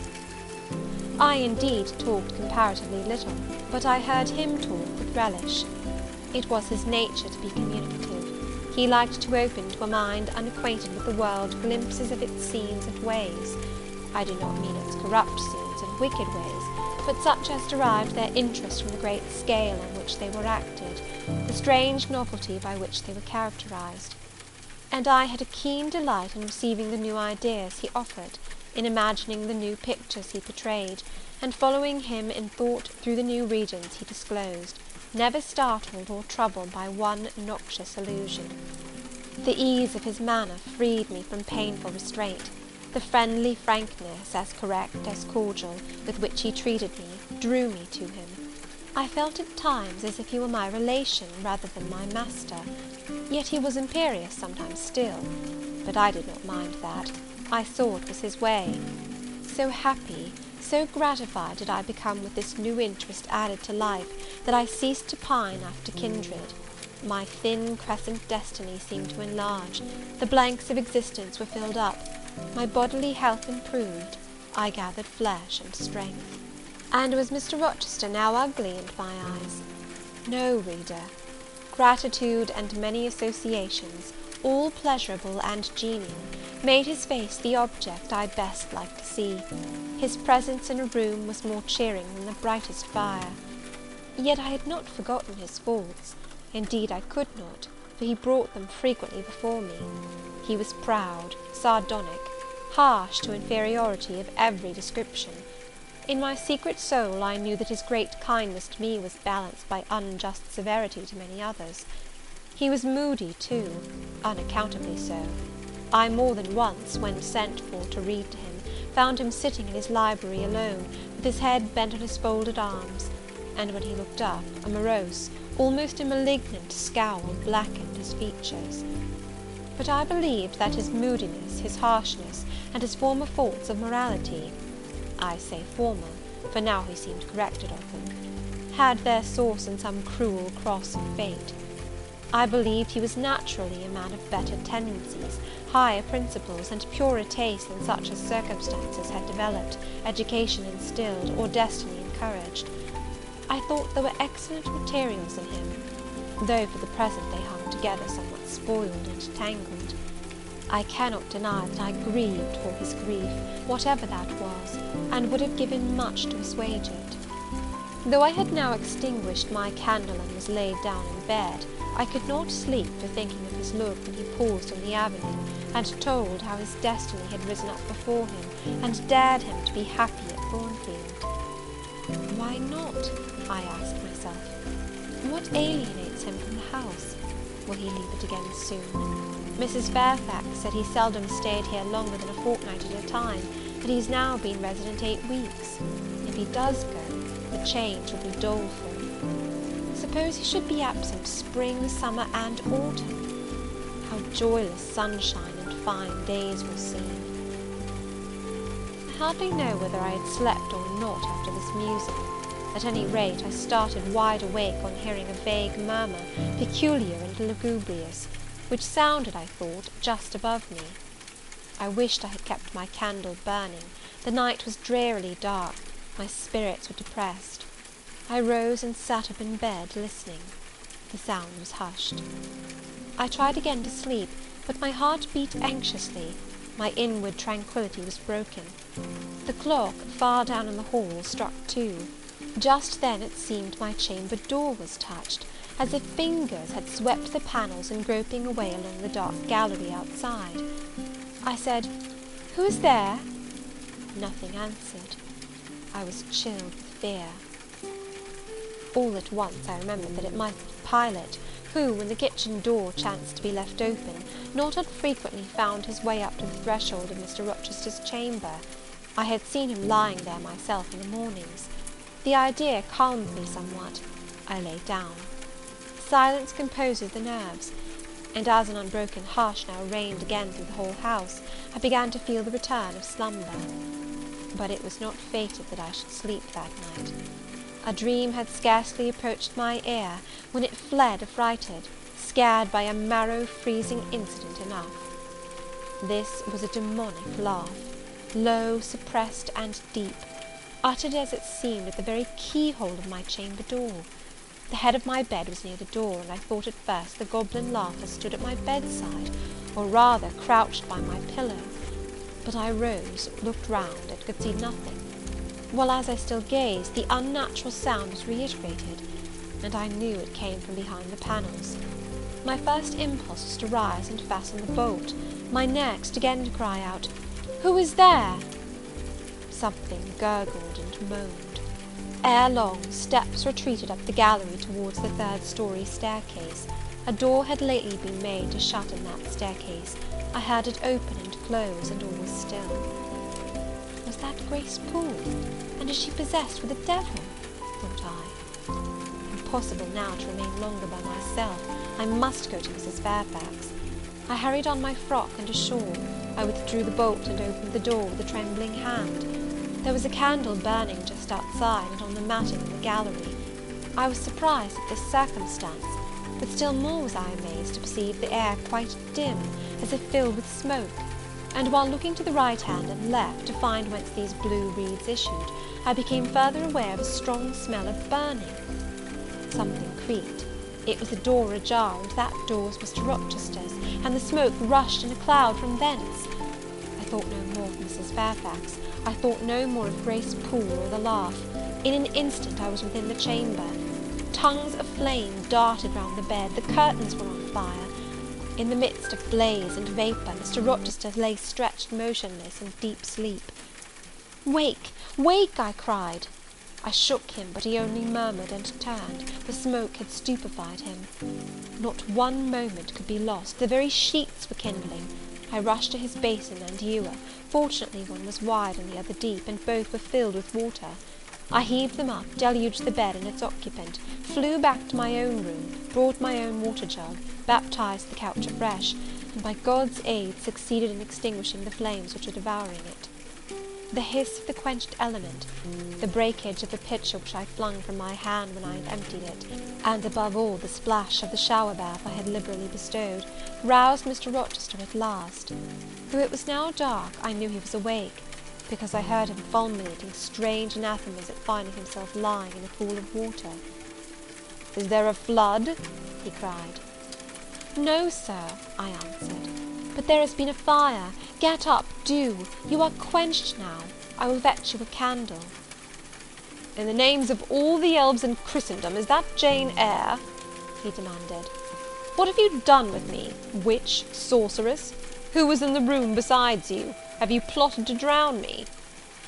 "I will fetch you a candle, sir, and in heaven's name get up. Somebody has plotted something. You cannot too soon find out who and what it is." "There, I am up now, but at your peril you fetch a candle yet. Wait 2 minutes till I get into some dry garments, if any dry there be. Yes, here is my dressing gown. Now run!" I did run. I brought the candle which still remained in the gallery. He took it from my hand, held it up, and surveyed the bed, all blackened and scorched, the sheets drenched, the carpet round swimming in water. "What is it? And who did it?" he asked. I briefly related to him what had transpired, the strange laugh I had heard in the gallery, the step ascending to the third story, the smoke, the smell of fire which had conducted me to his room, in what state I had found matters there, and how I had deluged him with all the water I could lay hands on. He listened very gravely. His face, as I went on, expressed more concern than astonishment. He did not immediately speak when I had concluded. "Shall I call Mrs. Fairfax?" I asked. Mrs. Fairfax? No. What the deuce would you call her for? What can she do? Let her sleep unmolested. Then I will fetch Leah, and wake John and his wife. Not at all. Just be still. You have a shawl on. If you are not warm enough, you may take my cloak yonder. Wrap it about you, and sit down in the armchair. There, I will put it on. Now place your feet on the stool to keep them out of the wet. I am going to leave you a few minutes. I shall take the candle. Remain where you are till I return. Be as still as a mouse. I must pay a visit to the second story. Don't move, remember, or call anyone. He went. I watched the light withdraw. He passed up the gallery very softly, unclosed the staircase door with as little noise as possible, shut it after him, and the last ray vanished. I was left in total darkness. I listened for some noise, but heard nothing. A very long time elapsed. I grew weary. It was cold in spite of the cloak, and then I did not see the use of staying, as I was not to rouse the house. I was at the point of risking Mr. Rochester's displeasure by disobeying his orders, when the light once more gleamed dimly on the gallery wall, and I heard his unshod feet tread the matting. I hope it is he, thought I, and not something worse. He re-entered, pale and very gloomy. I have found it all out, said he, setting his candle down on the washstand. It is as I thought. How, sir? He made no reply, but stood with his arms folded, looking at the ground. At the end of a few minutes he inquired in rather a peculiar tone, I forget whether you said you saw anything when you opened your chamber door. No, sir, only the candlestick on the ground. But you heard an odd laugh. You have heard that laugh before, I should think, or something like it. Yes, sir. There is a woman who sews here, called Grace Poole. She laughs in that way. She is a singular person. Just so. Grace Poole, you have guessed it. She is, as you say, singular. Very. Well, I shall reflect on the subject. Meantime, I am glad that you were the only person besides myself acquainted with the precise details of tonight's incident. You are no talking fool. Say nothing about it. I will account for this state of affairs, pointing to the bed. And now return to your own room. I shall do very well on the sofa in the library for the rest of the night. It is near 4. In 2 hours the servants will be up. Good night, then, sir, said I, departing. He seemed surprised, very inconsistently so, as he had just told me to go. What? He exclaimed. Are you quitting me already, and in that way? You said I might go, sir. But not without taking leave, not without a word or two of acknowledgment and goodwill, not, in short, in that brief, dry fashion. Why, you have saved my life, snatched me from a horrible and excruciating death, and you walk past me as if we were mutual strangers. At least shake hands. He held out his hand. I gave him mine. He took it first in one, then in both his own. You have saved my life. I have a pleasure in owing you so immense a debt. I cannot say more. Nothing else that has been would have been tolerable to me in the character of creditor for such an obligation. But you, it is different. I feel your benefits no burden, Jane. He paused, gazed at me. Words almost visible trembled on his lips, but his voice was checked. Good night again, sir. There is no debt, benefit, burden, obligation in the case. I knew, he continued, you would do me good in some way, at some time. I saw it in your eyes when I first beheld you. Their expression and smile did not... Again he stopped. Did not, he proceeded hastily, strike delight to my very inmost heart so for nothing. People talk of natural sympathies. I have heard of good Jane Eyre. There are grains of truth in the wildest fable. My cherished preserver, good night.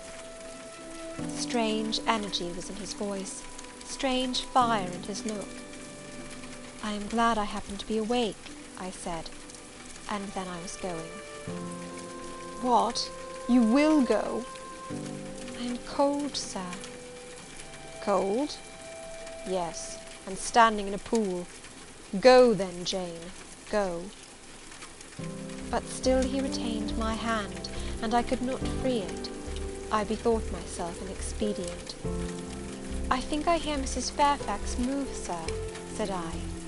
"Well, leave me." He relaxed his fingers, and I was gone.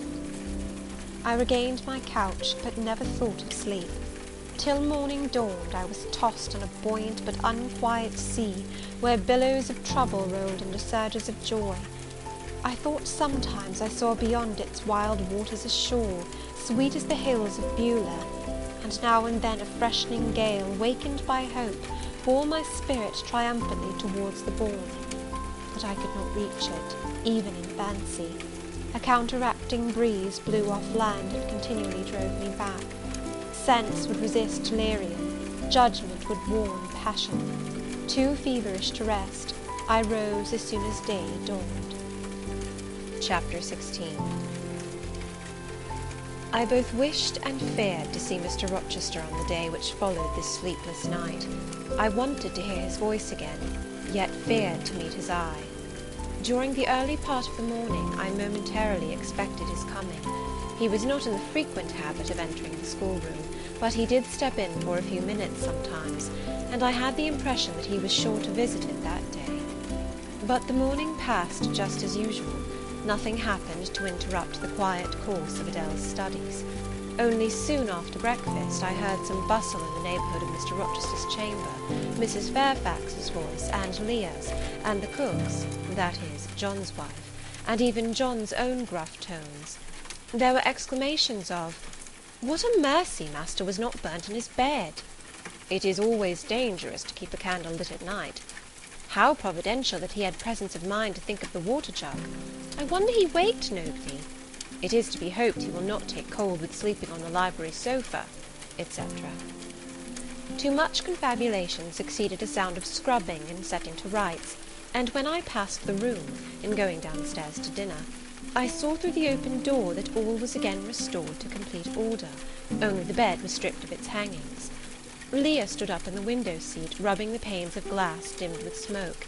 I was about to address her, for I wished to know what account had been given of the affair, but on advancing I saw a second person in the chamber, a woman sitting on a chair by the bedside, and sewing rings to new curtains. That woman was no other than Grace Poole. There she sat, staid and taciturn, looking as usual in her brown stuff gown, her check apron, white handkerchief, and cap. She was intent on her work, in which her whole thoughts seemed absorbed. On her hard forehead, and in her commonplace features, was nothing either of the paleness or desperation one would have expected to see marking the countenance of a woman who had attempted murder, and whose intended victim had followed her late last night to her lair, and, as I believed, charged her with the crime she wished to perpetrate. I was amazed, confounded. She looked up, while I still gazed at her. No start, no increase or failure of colour betrayed emotion, consciousness of guilt, or fear of detection. She said, "Good morning, miss," in her usual phlegmatic and brief manner, and taking up another ring and more tape, went on with her sewing.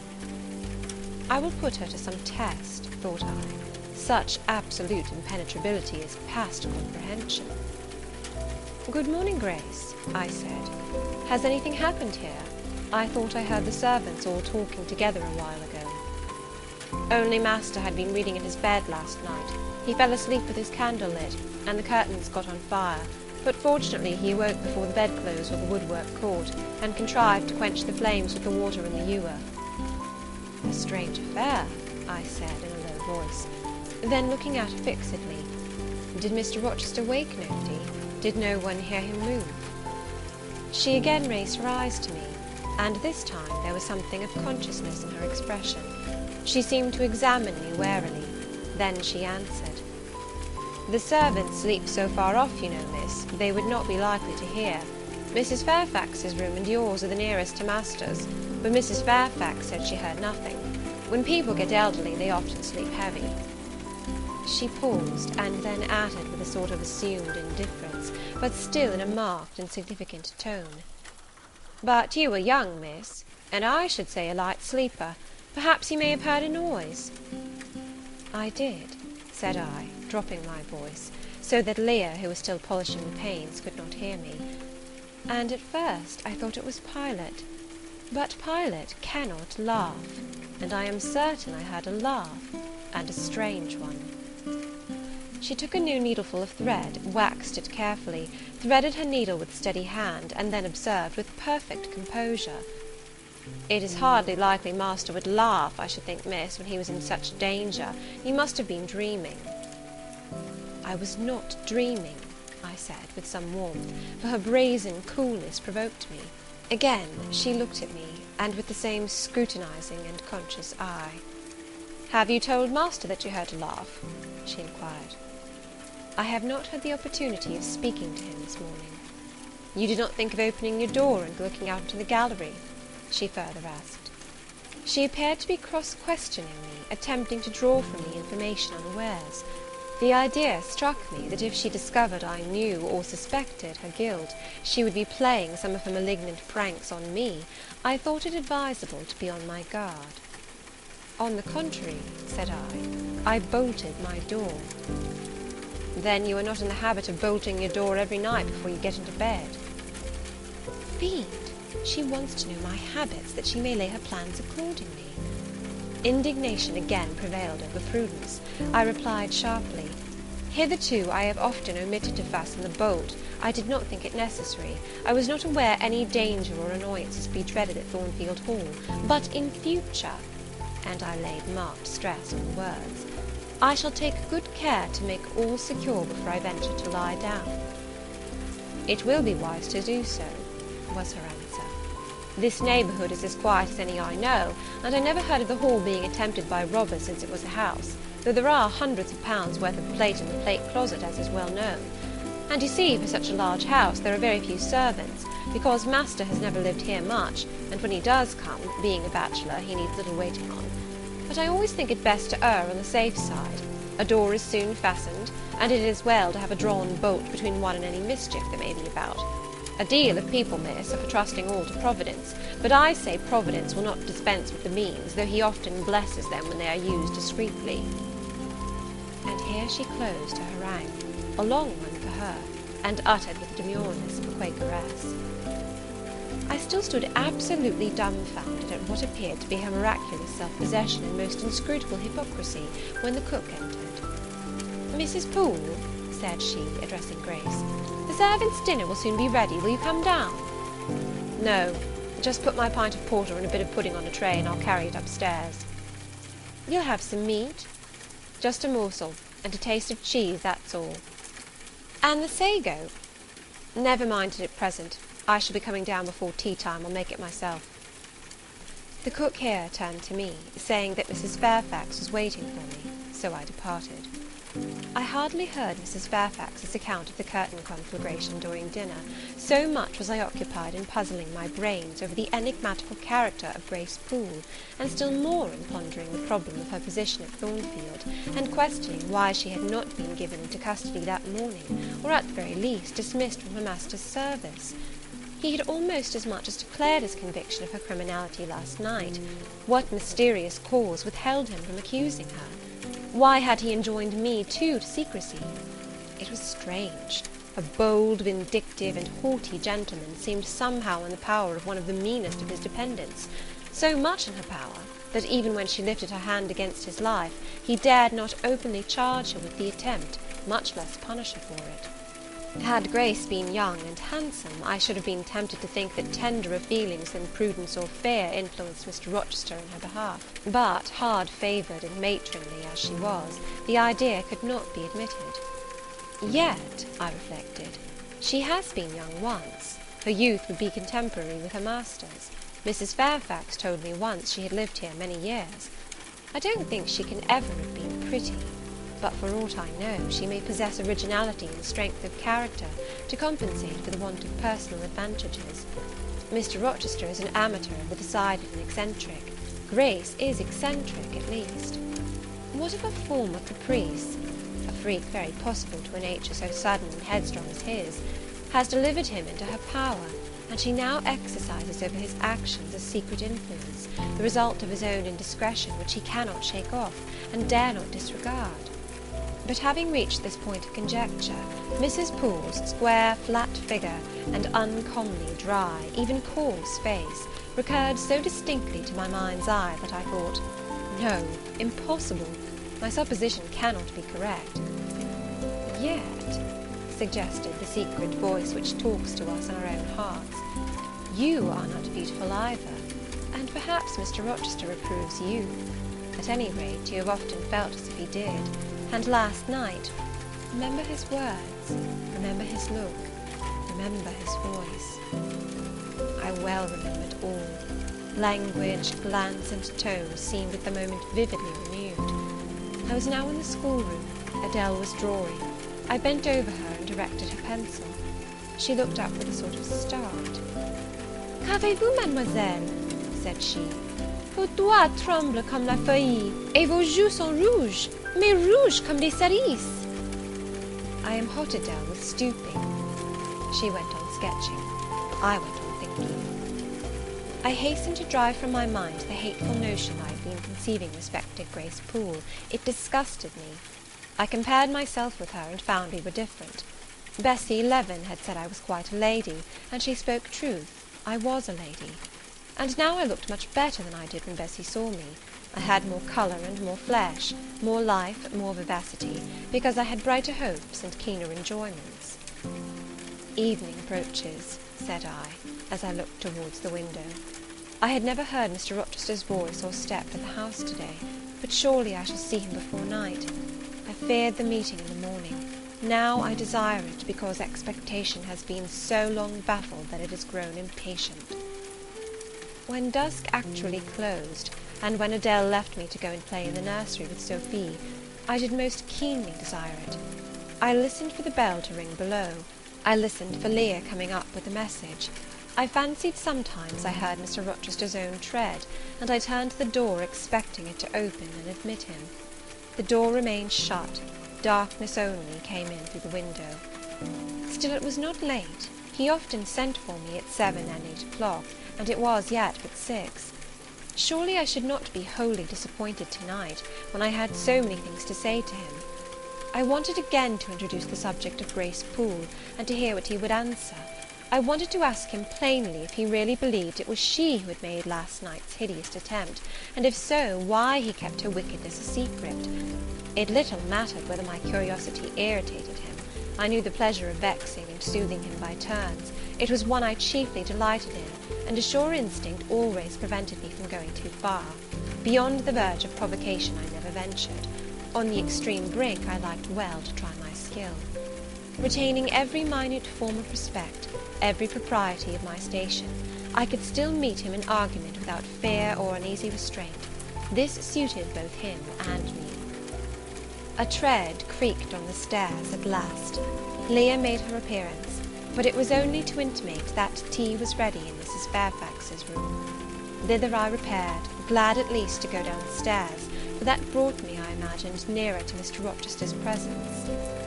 "You must want your tea," said the good lady as I joined her. "You ate so little at dinner. I am afraid," she continued, "you are not well to-day. You look flushed and feverish."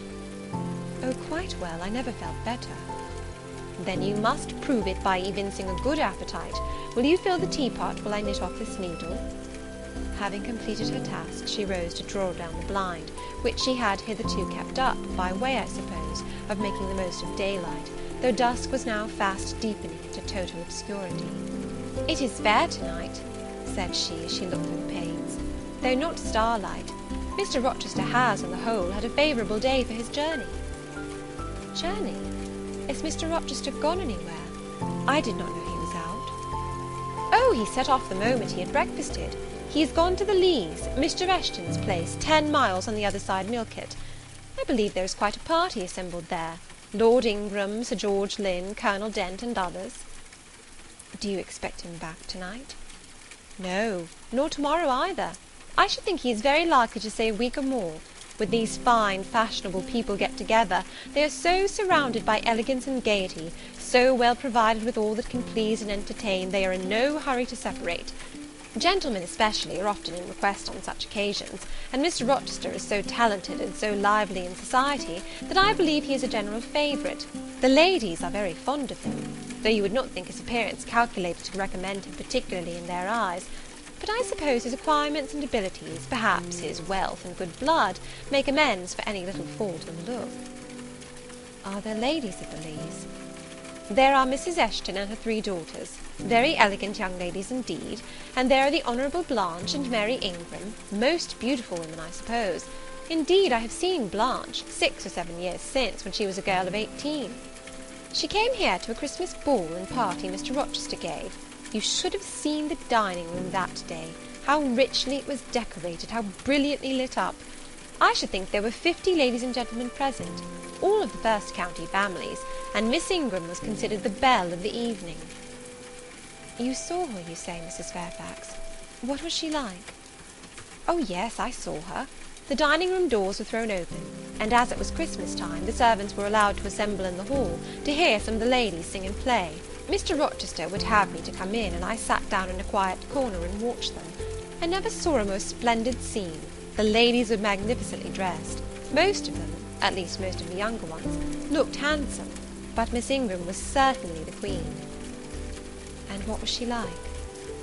Tall, fine bust, sloping shoulders, long, graceful neck, olive complexion, dark and clear, noble features, eyes rather like Mr. Rochester's, large and black, and as brilliant as her jewels. And then she had such a fine head of hair, raven black, and so becomingly arranged, a crown of thick plaits behind, and in front the longest, the glossiest curls I ever saw. She was dressed in pure white. An amber-coloured scarf was passed over her shoulders and across her breast, tied at the side, and descending in a long fringed end below her knee. She wore an amber-coloured flower, too, in her hair. It contrasted well with the jetty mass of her curls. She was greatly admired, of course. Yes, indeed, and not only for her beauty, but for her accomplishments. She was one of the ladies who sang. A gentleman accompanied her on the piano. She and Mr. Rochester sang a duet. Mr. Rochester? I was not aware he could sing. Oh, he has a fine bass voice, and an excellent taste for music. And Miss Ingram, what sort of a voice had she? A very rich and powerful one. She sang delightfully. It was a treat to listen to her, and she played afterwards. I am no judge of music, but Mr. Rochester is, and I heard him say her execution was remarkably good. And this beautiful and accomplished lady, she is not yet married? It appears not. I fancy neither she nor her sister have very large fortunes. Old Lord Ingram's estates was chiefly entailed, and the eldest son came in for everything almost. But I wonder no wealthy nobleman or gentleman has taken a fancy to her. Mr. Rochester, for instance. He is rich, is he not? Oh, yes.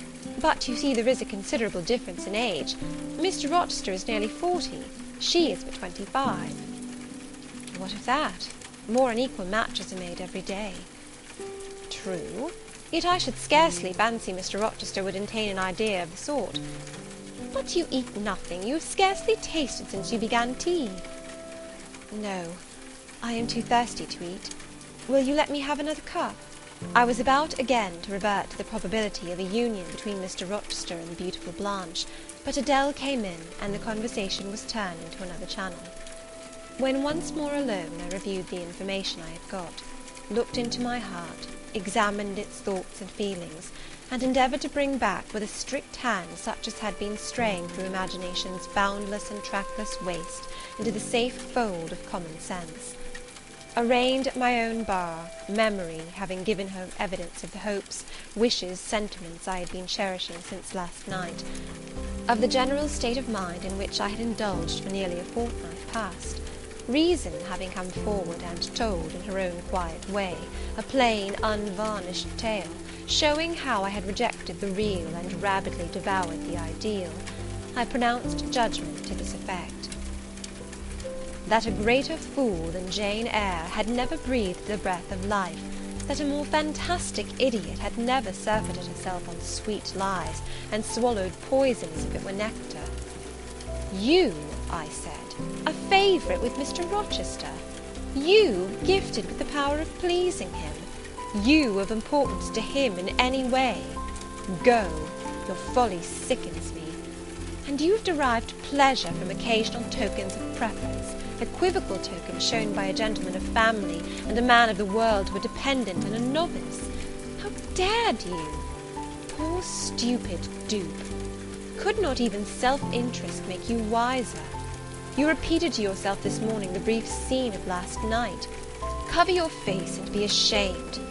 He said something in praise of your eyes, did he? Blind puppy! Open their bleared lids and look on your own accursed senselessness. It does good to no woman to be flattered by her superior, who cannot possibly intend to marry her, and it is madness in all women to let a secret love kindle within them, which, if unreturned and unknown, must devour the life that feeds it, and, if discovered and responded to, must lead, ignis fatuus-like, into miry wilds whence there is no extrication. Listen, then, Jane Eyre, to your sentence.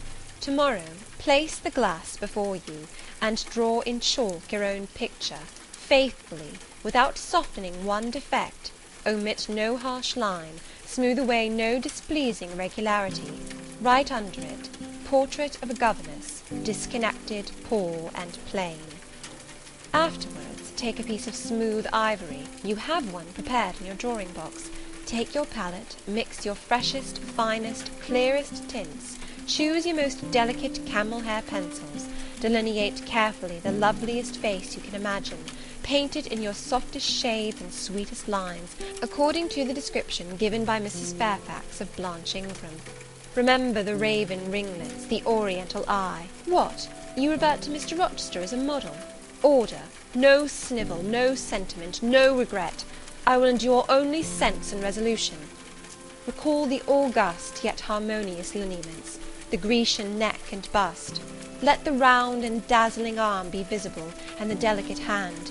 Omit neither diamond ring nor gold bracelet. Portray faithfully the attire, aerial lace and glistening satin, graceful scarf and golden rose. Call it Blanche, an accomplished lady of rank.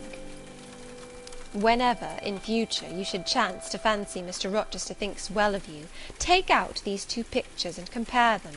Say, Mr. Rochester might probably win that noble lady's love, if he chose to strive for it. Is it likely he would waste a serious thought on this indigent and insignificant plebeian? I'll do it, I resolved, and having framed this determination, I grew calm and fell asleep. I kept my word. An hour or two sufficed to sketch my own portrait in crayons, and in less than a fortnight I had completed an ivory miniature of an imaginary Blanche Ingram. It looked a lovely face enough, and when compared with the real head in chalk, the contrast was as great as self-control could desire. I derived benefit from the task. It had kept my head and hands employed, and had given force and fixedness to the new impressions I wished to stamp indelibly on my heart. Ere long, I had reason to congratulate myself on the course of wholesome discipline to which I had thus forced my feelings to submit. Thanks to it, I was able to meet subsequent occurrences with a decent calm, which, had they found me unprepared, I should probably have been unequal to maintain, even externally. Chapter 17. A week passed, and no news arrived of Mr. Rochester. 10 days, and still he did not come. Mrs. Fairfax said she should not be surprised if he were to go straight from the Leas to London, and thence to the Continent, and not show his face again at Thornfield for a year to come. He had not unfrequently quitted it in a manner quite as abrupt and unexpected. When I heard this, I was beginning to feel a strange chill and failing at the heart. I was actually permitting myself to experience a sickening sense of disappointment. But rallying my wits and recollecting my principles, I at once called my sensations to order, and it was wonderful how I got over the temporary blunder, how I cleared up the mistake of supposing Mr. Rochester's movements a matter in which I had any cause to take a vital interest. Not that I humbled myself by a slavish notion of inferiority. On the contrary, I just said, You have nothing to do with the master of Thornfield, further than to receive the salary he gives you for teaching his protégé, and to be grateful for such respectful and kind treatment as, if you do your duty, you have a right to expect at his hands. Be sure that is the only tie he seriously acknowledges between you and him, so don't make him the object of your fine feelings, your raptures, agonies, and so forth. He is not of your order.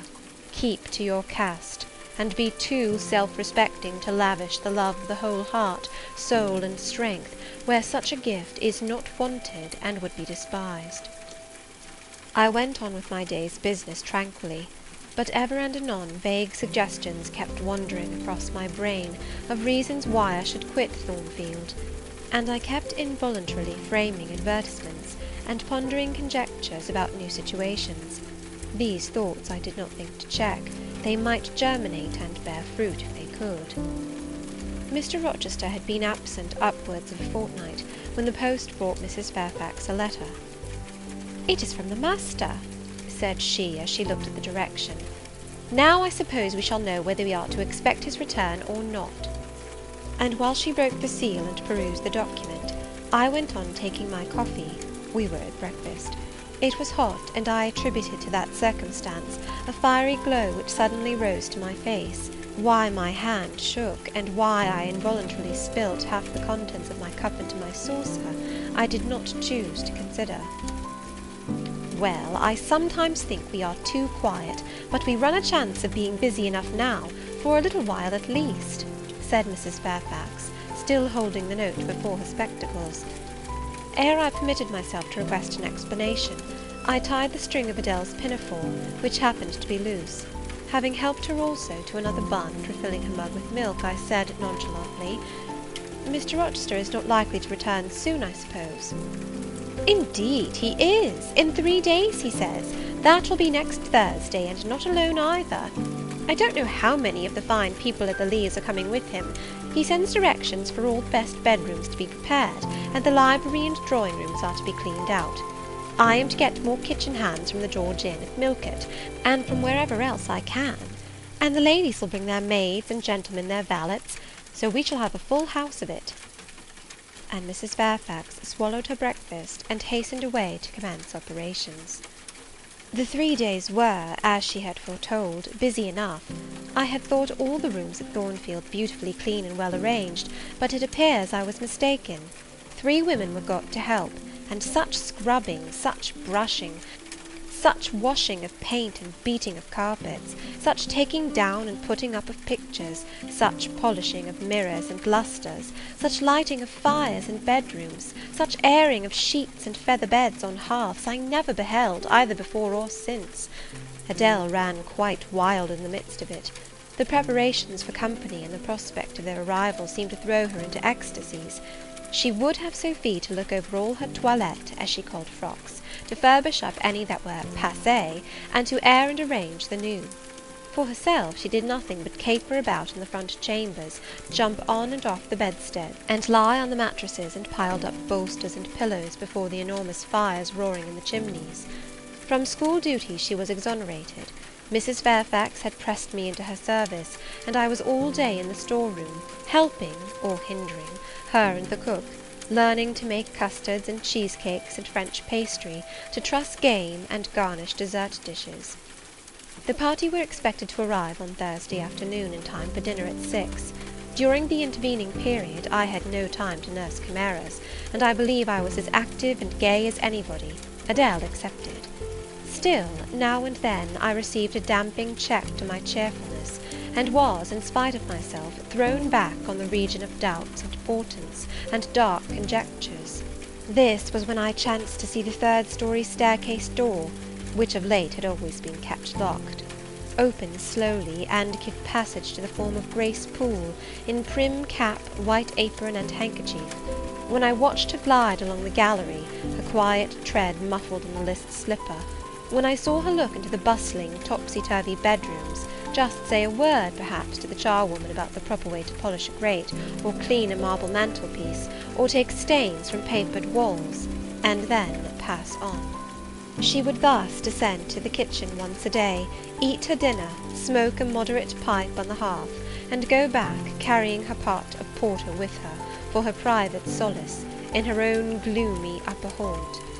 Only 1 hour in 24 did she pass with her fellow servants below. All the rest of her time was spent in some low-ceiled oaken chamber of the second story. There she sat and sewed, and probably laughed drearily to herself, as companionless as a prisoner in his dungeon. The strangest thing of all was, that not a soul in the house, except me, noticed her habits, or seemed to marvel at them. No one discussed her position or employment. No one pitied her solitude or isolation. I once, indeed, overheard part of a dialogue between Leah and one of the charwomen, of which Grace formed the subject. Leah had been saying something I had not caught, and the charwoman remarked, "She gets good wages, I guess." "Yes," said Leah, "I wish I had as good. Not that mine are to complain of. There's no stinginess at Thornfield, but they're not 1/5 of the sum Mrs. Poole receives. And she is laying by. She goes every quarter to the bank at Millcote. I should not wonder but she has enough saved to keep her independent if she liked to leave. But I suppose she got used to the place. And then she's not 40 yet, and strong and able for anything. It is too soon for her to give up business." "She is a good hand, I dare say," said the charwoman. "Ah, she understands what she has to do, nobody better," rejoined Leah significantly. "And it is not every one could fill her shoes, not for all the money she gets." "That it is not," was the reply. "I wonder whether the master—" The charwoman was going on, but here Leah turned and perceived me, and she instantly gave her companion a nudge. "Doesn't she know?" I heard the woman whisper. Leah shook her head, and the conversation was of course dropped. All I had gathered from it amounted to this, that there was a mystery at Thornfield, and that from participation in that mystery I was purposely excluded. Thursday came. All work had been completed the previous evening. Carpets were laid down, bed-hangings festooned, radiant white counterpanes spread, toilet tables arranged, furniture rubbed, flowers piled in vases. Both chambers and saloons looked as fresh and bright as hands could make them. The hall, too, was scoured, and the great carved clock, as well as the steps and banisters of the staircase, were polished to the brightness of glass. In the dining-room the sideboard flashed resplendent with plate. In the drawing-room and boudoir, vases of exotics bloomed on all sides. Afternoon arrived. Mrs. Fairfax assumed her best black satin gown, her gloves, and her gold watch, for it was her part to receive the company, to conduct the ladies to their rooms, etc. Adele, too, would be dressed, though I thought she had little chance of being introduced to the party that day at least. However, to please her, I allowed Sophy to apparel her in one of her short, full muslin frocks. For myself, I had no need to make any change. I should not be called upon to quit my sanctum of the schoolroom. For a sanctum it was now become to me, a very pleasant refuge in time of trouble. It had been a mild, serene spring day, one of those days which, towards the end of March, the beginning of April, rise shining over the earth as heralds of summer. It was drawing to an end now, but the evening was even warm, and I sat at work in the schoolroom with the window open. "It gets late," said Mrs. Fairfax, entering in rustling state. "I am glad I ordered dinner an hour after the time Mr. Rochester mentioned, for it is past 6 now. I have sent John down to the gates to see if there is anything on the road. One can see a long way from thence in the direction of Millcote." She went to the window. "Here he is," said she. "Well, John," leaning out, "any news?" "They're coming, ma'am," was the answer. "They'll be here in 10 minutes." Adele flew to the window. I followed, taking care to stand on one side, so that, screened by the curtain, I could see without being seen. The 10 minutes John had given seemed very long, but at last wheels were heard, 4 equestrians galloped up the drive, and after them came 2 open carriages. Fluttering veils and waving plumes filled the vehicles. 2 of the cavaliers were young, dashing-looking gentlemen. The third was Mr. Rochester, on his black horse, Mesrour, Pilot bounding before him. At his side rode a lady, and he and she were the first of the party. Her purple riding habit almost swept the ground, her veil streamed long on the breeze, mingling with its transparent folds, and gleaming through them shone rich raven ringlets. "Miss Ingram!" exclaimed Mrs. Fairfax, and away she hurried to her post below. The cavalcade, following the sweep of the drive, quickly turned the angle of the house, and I lost sight of it. Adele now petitioned to go down, but I took her on my knee, and gave her to understand that she must not on any account think of venturing in sight of the ladies, either now or at any other time, unless expressly sent for, that Mr. Rochester would be very angry, etc. Some natural tears she shed on being told this, but as I began to look very grave, she consented at last to wipe them. A joyous stir was now audible in the hall. Gentlemen's deep tones and ladies' silvery accents blent harmoniously together, and distinguishable above all, though not loud, was the sonorous voice of the master of Thornfield Hall, welcoming his fair and gallant guests under his roof. Then light steps ascended the stairs, and there was a tripping through the gallery, and soft cheerful laughs, and opening and closing doors, and for a time a hush. Elle change de toilette, said Adele, who, listening attentively, had followed every movement, and she sighed. Chez maman, said she, quand il y avait du monde, je le suivais partout, au salon et à leur chambre. Souvent, je regardais les femmes de chambre coiffer et habiller les dames, et c'était si amusant. Comme cela on apprend. Don't you feel hungry, Adele? Mais oui, mademoiselle, voilà 5 ou 6 heures que nous n'avons pas mangé. Well now, while the ladies are in their rooms, I will venture down and get you something to eat. And issuing from my asylum with precaution, I sought a back stairs which conducted directly to the kitchen. All in that region was fire and commotion. The soup and fish were in the last stage of projection, and the cook hung over her crucibles in a frame of mind and body threatening spontaneous combustion. In the servants' hall 2 coachmen and 3 gentlemen's gentlemen stood or sat round the fire. The Abigails, I suppose, were upstairs with their mistresses. The new servants that had been hired from Millcote were bustling about everywhere. Threading this chaos, I at last reached the larder.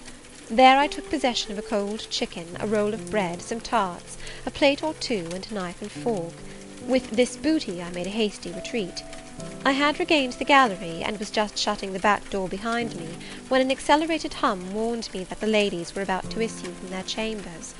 I could not proceed to the schoolroom without passing some of their doors, and running the risk of being surprised with my cargo of victuallage.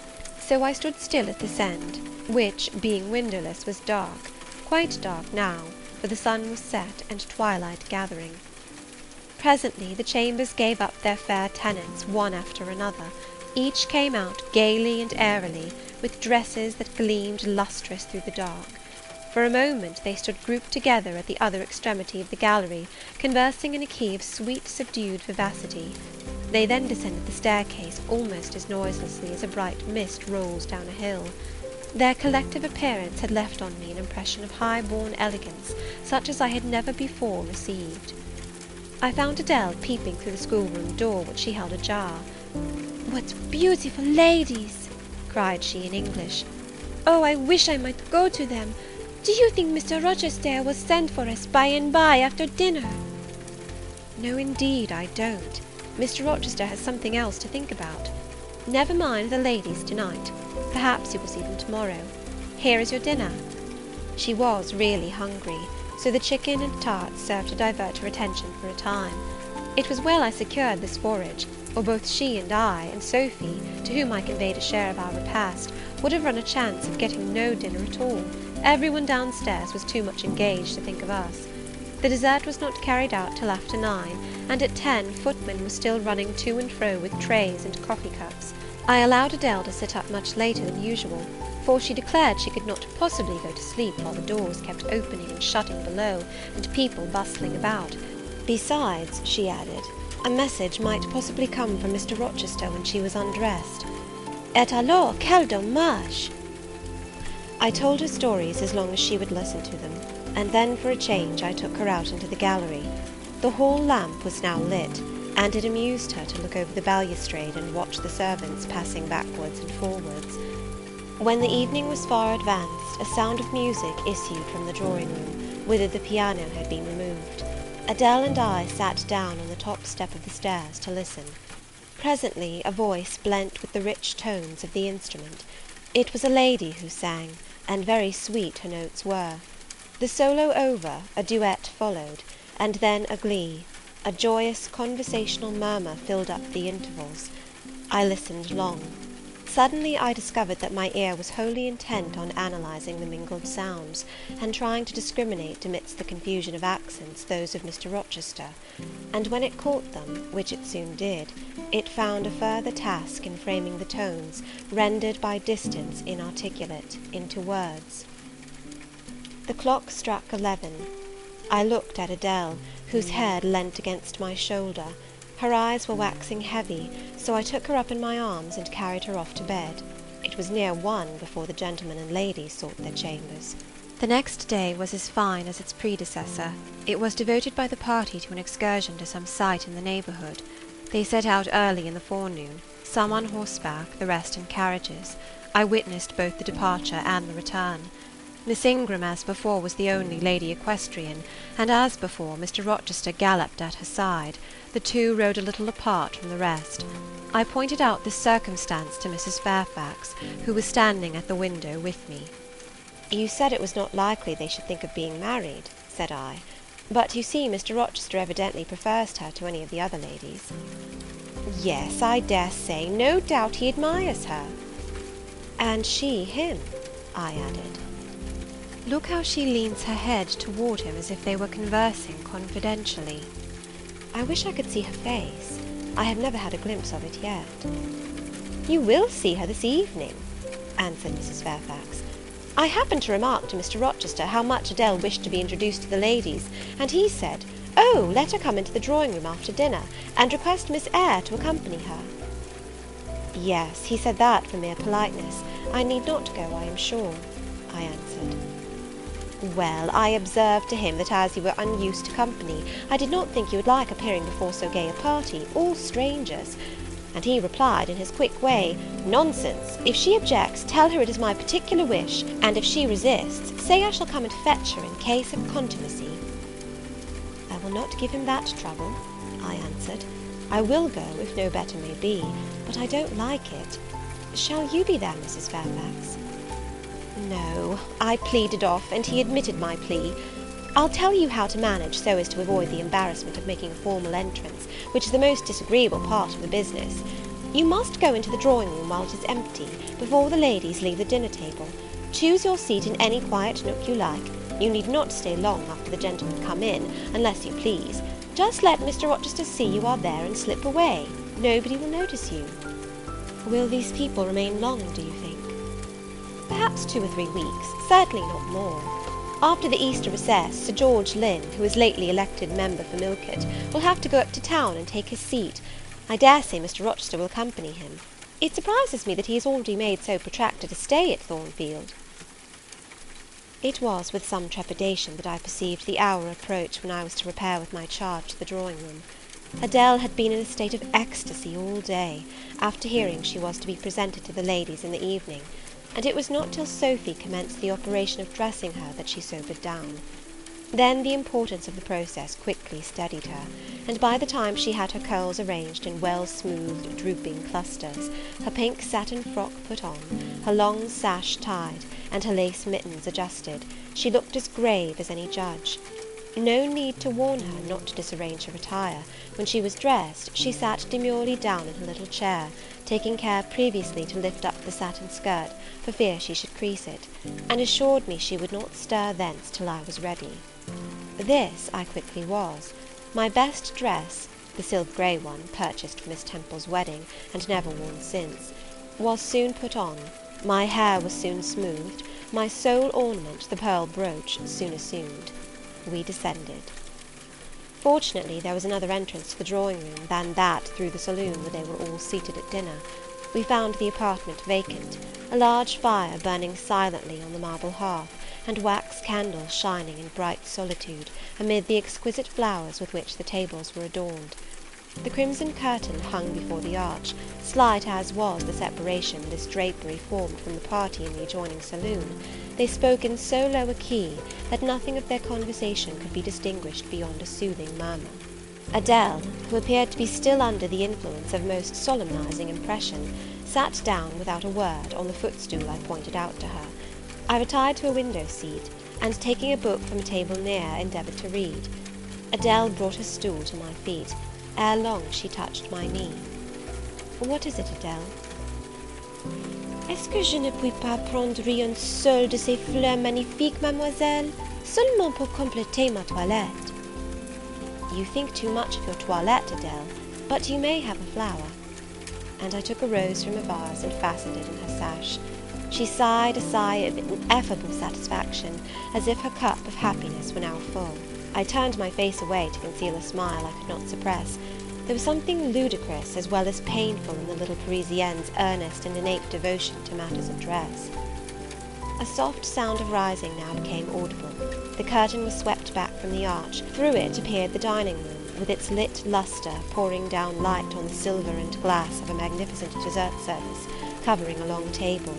A band of ladies stood in the opening. They entered, and the curtain fell behind them. There were but 8, yet somehow as they flocked in they gave the impression of a much larger number. Some of them were very tall, many were dressed in white, and all had a sweeping amplitude of array that seemed to magnify their persons as a mist magnifies the moon. I rose and curtsied to them. 1 or 2 bent their heads in return, the others only stared at me.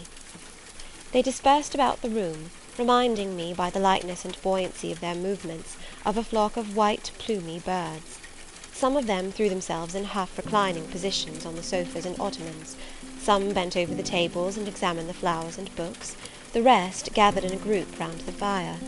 All talked in a low but clear tone, which seemed habitual to them. I knew their names afterwards, and may as well mention them now. First there was Mrs. Eshton and 2 of her daughters. She had evidently been a handsome woman, and was well preserved still. Of her daughters, the eldest, Amy, was rather little, naive and childlike in face and manner, and piquant in form. Her white muslin dress and blue sash became her very well. The second, Louisa, was taller and more elegant in figure, with a very pretty face, of that order the French term minois chiffonnier. Both sisters were fair as lilies.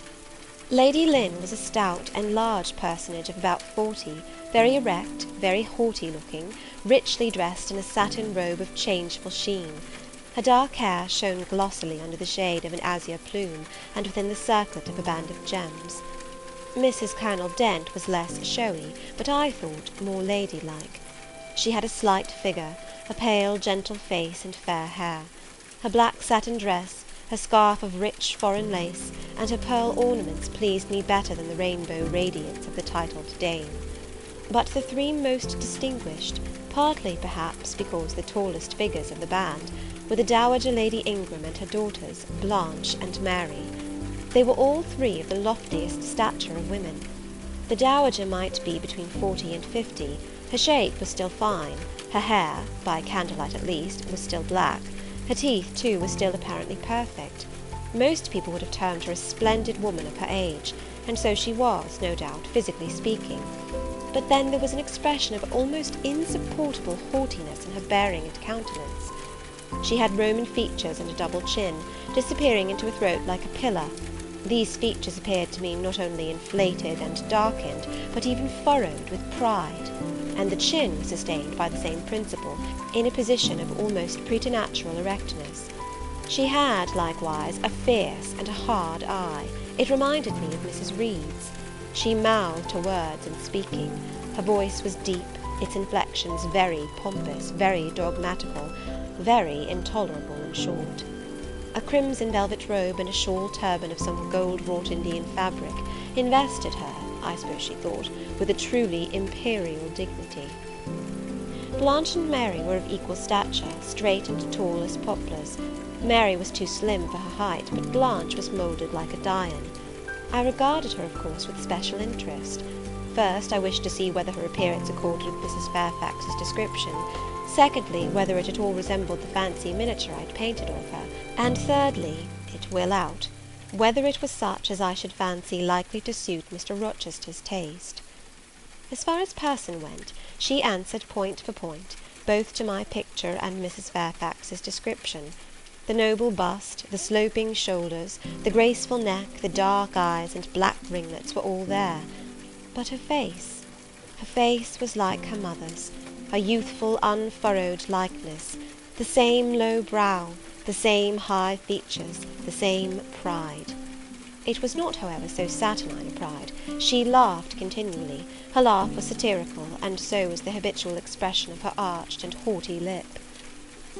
Genius is said to be self-conscious. I cannot tell whether Miss Ingram was a genius, but she was self-conscious, remarkably self-conscious indeed.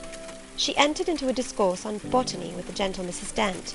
It seemed Mrs. Dent had not studied that science, though, as she said, she liked flowers, especially wild ones. Miss Ingram had, and she ran over its vocabulary with an air. I presently perceived she was, what is vernacularly termed, trailing Mrs. Dent, that is, playing on her ignorance. Her trail might be clever, but it was decidedly not good-natured. She played, her execution was brilliant, she sang, her voice was fine, she talked French apart to her mamma, and she talked it well, with fluency and with a good accent. Mary had a milder and more open countenance than Blanche, softer features too, and a skin some shades fairer. Miss Ingram was as dark as a Spaniard, but Mary was deficient in life. Her face lacked expression, her eye lustre. She had nothing to say, and having once taken her seat, remained fixed like a statue in its niche. The sisters were both attired in spotless white. And did I now think Miss Ingram such a choice as Mr. Rochester would be likely to make? I could not tell. I did not know his taste in female beauty. If he liked the majestic, she was the very type of majesty. Then she was accomplished, sprightly. Most gentlemen would admire her, I thought, and that he did admire her I already seemed to have obtained proof. To remove the last shade of doubt, it remained but to see them together. You are not to suppose, reader, that Adèle has all this time been sitting motionless on the stool at my feet. No, when the ladies entered, she rose, advanced to meet them, made a stately reverence, and said with gravity, "Bonjour, mesdames." And Miss Ingram had looked down at her with a mocking air, and exclaimed, "Oh, what a little puppet!" Lady Lynn had remarked, "It is Mr. Rochester's ward, I suppose, the little French girl he was speaking of." Mrs. Dent had kindly taken her hand, and given her a kiss. Amy and Louisa Eshton had cried out simultaneously, "What a love of a child!" And then they had called her to a sofa, where she now sat, ensconced between them, chattering alternately in French and broken English, absorbing not only the young lady's attention, but that of Mrs. Eshton and Lady Lynn, and getting spoilt to her heart's content. At last coffee is brought in, and the gentlemen are summoned. I sit in the shade, if any shade there be in this brilliantly lit apartment. The window curtain half hides me. Again the arch yawns. They come. The collective appearance of the gentlemen, like that of the ladies, is very imposing. They are all costumed in black. Most of them are tall, some young. Henry and Frederick Lynn are very dashing sparks indeed, and Colonel Dent is a fine soldierly man. Mr. Eshton, the magistrate of the district, is gentlemanlike. His hair is quite white, his eyebrows and whiskers still dark, which gives him something of the appearance of a père noble de théâtre. Lord Ingram, like his sisters, is very tall. Like them also, he is handsome, but he shares Mary's apathetic and listless look. He seems to have more length of limb than vivacity of blood or vigour of brain.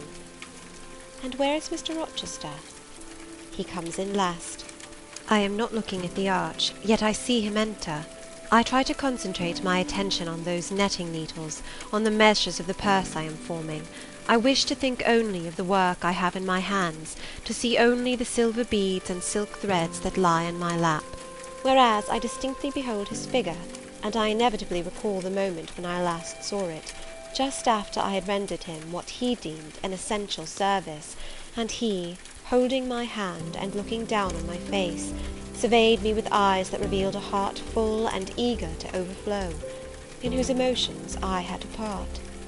How near had I approached him at that moment? What had occurred since, calculated to change his and my relative positions? Yet now, how distant, how far estranged we were! So far estranged that I did not expect him to come and speak to me. I did not wonder when, without looking at me, he took a seat at the other side of the room, and began conversing with some of the ladies.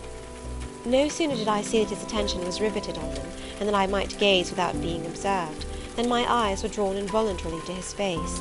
I could not keep their lids under control. They would rise, and the irids would fix on him. I looked, and had an acute pleasure in looking, a precious yet poignant pleasure, pure gold with a steely point of agony, a pleasure like what the thirst-perishing man might feel who knows the well to which he has crept is poisoned, yet stoops and drinks divine draughts nevertheless. Most true it is that beauty is in the eye of the gazer. My master's colourless olive face, square massive brow, broad and jetty eyebrows, deep eyes, strong features, firm grim mouth, all energy, decision, will, were not beautiful, according to rule, but they were more than beautiful to me. They were full of an interest, an influence that quite mastered me, that took my feelings from my own power and fettered them in his. I had not intended to love him.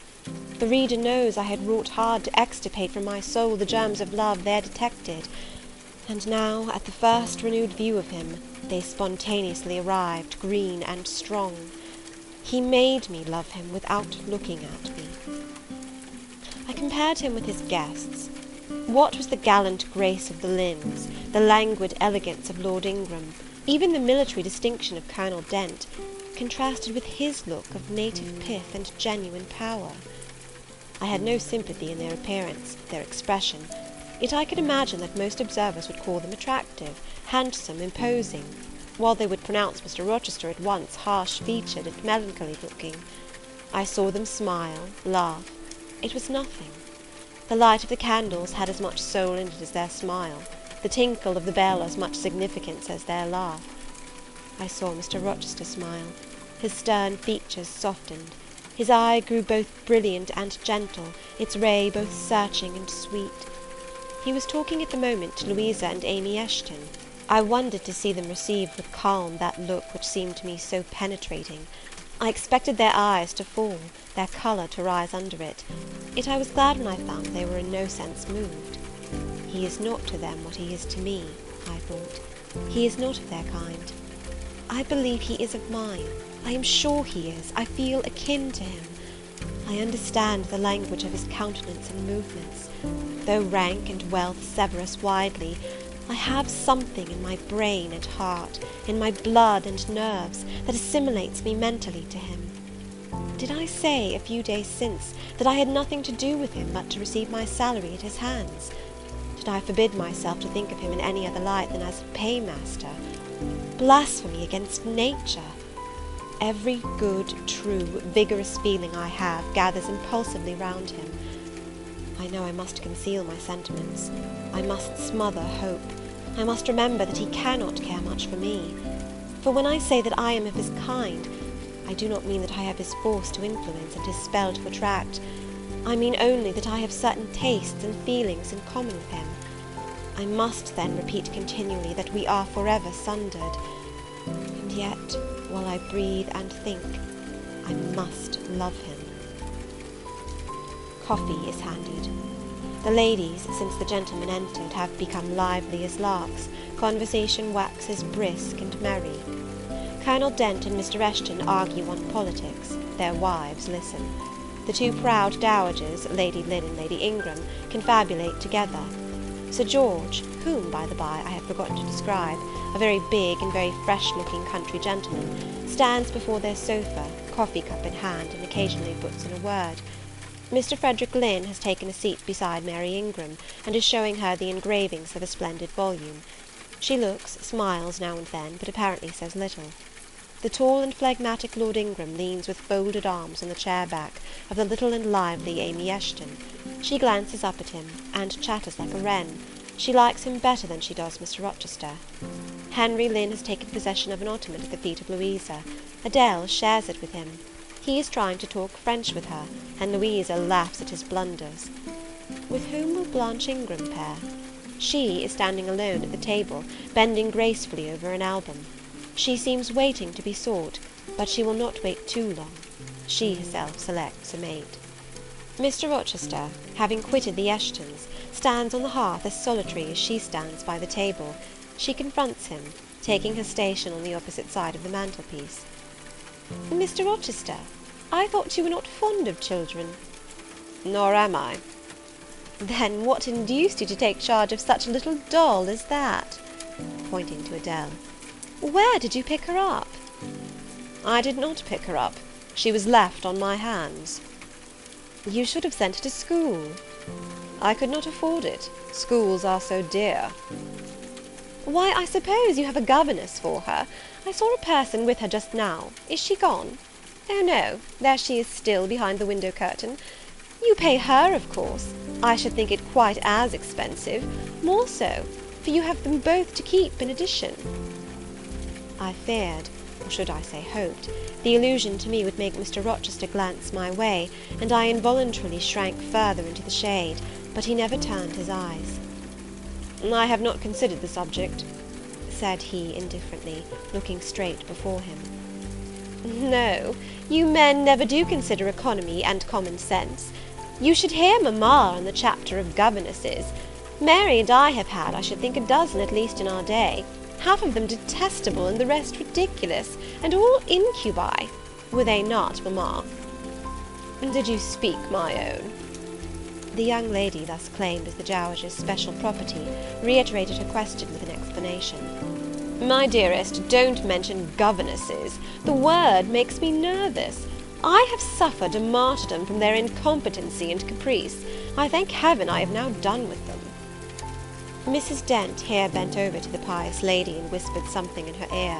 I suppose, from the answer elicited, it was a reminder that one of the anathematized race was present. "Tant pis," said her ladyship. "I hope it may do her good." Then, in a lower tone, but still loud enough for me to hear, "I noticed her. I am a judge of physiognomy, and in hers I see all the faults of her class." "What are they, madam?" inquired Mr. Rochester aloud. "I will tell you in your private ear," replied she, wagging her turban 3 times with portentous significancy. "But my curiosity will be past its appetite. It craves food now." "Ask Blanche, she is nearer you than I." "Oh, don't refer him to me, mamma. I have just one word to say of the whole tribe. They are a nuisance. Not that I ever suffered much from them. I took care to turn the tables. What tricks Theodore and I used to play on Miss Wilsons, and Mrs. Greys, and Madame Joubert! Mary was always too sleepy to join in a plot with spirit. The best fun was with Madame Joubert. Miss Wilson was a poor sickly thing, lachrymose and low-spirited, not worth the trouble of vanquishing, in short. And Mrs. Grey was coarse and insensible. No blow took effect on her. But poor Madame Joubert! I see her yet in her raging passions, when we had driven her to extremities, spilt our tea, crumbled our bread and butter, tossed our books up to the ceiling, and played a charivari with the ruler and desk, the fender and fire-irons. Theodore, do you remember those merry days?" "Yes, to be sure I do," drawled Lord Ingram. "And the poor old stick used to cry out, 'Oh, you villain Giles!' And then we sermonized her on the presumption of attempting to teach such clever blades as we were, when she herself was so ignorant." "We did. And Teddo, you know, I helped you in prosecuting, or persecuting, your tutor, whey-faced Mr. Vining, the parson in the pip, as we used to call him. He and Miss Wilson took the liberty of falling in love with each other. At least Teddo and I thought so. We surprised sundry tender glances and sighs, which we interpreted as tokens of la belle passion, and I promise you the public soon had the benefit of our discovery. We employed it as a sort of lever to hoist our dead weights from the house. Dear mamma, there, as soon as she got an inkling of the business, found out that it wasn't of an immoral tendency. Did you not, my lady mother?" "Certainly, my best, and I was quite right. Depend on that. There are 1,000 reasons why liaison between governesses and tutors should never be tolerated a moment in any well-regulated house. Firstly—" "Oh, gracious, mamma, spare us the enumeration. Au reste, we all know them. Danger of bad example to innocence of childhood, distractions and consequent neglect of duty on the part of the attached, mutual alliance and reliance, confidence thence resulting, insolence accompanying, mutiny and general blow-up. Am I right, Baroness Ingram of Ingram Park?" "My lily flower, you are right now, as always." "Then no more need be said. change the subject. Amy Eshton, not hearing or not heeding this dictum, joined in with her soft infantine tone. Louisa and I used to quiz our governess too, but she was such a good creature, she would bear anything, nothing put her out. She was never cross with us, was she, Louisa? No, never. We might do what we pleased, ransack her desk and her work-box, and turn her drawers inside out, and she was so good-natured she would give us anything we asked for. I suppose now, said Miss Ingram, curling her lip sarcastically, we shall have an abstract of the memoirs of all the governesses extant. In order to avert such a visitation, I again move the introduction of a new topic. Mr. Rochester, do you second my motion? Madam, I support you on this point as on every other. Then on me be the onus of bringing it forward. Signor Edoardo, are you in voice tonight? Donna Bianca, if you command it, I will be. Then, Signor, I lay on you my sovereign behest to furbish up your lungs and other vocal organs, as they will be wanted on my royal service. Who would not be the Rizzio of so divine a Mary? A fig for Rizzio, cried she, tossing her head with all its curls as she moved to the piano. It is my opinion the fiddler David must have been an insipid sort of fellow. I like Black Bothwell better. To my mind, a man is nothing without a spice of the devil in him, and history may say what it will of James Hepburn, but I have a notion he was just the sort of wild, fierce, bandit hero whom I could have consented to gift with my hand. Gentlemen, you hear. Now which of you most resembles Bothwell? cried Mr. Rochester.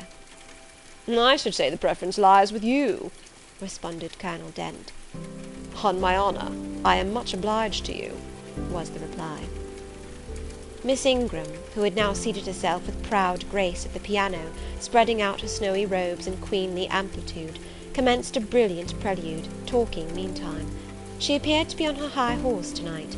Both her words and her air seemed intended to excite not only the admiration, but the amazement of her auditors. She was evidently bent on striking them as something very dashing and daring indeed. Oh, I am so sick of the young men of the present day, exclaimed she, rattling away at the instrument. Poor puny things, not fit to stir a step beyond papa's park gates, nor to go even so far without mamma's permission and guardianship.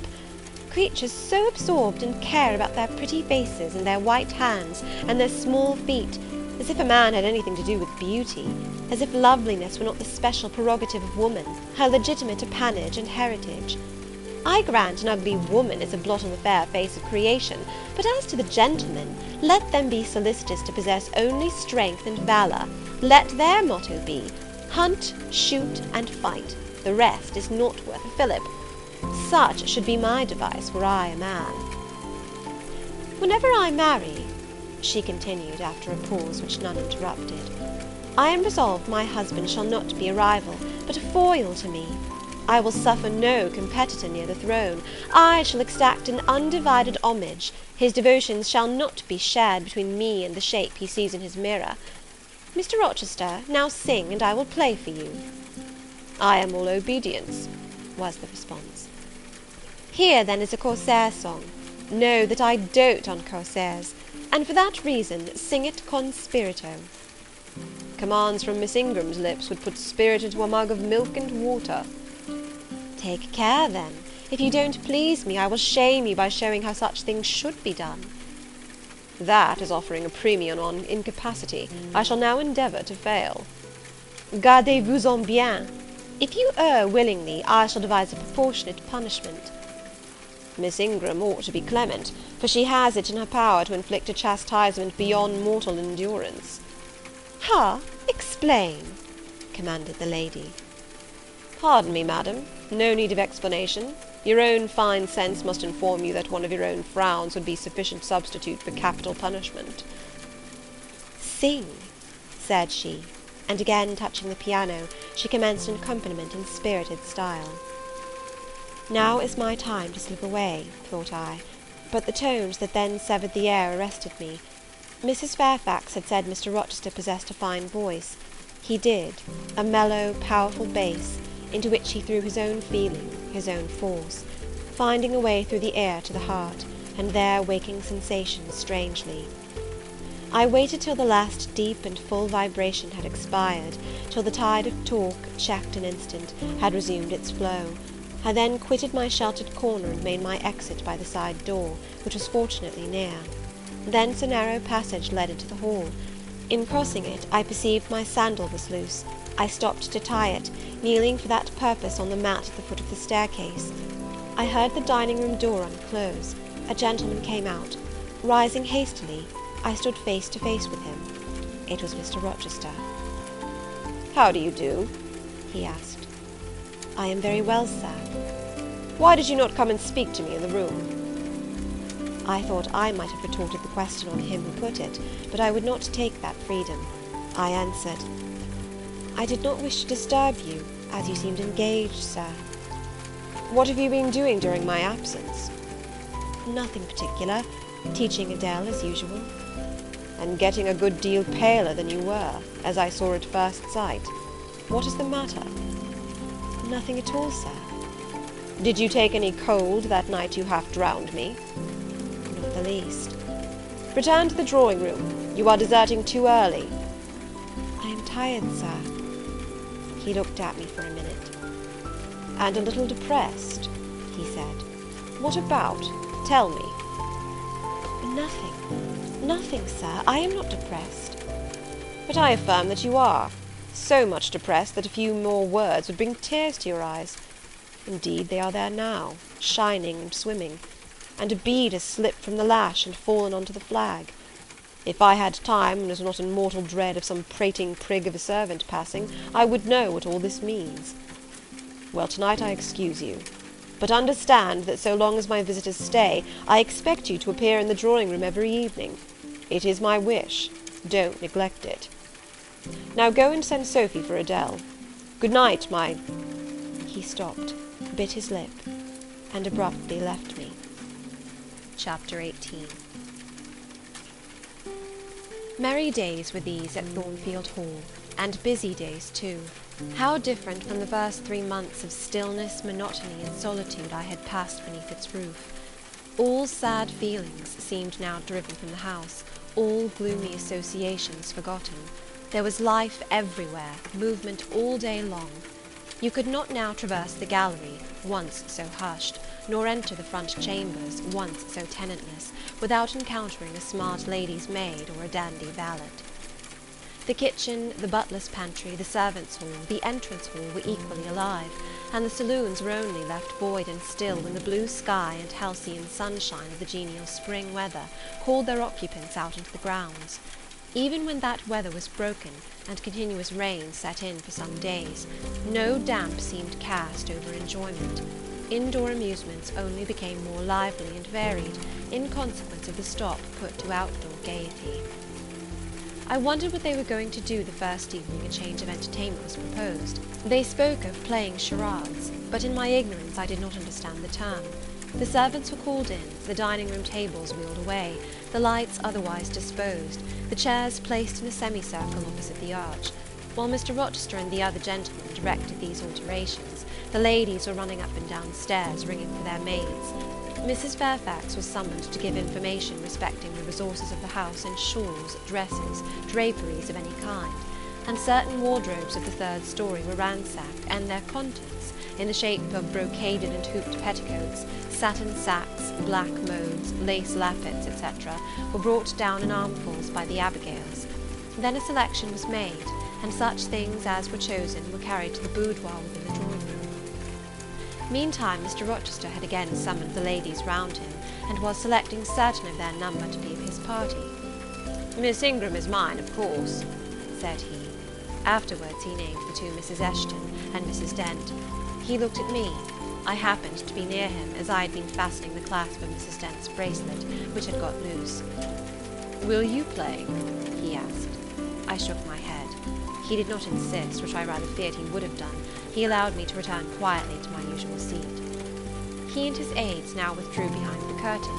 The other party, which was headed by Colonel Dent, sat down on the crescent of chairs.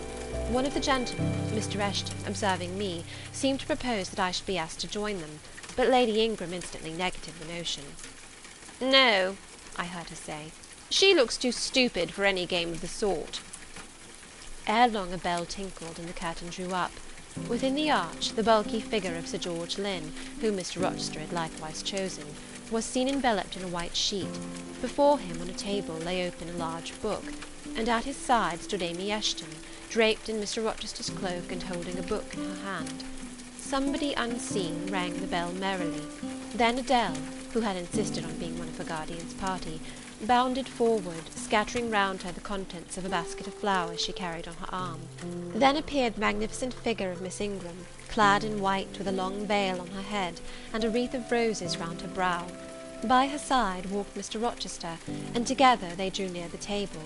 They knelt, while Mrs. Dent and Louisa Eshton, dressed also in white, took up their stations behind them. A ceremony followed in dumb show, in which it was easy to recognise the pantomime of a marriage. At its termination, Colonel Dent and his party consulted in whispers for 2 minutes. Then the Colonel called out, "Bride!" Mr. Rochester bowed, and the curtain fell. A considerable interval elapsed before it again rose. Its second rising displayed a more elaborately prepared scene than the last. The drawing-room, as I have observed before, was raised 2 steps above the dining-room, and on the top of the upper step, placed a yard or 2 back within the room, appeared a large marble basin, which I recognized as an ornament of the conservatory, where it usually stood, surrounded by exotics and tenanted by goldfish, and whence it must have been transported with some trouble, on account of its size and weight. Seated on the carpet, by the side of this basin, was seen Mr. Rochester, costumed in shawls, with a turban on his head.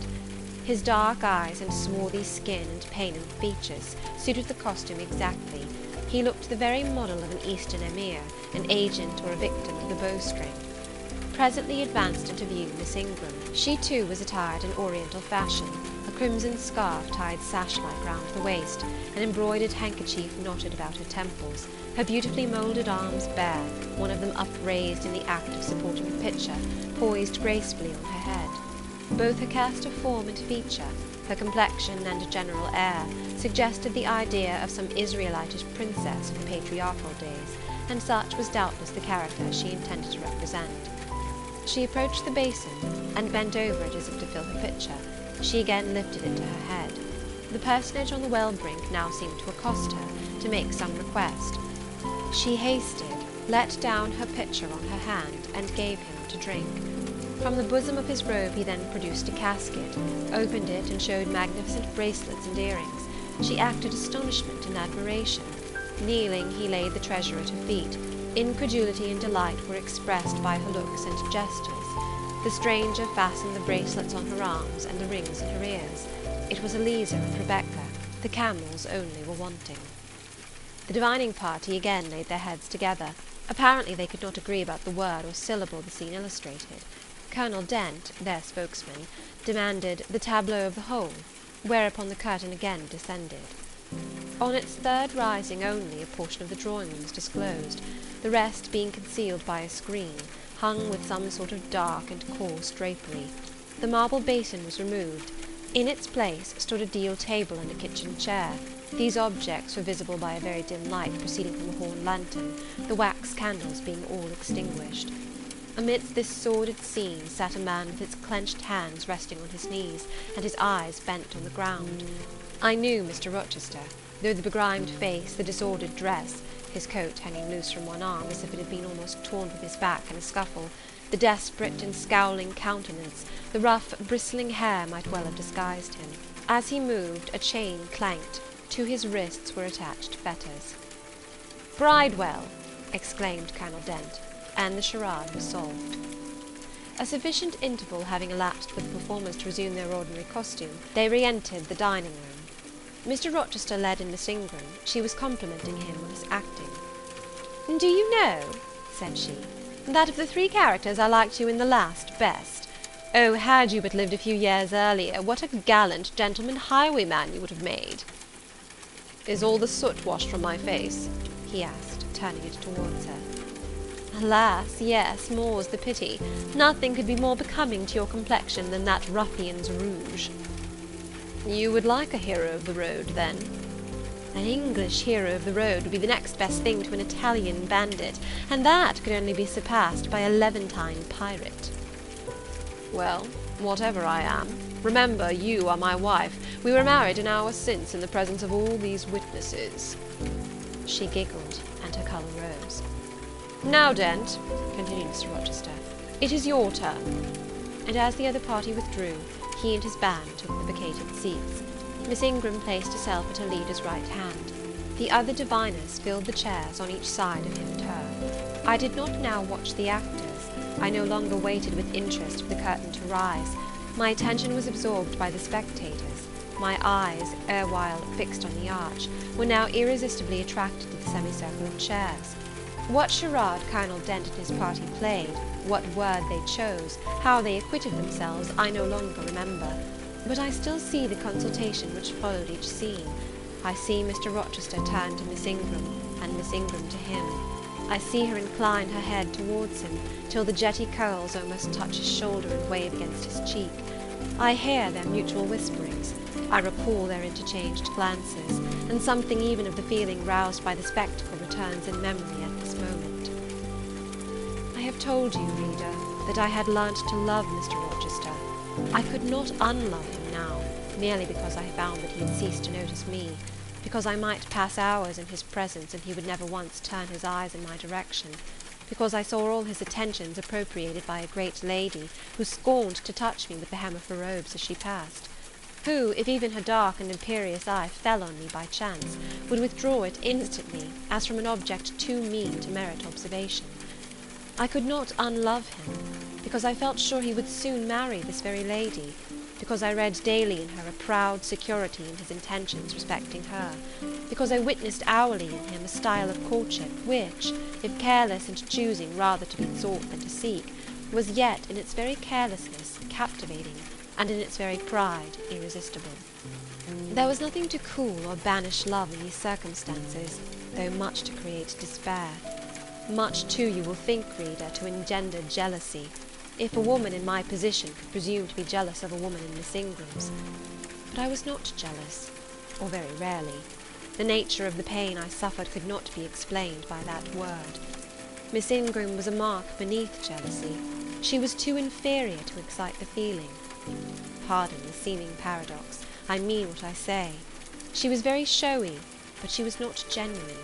She had a fine person, many brilliant attainments, but her mind was poor, her heart barren by nature. Nothing bloomed spontaneously on that soil, no unforced natural fruit delighted by its freshness. She was not good, she was not original. She used to repeat sounding phrases from books. She never offered nor had an opinion of her own. She advocated a high tone of sentiment, but she did not know the sensations of sympathy and pity. Tenderness and truth were not in her. Too often she betrayed this by the undue vent she gave to a spiteful antipathy she had conceived against little Adele, pushing her away with some contumelious epithet if ever she happened to approach her, sometimes ordering her from the room, and always treating her with coldness and acrimony. Other eyes besides mine watched these manifestations of character, watched them closely, keenly, shrewdly. Yes, the future bridegroom, Mr. Rochester himself, exercised over his intended a ceaseless surveillance, and it was from this sagacity, this guardedness of his, this perfect, clear consciousness of his fair one's defects, this obvious absence of passion in his sentiments towards her, that my ever-torturing pain arose. I saw he was going to marry her, for family, perhaps political reasons, because her rank and connections suited him. I felt he had not given her his love, and that her qualifications were ill adapted to win from him that treasure. This was the point. This was where the nerve was touched and teased. This was where the fever was sustained and fed. She could not charm him. If she had managed the victory at once, and he had yielded and sincerely laid his heart at her feet, I should have covered my face, turned to the wall, and, figuratively, have died to him. If Miss Ingram had been a good and noble woman, endowed with force, fervour, kindness, sense, I should have had one vital struggle with two tigers, jealousy and despair. Then, my heart torn out and devoured, I should have admired her, acknowledged her excellence, and been quiet for the rest of my days. And the more absolute her superiority, the deeper would have been my admiration, the more truly tranquil my quiescence.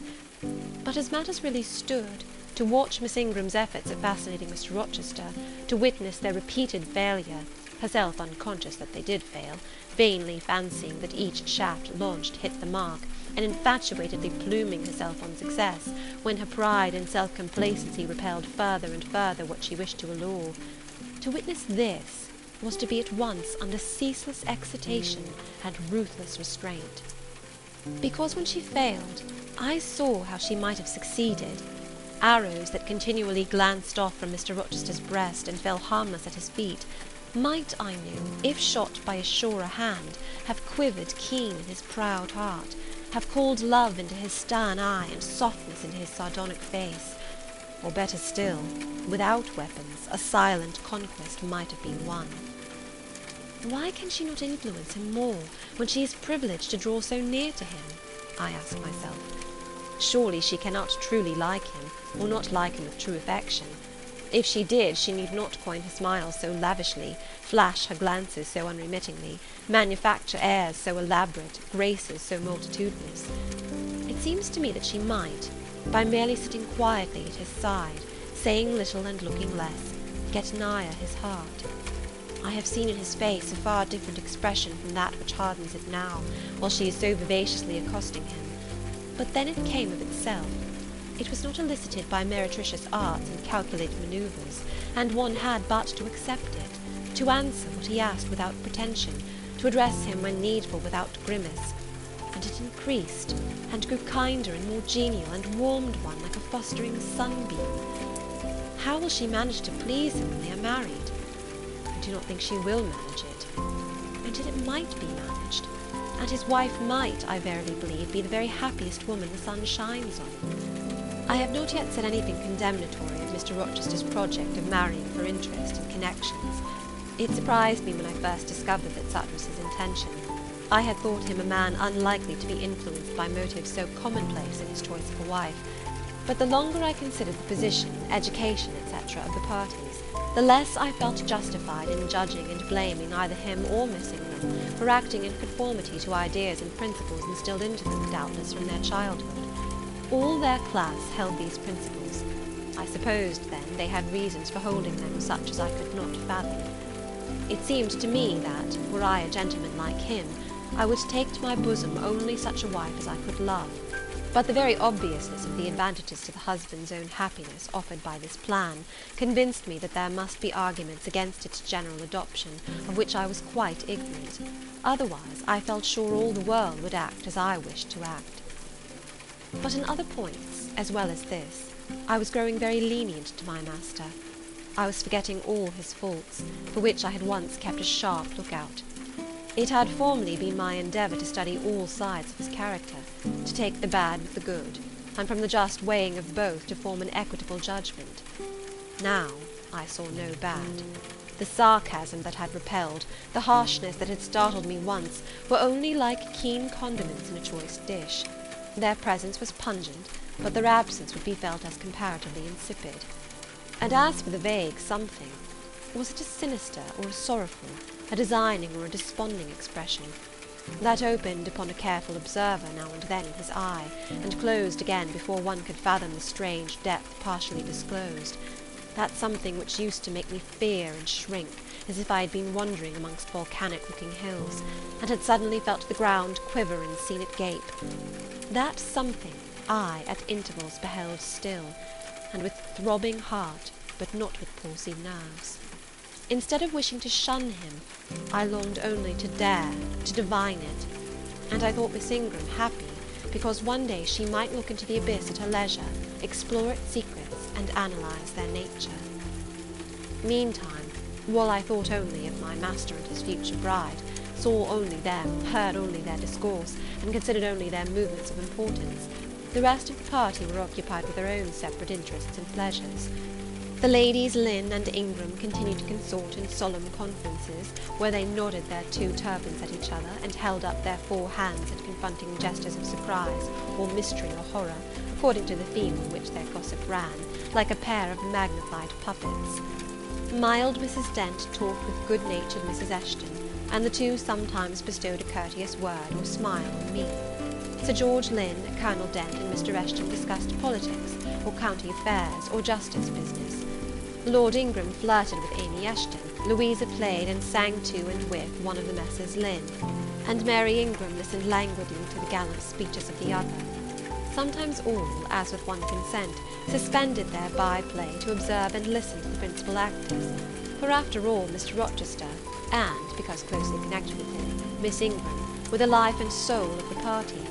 If he was absent from the room an hour, a perceptible dullness seemed to steal over the spirits of his guests, and his re-entrance was sure to give a fresh impulse to the vivacity of conversation. The want of his animating influence appeared to be peculiarly felt one day that he had been summoned to Millcote on business, and was not likely to return till late. The afternoon was wet. A walk the party had proposed to take to see a gypsy camp, lately pitched on a common beyond Hay, was consequently deferred. Some of the gentlemen were gone to the stables. The younger ones, together with the younger ladies, were playing billiards in the billiard-room. The Dowagers Ingram and Lynn sought solace in a quiet game at cards. Blanche Ingram, after having repelled, by supercilious taciturnity, some efforts of Mrs. Dent and Mrs. Eshton to draw her into conversation, had first murmured over some sentimental tunes and airs on the piano, and then, having fetched a novel from the library, had flung herself in haughty listlessness on a sofa, and prepared to beguile, by the spell of fiction, the tedious hours of absence. The room and the house were silent. Only now and then the merriment of the billiard players was heard from above. It was verging on dusk, and the clock had already given warning of the hour to dress for dinner, when little Adele, who knelt by me in the drawing-room window-seat, suddenly exclaimed, "Voilà Monsieur Rochester, qui revient!" I turned, and Miss Ingram darted forwards from her sofa. The others, too, looked up from their several occupations, for at the same time a crunching of wheels and a splashing tramp of horse-hoofs became audible on the wet gravel. A post-chaise was approaching. "What can possess him to come home in that style?" said Miss Ingram. "He rode Mesrour, the black horse, did he not, when he went out? And Pilot was with him? What has he done with the animals?" As she said this, she approached a tall person and ample garments so near the window that I was obliged to bend back almost to the breaking of my spine.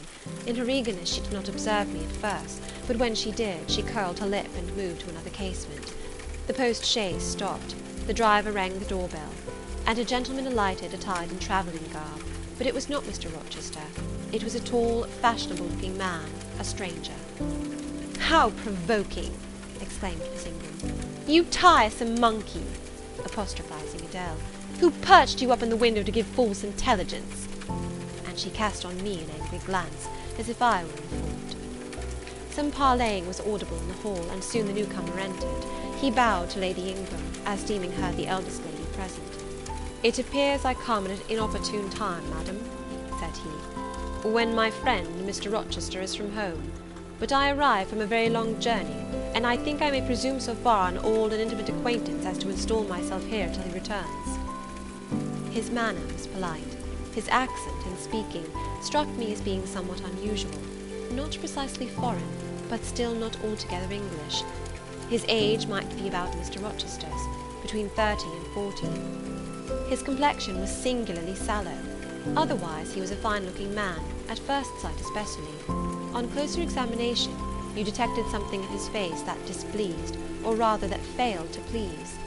His features were regular, but too relaxed. His eye was large and well cut, but the life looking out of it was a tame, vacant life. At least so I thought. The sound of the dressing-bell dispersed the party.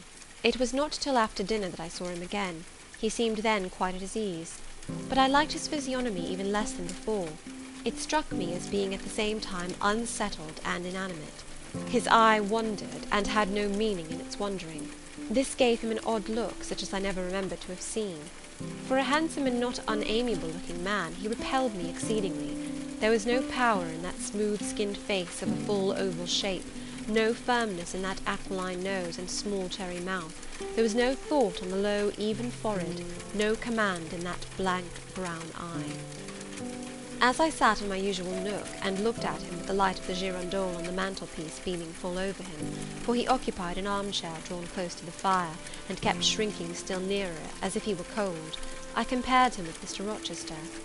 I think, with deference be it spoken, the contrast could not be much greater between a sleek gander and a fierce falcon, between a meek sheep and the rough-coated, keen-eyed dog, its guardian. He had spoken of Mr. Rochester as an old friend. A curious friendship theirs must have been, a pointed illustration indeed of the old adage that extremes meet. 2 or 3 of the gentlemen sat near him, and I caught at times scraps of their conversation across the room. At first I could not make much sense of what I had heard, for the discourse of Louisa Eshton and Mary Ingram, who sat nearer to me, confused the fragmentary sentences that reached me at intervals. These last were discussing the stranger. They both called him a beautiful man. Louisa said he was a love of a creature, and she adored him, and Mary instanced his pretty little mouth and nice nose as her ideal of the charming. "And what a sweet-tempered forehead he has," cried Louisa. "So smooth, none of those frowning irregularities I dislike so much, and such a placid eye and smile." And then, to my great relief, Mr. Henry Lynn summoned them to the other side of the room to settle some point about the deferred excursion to Hay Common. I was now able to concentrate my attention on the group by the fire, and I presently gathered that the newcomer was called Mr. Mason. Then I learned that he was but just arrived in England, and that he came from some hot country, which was the reason, doubtless, his face was so sallow, and that he sat so near the hearth, and wore a surtout in the house. Presently the words Jamaica, Kingston, Spanish Town, indicated the West Indies as his residence, and it was with no little surprise I gathered, ere long, that he had there first seen and become acquainted with Mr. Rochester. He spoke of his friend's dislike of the burning heats, the hurricanes, and rainy seasons of that region. I knew Mr. Rochester had been a traveller, Mrs. Fairfax had said so, but I thought the continent of Europe had bounded his wanderings. Till now I had never heard a hint given of visits to more distant shores. I was pondering these things when an incident, and a somewhat unexpected one, broke the thread of my musings. Mr. Mason, shivering as some one chanced to open the door, asked for more coal to be put on the fire, which had burnt out its flame, though its mass of cinder still shone quite hot and red. The footman, who brought the coal, in going out, stopped near Mr. Eshton's chair, and said something to him in a low voice, of which I heard only the words, "Old woman, quite troublesome." "Tell her she shall be put in the stocks if she does not take herself off," replied the magistrate. "No, stop," interrupted Colonel Dent. "Don't send her away, Eshton. We might turn the thing to account. Better consult the ladies." And speaking aloud, he continued, "Ladies, you talked of going to Hay Common to visit the gipsy camp. Sam here says that one of the old Mother Bunches is in the servants' hall at this moment, and insists upon being brought in before the quality to tell them their fortunes. Would you like to see her?" "Surely, Colonel," cried Lady Ingram, "you would not encourage such a low impostor. Dismiss her by all means at once." "But I cannot persuade her to go away, my lady," said the footman, "nor can any of the servants. Mrs. Fairfax is with her just now, entreating her to be gone, but she has taken a chair in the chimney corner, and says nothing shall stir her from it till she gets leave to come in here." "What does she want?" asked Mrs. Eshton. "To tell the gentry their fortune, she says, ma'am, and she swears she must and will do it." "What is she like?" inquired the Mrs. Eshton in a breath. "A shockingly ugly old creature, miss, almost as black as a crock." "Why, she's a real sorceress," cried Frederick Lynn. "Let us have her in, of course." "To be sure," rejoined his brother. "It would be 1,000 pities to throw away such a chance of fun." "My dear boys, what are you thinking about?" exclaimed Mrs. Lynn. "I cannot possibly countenance any such inconsistent proceeding," chimed in the Dowager Ingram. "Indeed, mamma, but you can and will," pronounced the haughty voice of Blanche, as she turned round on the piano stool, where till now she had sat silent, apparently examining sundry sheets of music. "I have a curiosity to hear my fortune told, therefore, Sam, order the beldam forward." "My darling Blanche, recollect." "I do. I recollect all you can suggest, and I must have my will. Quick, Sam." "Yes, yes, yes," cried all the juveniles, both ladies and gentlemen. "Let her come, it will be excellent sport." The footman still lingered. "She looks such a rough one," said he. "Go!" ejaculated Miss Ingram, and the man went. Excitement instantly seized the whole party.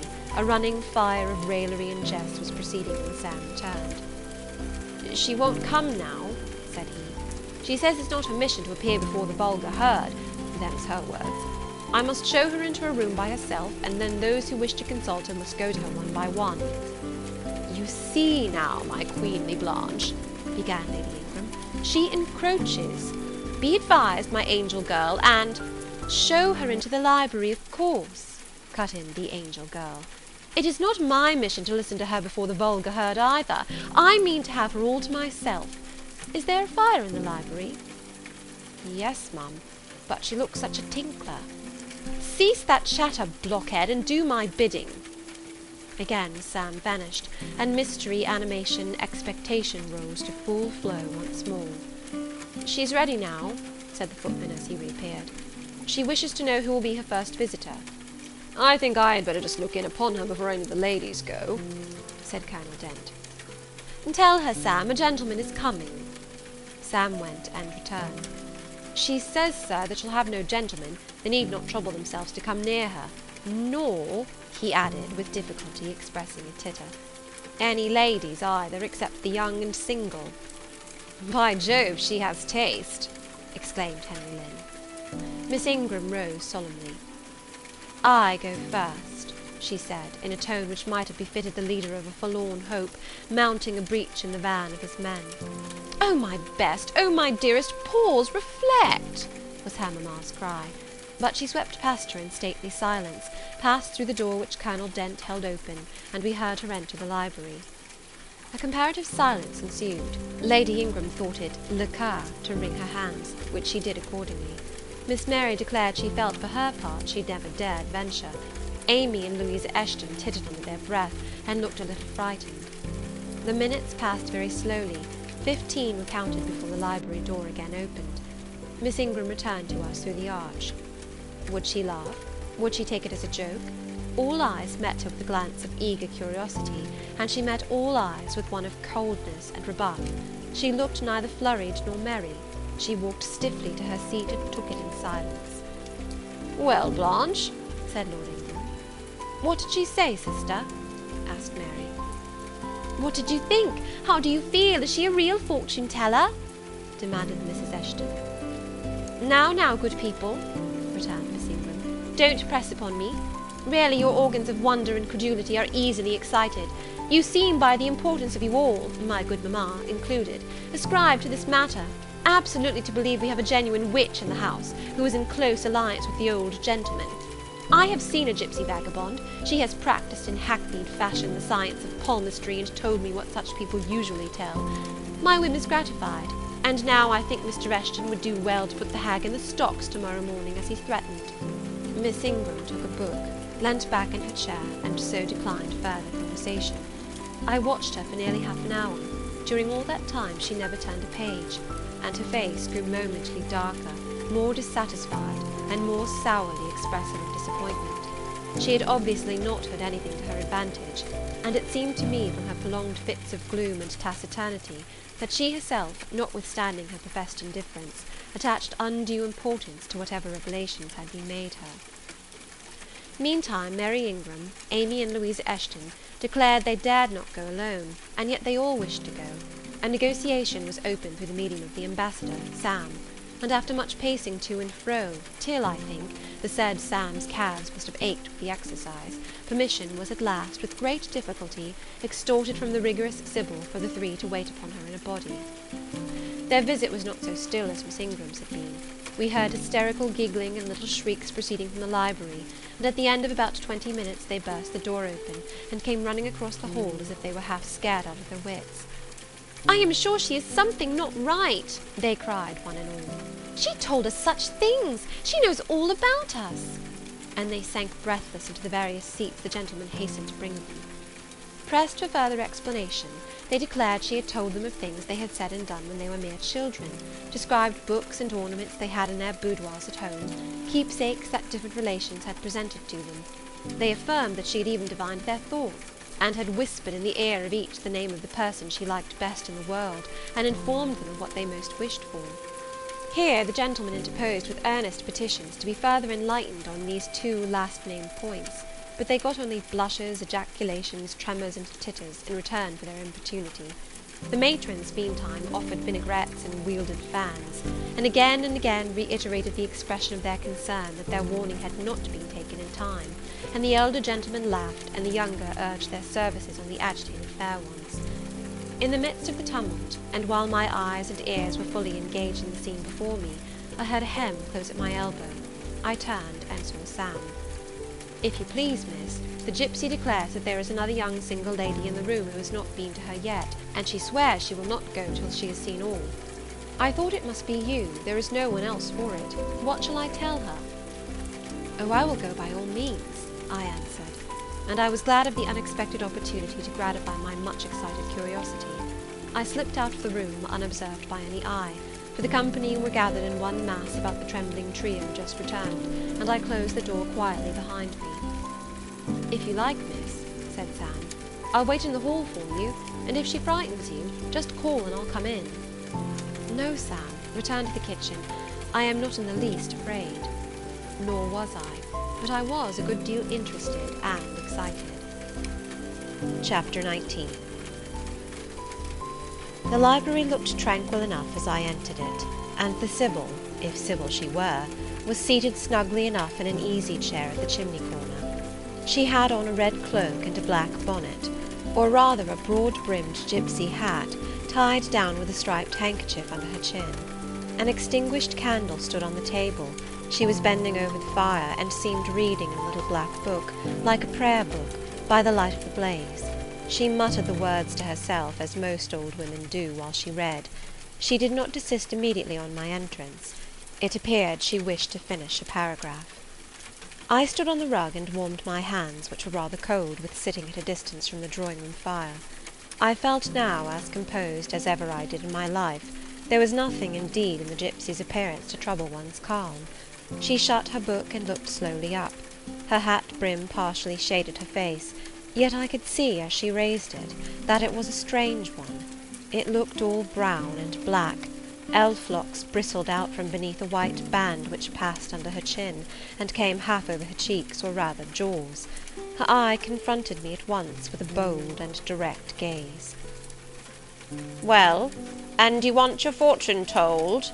she said, in a voice as decided as her glance, as harsh as her features. "I don't care about it, mother. You may please yourself, but I ought to warn you I have no faith." "It's like your impudence to say so. I expected it of you. I heard it in your step as you crossed the threshold." "Did you? You've a quick ear." "I have, and a quick eye, and a quick brain." "You need them all in your trade." "I do, especially when I've customers like you to deal with. Why don't you tremble?" "I'm not cold." "Why don't you turn pale?" "I am not sick." "Why don't you consult my art?" "I'm not silly." The old crone knitted a laugh under her bonnet and bandage. She then drew out a short black pipe, and lighting it, began to smoke. Having indulged a while in this sedative, she raised her bent body, took the pipe from her lips, and while gazing steadily at the fire, said very deliberately, "You are cold, you are sick, and you are silly." "Prove it," I rejoined. "I will, in a few words. You are cold because you are alone. No contact strikes the fire from you that is in you. You are sick because the best of feelings, the highest and the sweetest given to man, keeps far away from you. You are silly because, suffer as you may, you will not beckon it to approach, nor will you stir one step to meet it where it waits you."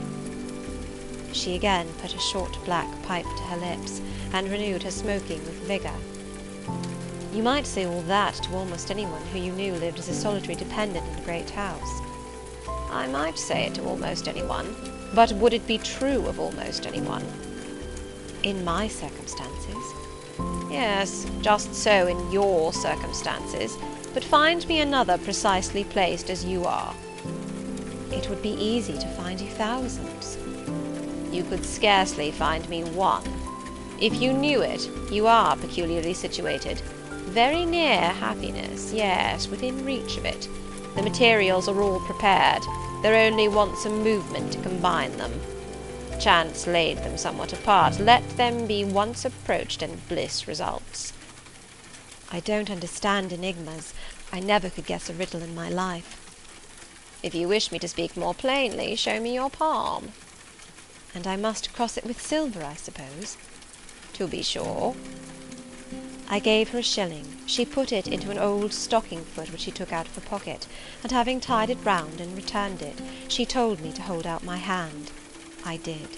She approached her face to the palm, and pored over it without touching it.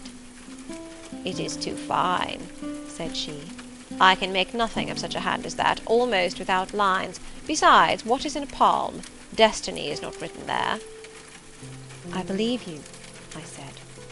No, she continued. It is in the face, on the forehead, about the eyes, and the lines of the mouth. Kneel and lift up your head. Ah, now you are coming to reality, I said as I obeyed her. I shall begin to put some faith in you presently. I knelt within half a yard of her. She stirred the fire so that a ripple of light broke from the disturbed coal. The glare, however, as she sat, only threw her face into deeper shadow. Mine it illuminated. I wonder with what feelings you came to me tonight, she said, when she had examined me a little. I wonder what thoughts are busy in your heart during all the hours you sit in yonder room with the fine people flitting before you like shapes in a magic lantern, just as little sympathetic communion passing between you and them, as if they really were mere shadows of human forms and not the actual substance. I feel tired often, sleepy sometimes, but seldom sad. Then you have some secret hope to buoy you up and please you with whispers of the future. Not I. The utmost I hope is to save money enough out of my earnings to set up a school some day in a little house rented by myself. A mean nutriment for the spirit to exist on, and sitting in that window seat, you see I know your habits.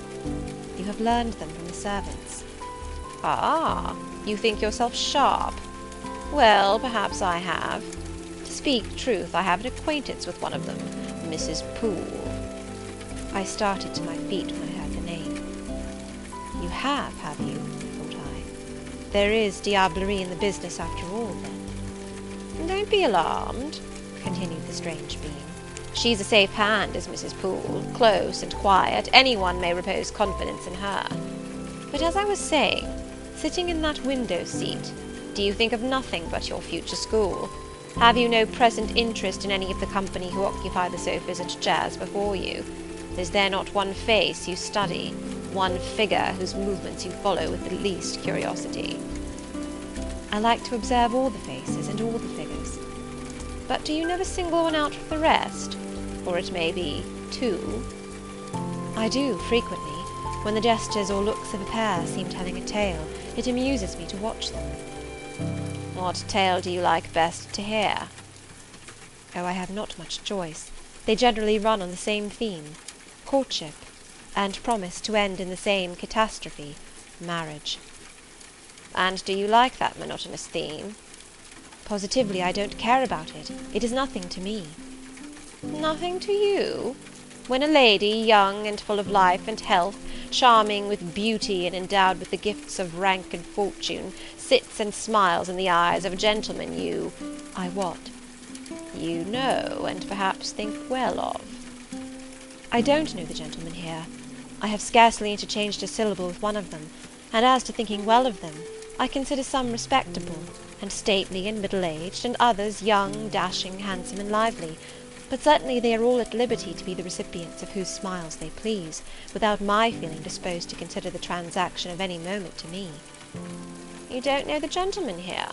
You have not exchanged a syllable with one of them? Will you say that of the master of the house? He is not at home. A profound remark. A most ingenious quibble. He went to milk it this morning, and will be back here tonight or tomorrow. Does that circumstance exclude him from the list of your acquaintance, blot him, as it were, out of existence? No, but I can scarcely see what Mr. Rochester has to do with the theme you had introduced. I was talking of ladies smiling in the eyes of gentlemen, and of late so many smiles have been shed into Mr. Rochester's eyes that they overflow like 2 cups filled above the brim. Have you never remarked that? Mr. Rochester has a right to enjoy the society of his guests. No question about his right.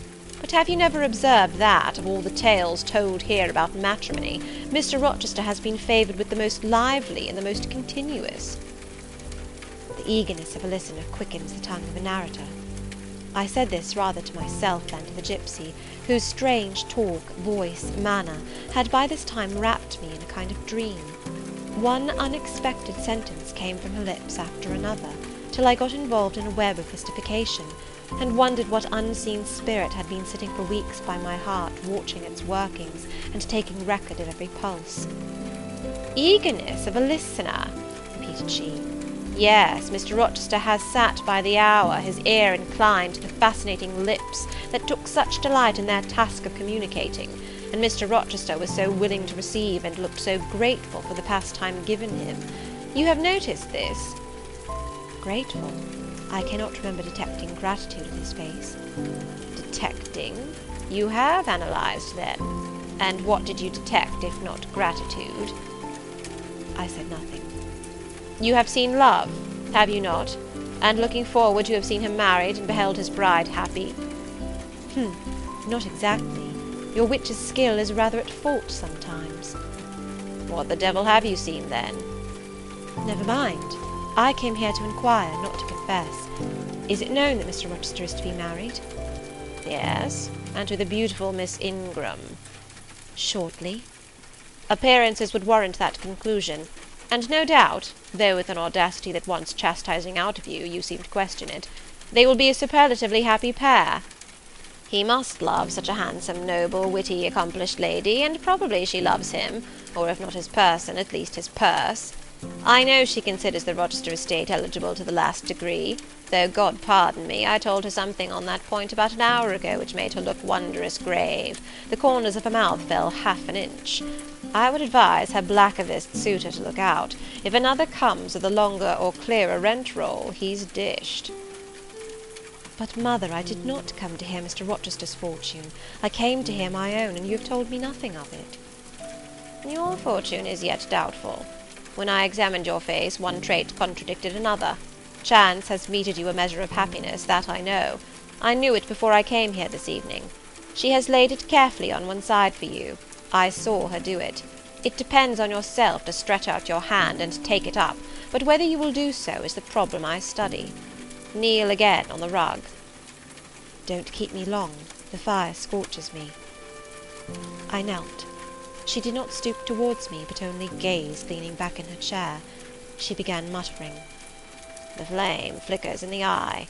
The eye shines like dew. It looks soft and full of feeling. It smiles at my jargon. It is susceptible. Impression follows impression through its clear sphere. Where it ceases to smile, it is sad. An unconscious lassitude weighs on the lid. That signifies melancholy resulting from loneliness. It turns from me, it will not suffer further scrutiny. It seems to deny by a mocking glance the truth of the discoveries I have already made, to disown the charge of both sensibility and chagrin. Its pride and reserve only confirm me in my opinion. The eye is favourable. As to the mouth, it delights at times in laughter. It is disposed to impart all that the brain conceives, though I dare say it would be silent on much the heart experiences. Mobile and flexible, it was never intended to be compressed in the eternal silence of solitude. It is a mouth which should speak much and smile often, and have human affection for its interlocutor. That feature, too, is propitious.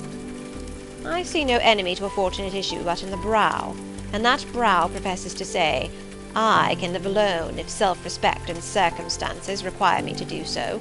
I need not sell my soul to buy bliss. I have an inward treasure born with me, which can keep me alive if all extraneous delight should be withheld, or offered only at a price I cannot afford to give. The forehead declares, reason sits firm and holds the reins, and she will not let the feelings burst away and hurry her to wild chasms. The passions may rage furiously, like true heathens as they are, and the desires may imagine all sorts of vain things, but judgment still shall have the last word in every argument, and the casting vote in every decision. Strong wind, earthquake, shock, and fire may pass by, but I shall follow the guiding of that still small voice which interprets the dictates of conscience. Well said, Forehead. Your declaration shall be respected. I have formed my plans. Right plans I deem them, and in them I have attended to the claims of conscience, the counsels of reason. I know how soon youth would fade and bloom perish, if in the cup of bliss offered but one dreg of shame or one flavour of remorse were detected, and I do not want sacrifice, sorrow, dissolution. Such is not my taste. I wish to foster, not to blight, to earn gratitude, not to wring tears of blood, no, nor of brine. My harvest must be in smiles and endearments and sweet... That will do. I think I rave in a kind of exquisite delirium. I should wish now to protract this moment ad infinitum, but I dare not. So far I have governed myself thoroughly.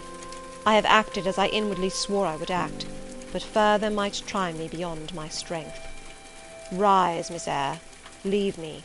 The play is played out. Where was I? Did I wake or sleep? Had I been dreaming? Did I dream still? The old woman's voice had changed. Her accent, her gesture, and all were familiar to me as my own face in a glass, as the speech of my own tongue. I got up, but did not go. I looked, I stirred the fire, and I looked again. But she drew her bonnet and her bandage closer about her face, and again beckoned me to depart. The flame illuminated her hand stretched out. Roused now, and on the alert for discoveries, I at once noticed that hand. It was no more the withered limb of eld than my own. It was a round, supple member, with smooth fingers symmetrically turned. A broad ring flashed on the little finger, and stooping forward, I looked at it, and saw a gem I had seen 100 times before. Again I looked at the face, which was no longer turned from me. On the contrary, the bonnet was doffed, the bandage displaced, the head advanced. Well, Jane, do you know me? Asked the familiar voice.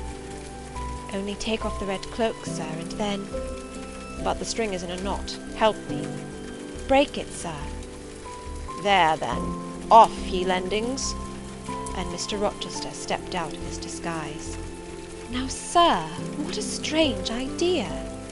But well carried out, eh? Don't you think so? With the ladies you must have managed well. But not with you. You did not act the character of a gypsy with me. What character did I act? My own? No, some unaccountable one. In short, I believe you have been trying to draw me out. Or in. You have been talking nonsense to make me talk nonsense. It is scarcely fair, sir. Do you forgive me, Jane? I cannot tell till I have thought it all over. If, on reflection, I find I have fallen into no great absurdity, I shall try to forgive you. But it was not right. Oh, you have been very correct, very careful, very sensible. I reflected, and thought, on the whole, I had. It was a comfort. But indeed I had been on my guard almost from the beginning of the interview. Something of masquerade I suspected. I knew gypsies and fortune-tellers did not express themselves as this seeming old woman had expressed herself. Besides, I had noted her feigned voice, her anxiety to conceal her features. But my mind had been running on Grace Poole, that living enigma, that mystery of mysteries, as I considered her. I had never thought of Mr. Rochester. Well, said he, what are you musing about? What does that grave smile signify? Wonder and self-congratulation, sir. I have your permission to retire now, I suppose. No, stay a moment, and tell me what the people in the drawing-room yonder are doing. Discussing the gypsy, I dare say.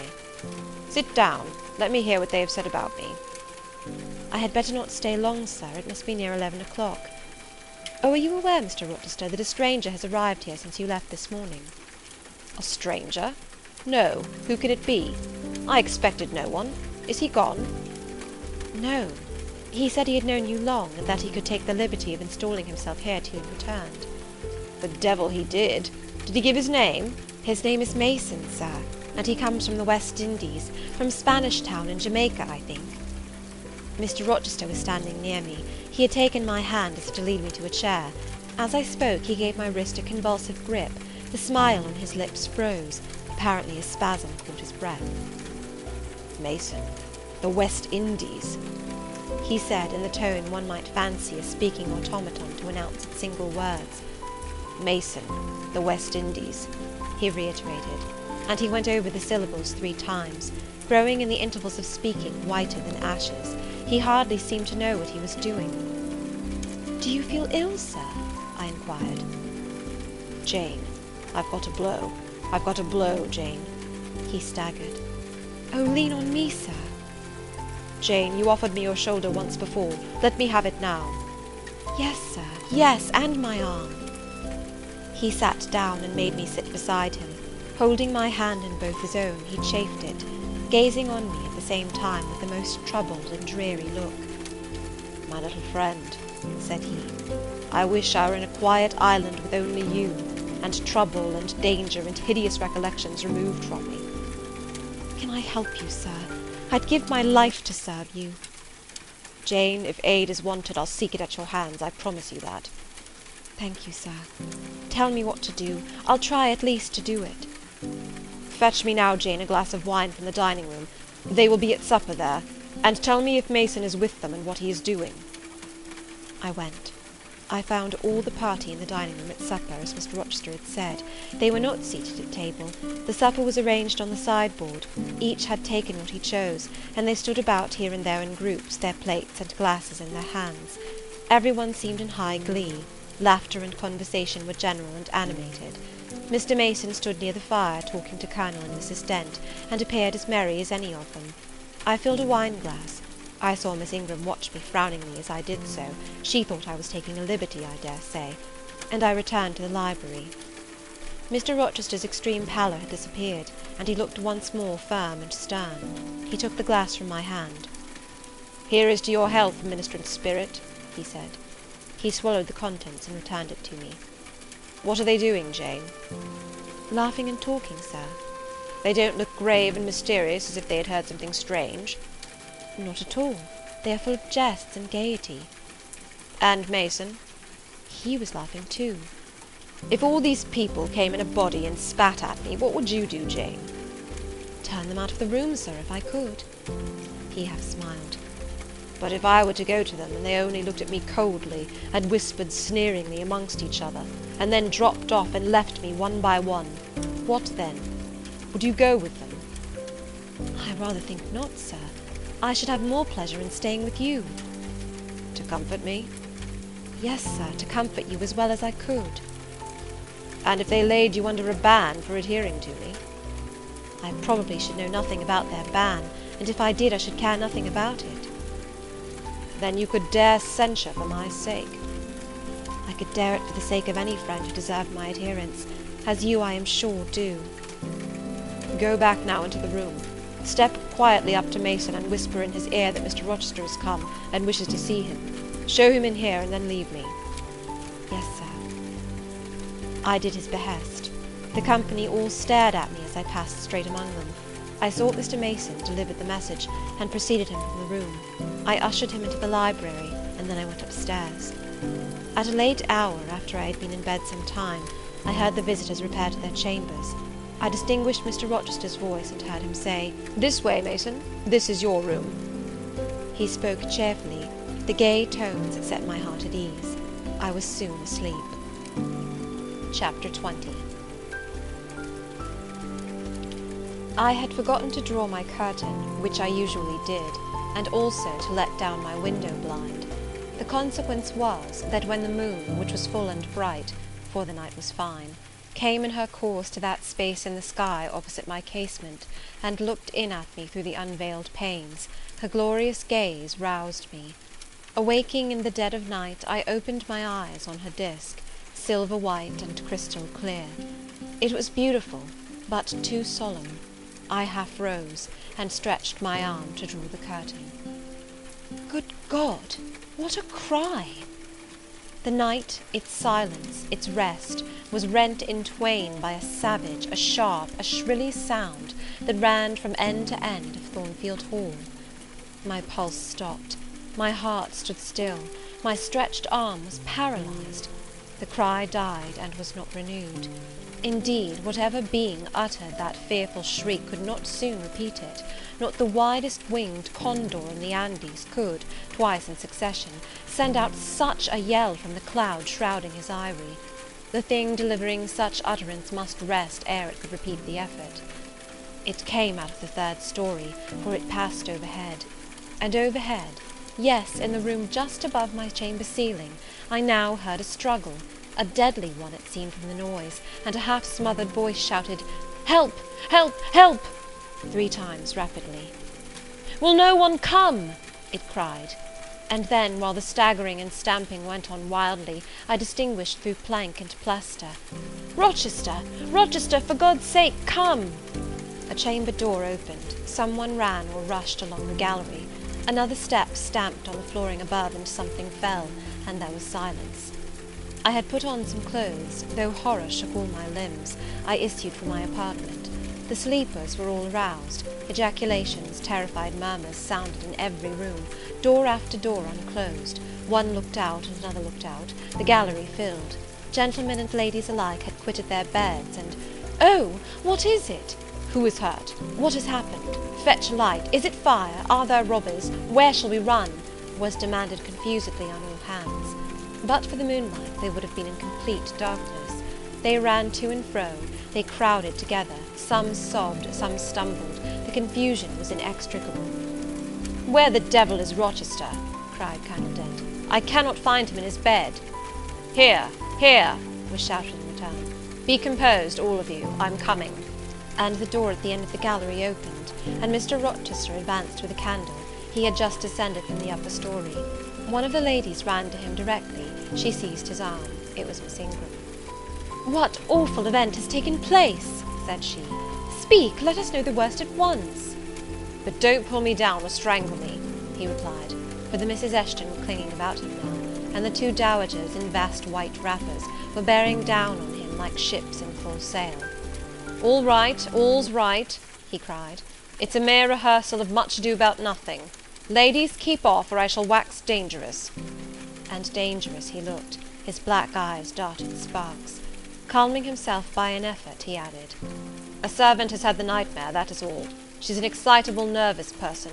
She construed her dream into an apparition or something of the sort, no doubt, and has taken a fit with fright. Now then, I must see you all back into your rooms, for till the house is settled she cannot be looked after. Gentlemen, have the goodness to set the ladies the example. Miss Ingram, I am sure you will not fail in evincing superiority to idle terrors. Amy and Louisa, return to your nests like a pair of doves, as you are. Madame," to the dowagers, "you will take cold to a dead certainty if you stay in this chill gallery any longer." And so, by dint of alternate coaxing and commanding, he contrived to get them all once more enclosed in their separate dormitories. I did not wait to be ordered back to mine, but retreated unnoticed, as unnoticed I had left it. Not, however, to go to bed. On the contrary, I began and dressed myself carefully. The sounds I had heard after the scream, and the words that had been uttered, had probably been heard only by me, for they had proceeded from the room above mine, but they assured me that it was not a servant's dream which had thus struck horror through the house, and that the explanation Mr. Rochester had given was merely an invention framed to pacify his guests. I dressed, then, to be ready for emergencies. When dressed, I sat a long time by the window, looking out over the silent grounds and silvered fields, and waiting for I knew not what. It seemed to me that some event must follow the strange cry, struggle, and call. No. Stillness returned. Each murmur and movement ceased gradually, and in about an hour Thornfield Hall was again as hushed as a desert. It seemed that sleep and night had resumed their empire. Meantime the moon declined. She was about to set. Not liking to sit in the cold and darkness, I thought I would lie down on my bed, dressed as I was. I left the window and moved with little noise across the carpet. As I stooped to take off my shoes, a cautious hand tapped low at the door. "Am I wanted?" I asked. "Are you up?" asked the voice I expected to hear, viz. My master's. "Yes, sir." "And dressed?" "Yes." "Come out, then, quietly." I obeyed. Mr. Rochester stood in the gallery holding a light. "I want you," he said. "Come this way. Take your time and make no noise." My slippers were thin. I could walk the matted floor as softly as a cat. He glided up the gallery and up the stairs, and stopped in the dark, low corridor of the fateful 3rd story. I had followed and stood at his side. "Have you a sponge in your room?" he asked in a whisper. "Yes, sir." "Have you any salts, volatile salts?" "Yes." "Go back and fetch both." I returned, sought the sponge on the washstand, the the salts in my drawer, and once more retraced my steps. He still waited. He held a key in his hand. Approaching one of the small black doors, he put it in the lock. He paused and addressed me again. "You don't turn sick at the sight of blood?" "I think I shall not. I have never been tried yet." I felt a thrill while I answered him, but no coldness and no faintness. "Just give me your hand," he said. "It will not do to risk a fainting fit." I put my fingers into his. "Warm and steady," was his remark. He turned the key and opened the door. I saw a room I remembered to have seen before. The day Mrs. Fairfax showed me over the house. It was hung with tapestry, but the tapestry was now looped up in one part, and there was a door apparent, which had then been concealed. This door was open. A light shone out of the room within. I heard thence a snarling, snatching sound, almost like a dog quarrelling. Mr. Rochester, putting down his candle, said to me, "Wait a minute," and went forward into the inner apartment.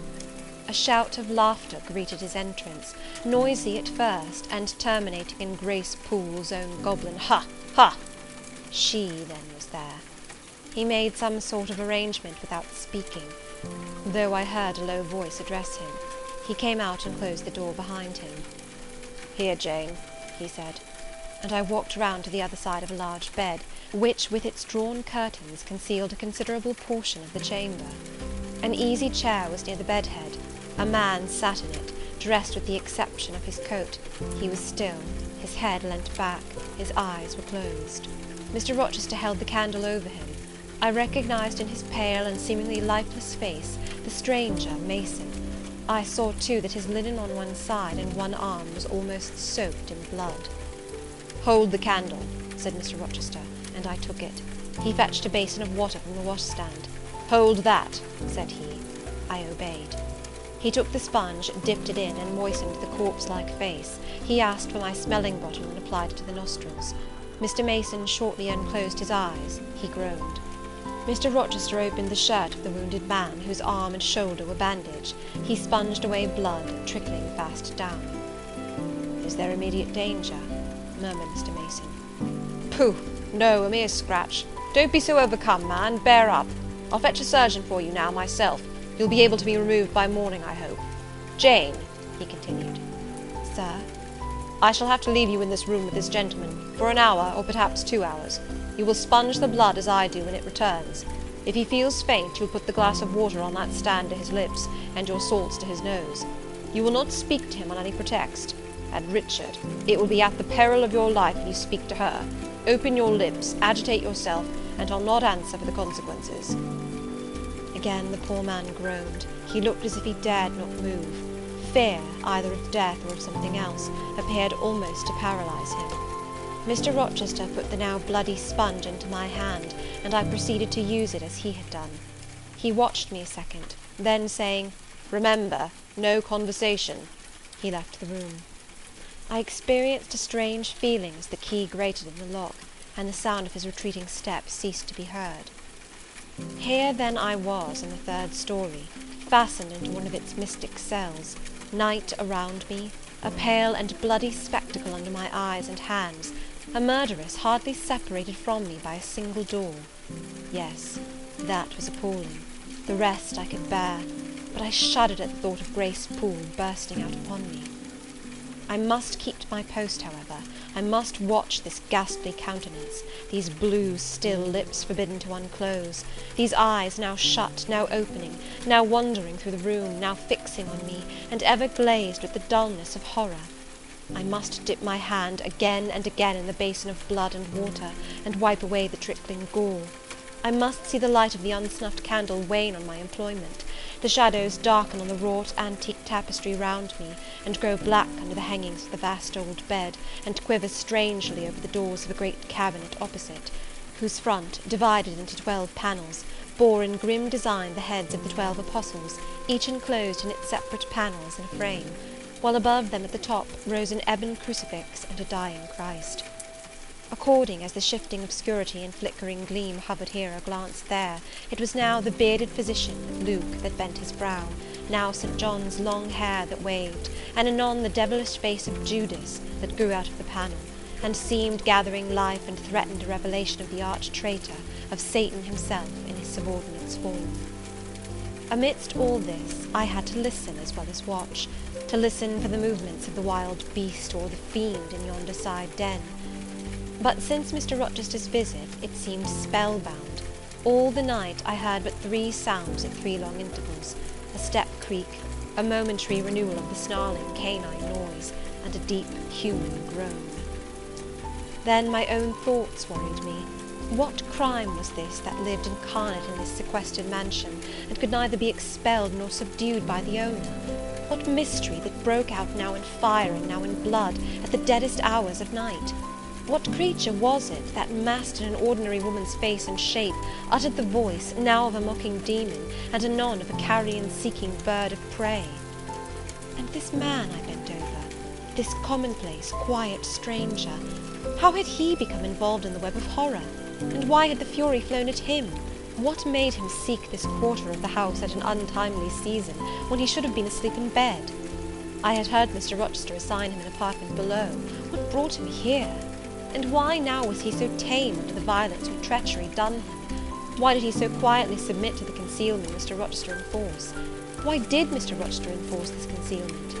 His guest had been outraged, his own life on a former occasion had been hideously plotted against, and both attempts he smothered in secrecy and sank in oblivion. Lastly, I saw Mr. Mason was submissive to Mr. Rochester, that the impetuous will of the latter held complete sway over the inertness of the former.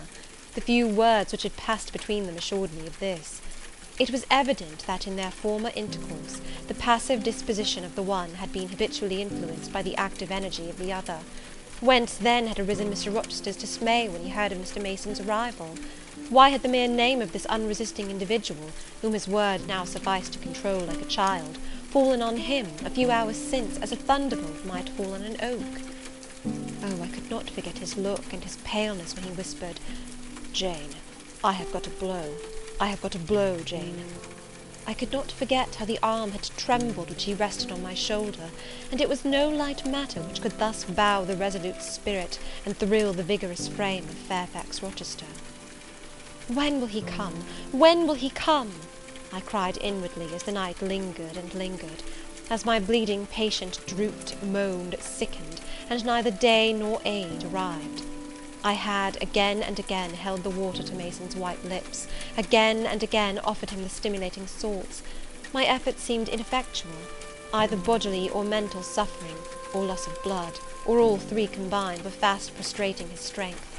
He moaned so, and looked so weak, wild, and lost, I feared he was dying, and I might not even speak to him. The candle, wasted at last, went out. As it expired, I perceived streaks of grey light edging the window curtains. Dawn was then approaching. Presently I heard Pilot bark far below, out of his distant kennel in the courtyard. Hope revived. Nor was it unwarranted. In 5 minutes more, the grating key, the yielding lock, warned me my watch was relieved. It could not have lasted more than 2 hours. Many a week has seemed shorter. Mr. Rochester entered, and with him the surgeon he had been to fetch. "Now, Carter, be on the alert," he said to this last. "I give you but half an hour for dressing the wound, fastening the bandages, getting the patient downstairs and all." "But is he fit to move, sir?" "No doubt of it. It is nothing serious. He is nervous. His spirits must be kept up. Come, set to work." Mr. Rochester drew back the thick curtain, drew up the Holland blind, let in all the daylight he could, and I was surprised and cheered to see how far dawn was advanced, what rosy streaks were beginning to brighten the east. Then he approached Mason, whom the surgeon was already handling. "Now, my good fellow, how are you?" he asked. "She's done for me, I fear," was the faint reply. "Not a whit. Courage! This day fortnight you'll hardly be a pin the worse of it. You've lost a little blood, that's all. Carter, assure him there's no danger." "I can do that conscientiously," said Carter, who had now undone the bandages. "Only I wish I could have got here sooner. He would not have bled so much. But how is this? The flesh on the shoulder is torn as well as cut. This wound was not done with a knife. There have been teeth here." "She bit me," he murmured. "She worried me like a tigress when Rochester got the knife from her." "You should not have yielded. You should have grappled with her at once." said Mr. Rochester. "But under such circumstances, what could one do?" returned Mason. "Oh, it was frightful," he added, shuddering. "She looked so quiet at first." "I warned you," was his friend's answer. "I said, be on your guard when you go near her. Besides, you might have waited till tomorrow and had me with you. It was mere folly to attempt the interview tonight, and alone." "I thought I could have done some good." You thought! Yes, it makes me impatient to hear you. But however, you have suffered, and are likely to suffer enough for not taking my advice, so I'll say no more. Carter, hurry, hurry! The sun will soon rise, and I must have him off." "Directly, sir. The shoulder is just bandaged. I must look to this other wound in the arm. She has had her teeth here too, I think." "She sucked the blood. She said she'd drain my heart," said Mason. I saw Mr. Rochester shudder. A singularly marked expression of disgust, horror, hatred, warped his countenance almost to distortion, but he only said, "Come, be silent, Richard, and never mind her gibberish, don't repeat it." "I wish I could forget it," was the answer. "You will when you are out of the country. When you get back to Spanish Town, you may think of her as dead and buried, or rather you need not think of her at all." "Impossible to forget this night." "It is not impossible. Have some energy, man. You thought you were as dead as a herring 2 hours since, and you are all alive and talking now. There, Carter is done with you, or nearly so. I'll make you decent in a trice. Jane," he turned to me for the first time since his re-entrance, "take this key, go down to my bedroom, and walk straight forward into my dressing-room. Open the top drawer of the wardrobe, and take out a clean shirt and neck-handkerchief. Bring them here, and be nimble." I went out, sought the repository he had mentioned, found the articles named, and returned with them. "Now," said he, "go to the other side of the bed while I order his toilet, but don't leave the room. You may be wanted again." I retired as directed. "Was anybody stirring below when you went down, Jane?" inquired Mr. Rochester presently. "No, sir, all was very still." "We shall get you off cannily, Dick, and it will be better, both for your sake and for that of the poor creature in yonder. I have striven long to avoid exposure, and I should not like it to come at last. Here, Carter, help him on with his waistcoat. Where did you leave your furred cloak?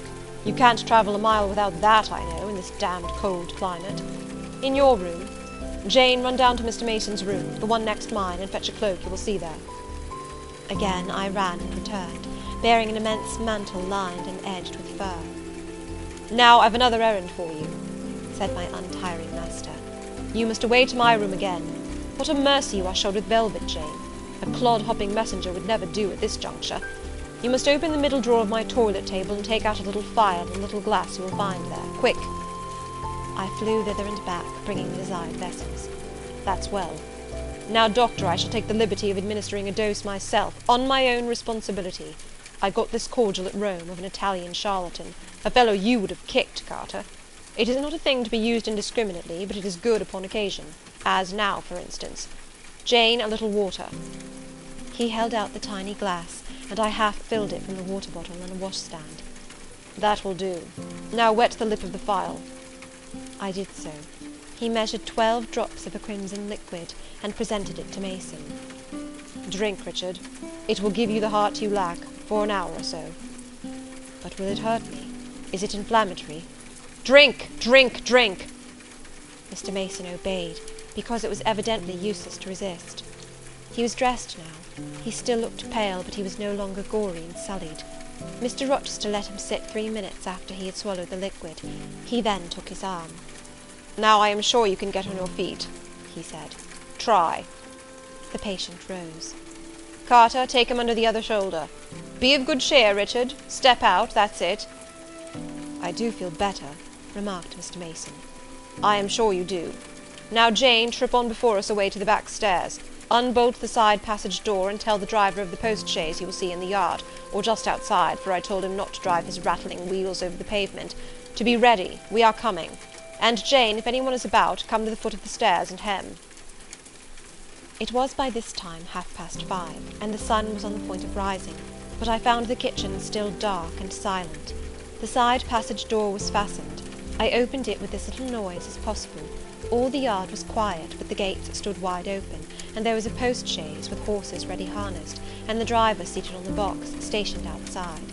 I approached him, and said the gentlemen were coming. He nodded. Then I looked carefully round and listened. The stillness of early morning slumbered everywhere. The curtains were yet drawn over the servants' chamber windows.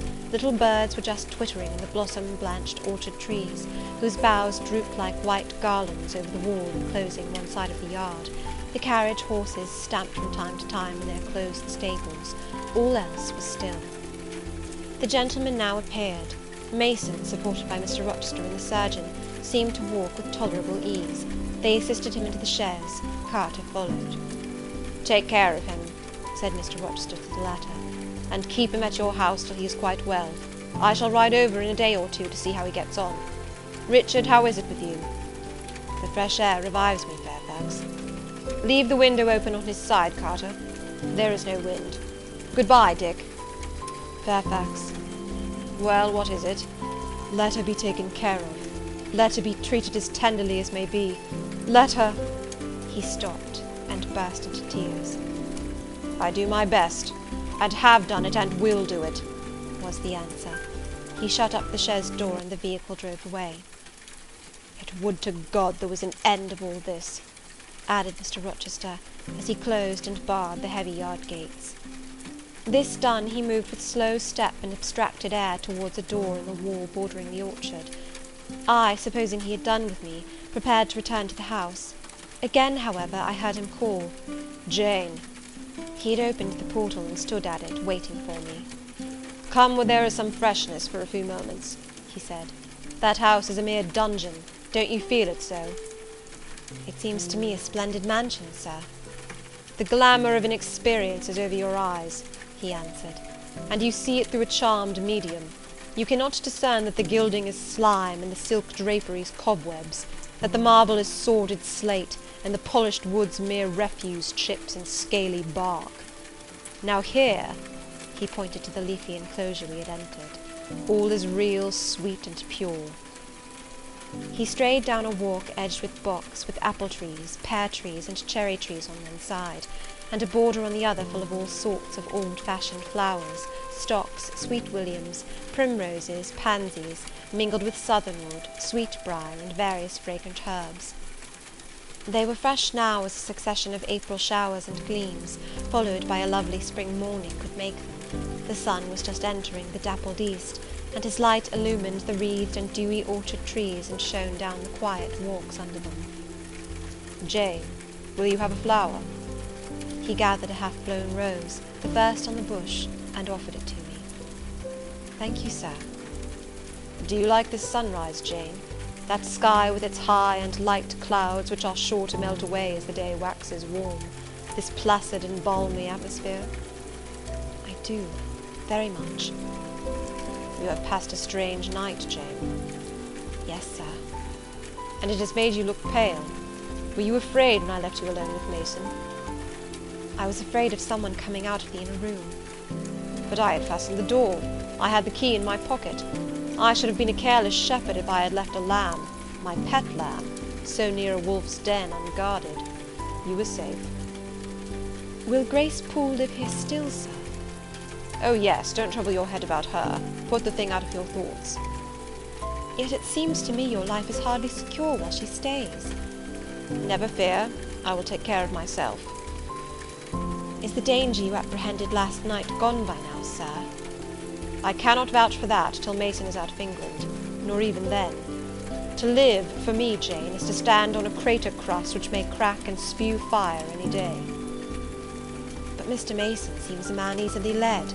Your influence, sir, is evidently potent with him. He will never set you at defiance or wilfully injure you." "Oh, no, Mason will not defy me, nor, knowing it, will he hurt me. But unintentionally he might in a moment, by one careless word, deprive me, if not of life, yet forever of happiness." "Tell him to be cautious, sir. Let him know what you fear, and show him how to avert the danger." He laughed sardonically, hastily took my hand, and as hastily threw it from him. "If I could do that, simpleton, where would the danger be? Annihilated in a moment. Ever since I have known Mason, I have only had to say to him, 'Do that,' and the thing has been done. But I cannot give him orders in this case. I cannot say, 'Beware of harming me, Richard,' for it is imperative that I should keep him ignorant that harm to me is possible. Now you look puzzled. and I will puzzle you further. You are my little friend, are you not? I like to serve you, sir, and to obey you in all that is right. Precisely. I see you do. I see genuine contentment in your gait and mien, your eye and face when you are helping me and pleasing me, working for me and with me, in, as you characteristically say, all that is right. For if I bid you do what you thought wrong, there would be no light-footed running, no neat-handed alacrity, no lively grace and animated complexion. My friend would then turn to me, quiet and pale, and would say, "No, sir, that is impossible. I cannot do it, because it is wrong," and would become immutable as a fixed star. Well, you too have power over me, and may injure me, yet I dare not show you where I am vulnerable, lest, faithful and friendly as you are, you should transfix me at once. If you have no more to fear from Mr. Mason than you have from me, sir, you are very safe. God grant it may be so. Here, Jane, is an arbour. Sit down. The arbour was an arch in the wall, lined with ivy. It contained a rustic seat.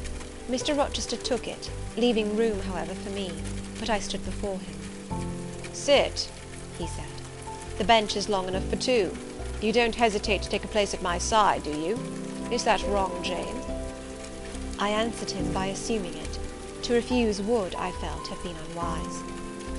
"Now, my little friend, while the sun drinks the dew, while all the flowers in this old garden awake and expand, and the birds fetch their young ones' breakfast out of the Thornfield, and the early bees do their first spell of work, I'll put a case to you, which you must endeavour to suppose your own. But first look at me, and tell me you are at ease, and not fearing that I err in detaining you, or that you err in staying." "No, sir, I am content." "Well then, Jane, call to aid your fancy. Suppose you were no longer a girl well reared and disciplined, but a wild boy indulged from childhood upwards. Imagine yourself in a remote foreign land. Conceive that you there commit a capital error, no matter of what nature or from what motives, but one whose consequences must follow you through life and taint all your existence. Mind, I don't say a crime. I'm not speaking of shedding blood, or of any other guilty act, which might make the perpetrator amenable to the law. My word is error. The results of what you have done become in time to you utterly insupportable. You take measures to obtain relief. Unusual measures, but neither unlawful nor culpable. Still you are miserable, for hope has quitted you on the very confines of life. Your sun at noon darkens in an eclipse, which you feel will not leave it till the time of setting. Bitter and base associations have become the sole food of your memory. You wander here and there, seeking rest in exile, happiness and pleasure, I mean in heartless sensual pleasure, such as dulls intellect and blights feeling. Heart weary and soul withered, you come home after years of voluntary banishment. You make a new acquaintance, how or where, no matter. You find in this stranger much of the good and bright qualities which you have sought for 20 years, and never before encountered, and they are all fresh, healthy, without soil and without taint. Such society revives, regenerates. You feel better days come back, higher wishes, purer feelings. You desire to recommence your life, and to spend what remains you of days in a way more worthy of an immortal being. To attain this end, are you justified in overleaping an obstacle of custom, a mere conventional impediment which neither your conscience sanctifies nor your judgment approves?"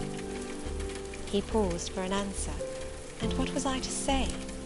Oh, for some good spirit to suggest a judicious and satisfactory response! Vain aspiration! The west wind whispered in the ivy round me, but no gentle Ariel borrowed its breath as a medium of speech. The birds sang in the tree-tops, but their song, however sweet, was inarticulate. Again Mr. Rochester propounded his query.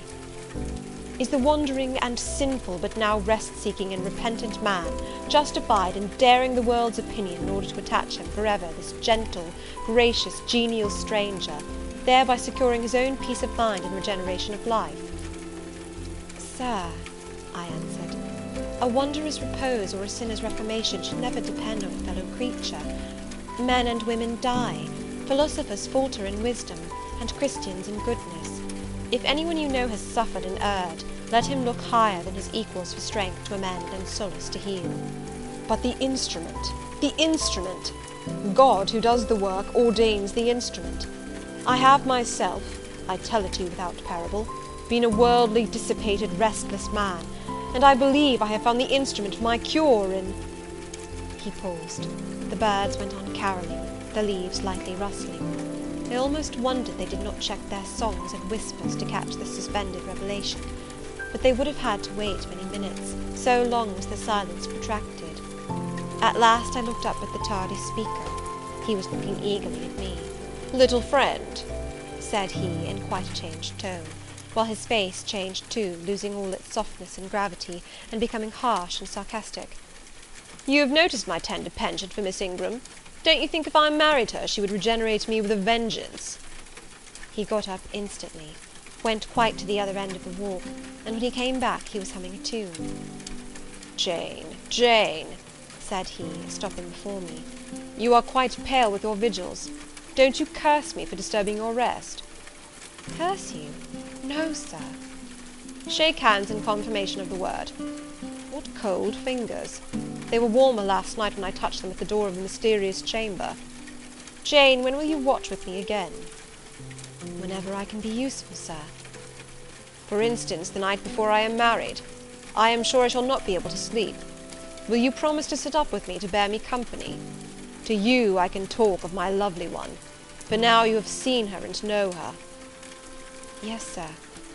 "She's a rare one, is she not, Jane?" "Yes, sir."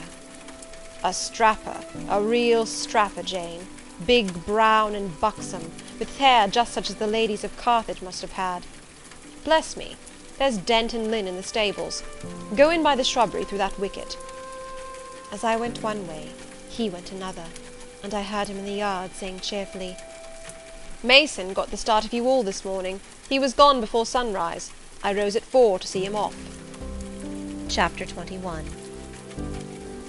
Presentiments are strange things, and so are sympathies, and so are signs, and the three combined make one mystery to which humanity has not yet found the key.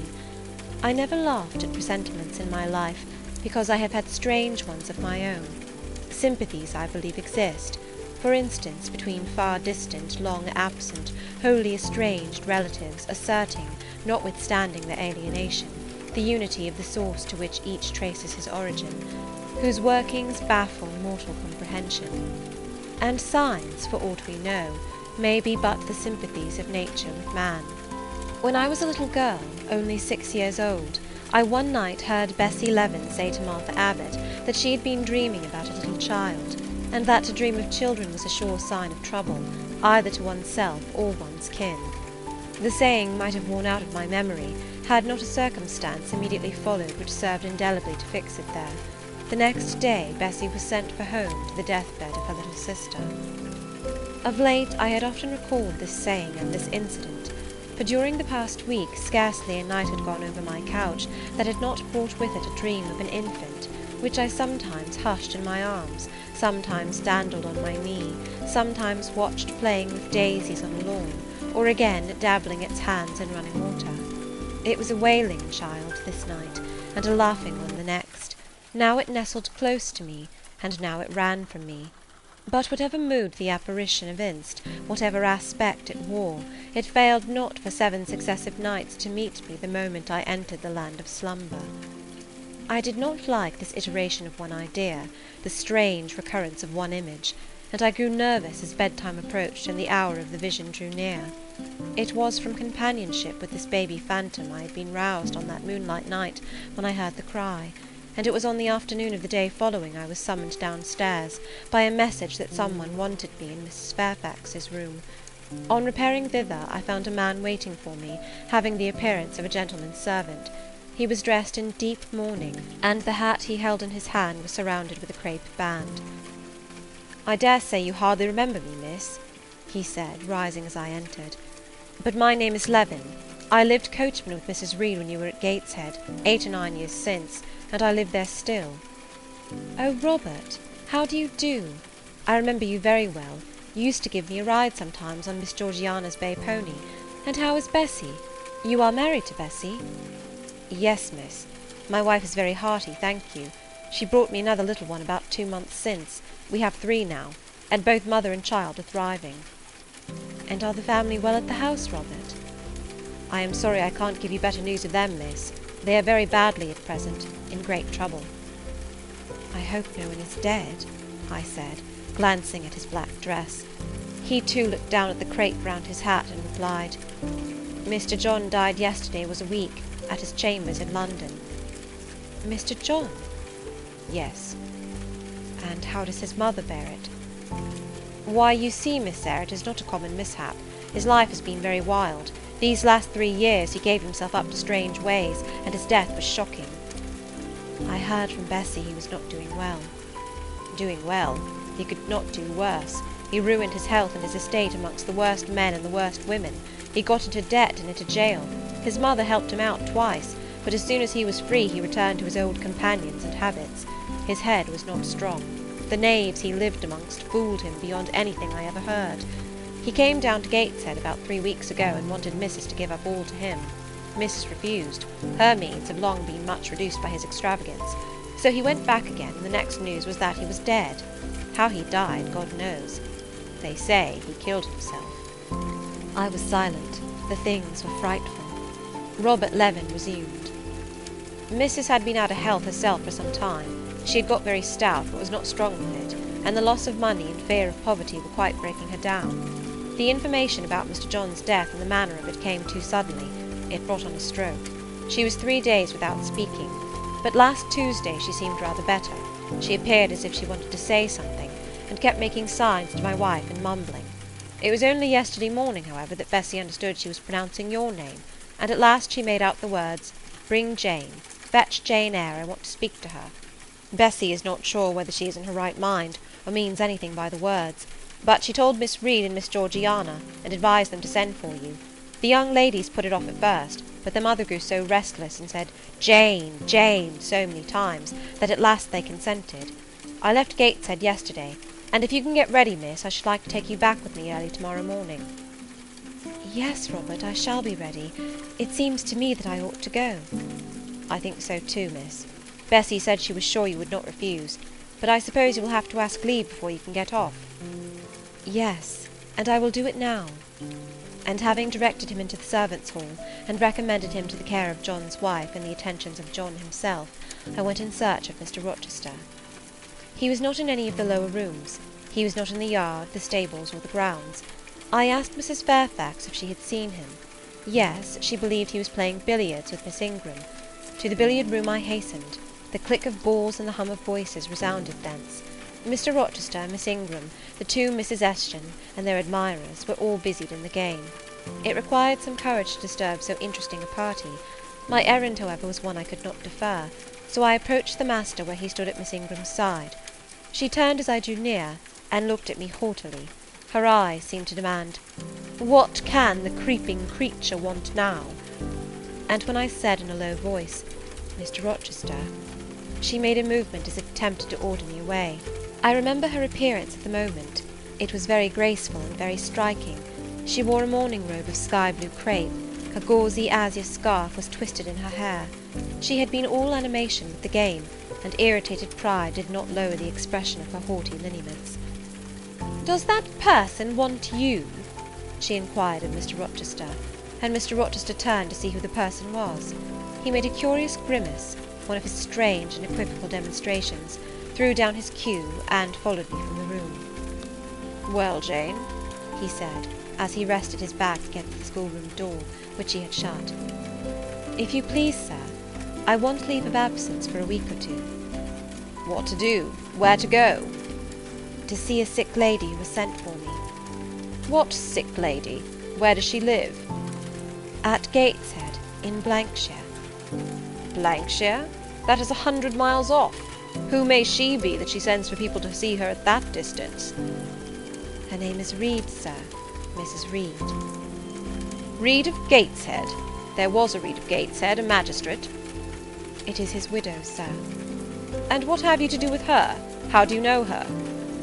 "Mr. Reed was my uncle, my mother's brother." "The deuce he was! You never told me that before. You always said you had no relations." "None that would own me, sir. Mr. Reed is dead, and his wife cast me off." "Why?" "Because I was poor and burdensome, and she disliked me."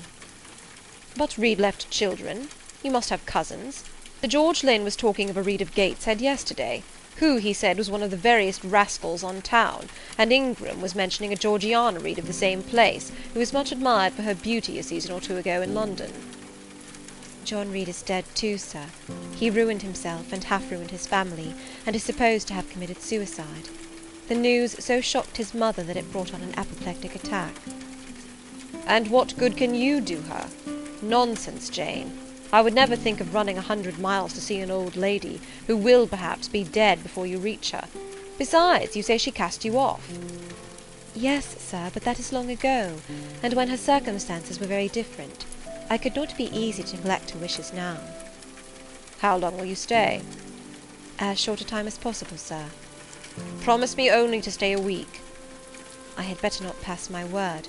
I might be obliged to break it. At all events, you will come back. You will not be induced under any pretext to take up a permanent residence with her. Oh, no. I shall certainly return if all be well. And who goes with you? You don't travel 100 miles alone. No, sir. She has sent her coachman. A person to be trusted? Yes, sir. He has lived 10 years in the family. Mr. Rochester meditated. When do you wish to go? Early tomorrow morning, sir. Well, you must have some money. You can't travel without money, and I dare say you have not much. I have given you no salary yet. How much have you in the world, Jane? He asked, smiling. I drew out my purse. A meagre thing it was. 5 shillings, sir. He took the purse, poured the hoard into his palm, and chuckled over it as if its scantiness amused him. Soon he produced his pocket-book. Here, said he, offering me a note. It was £50, and he owed me but 15. I told him I had no change. I don't want change, you know that. Take your wages.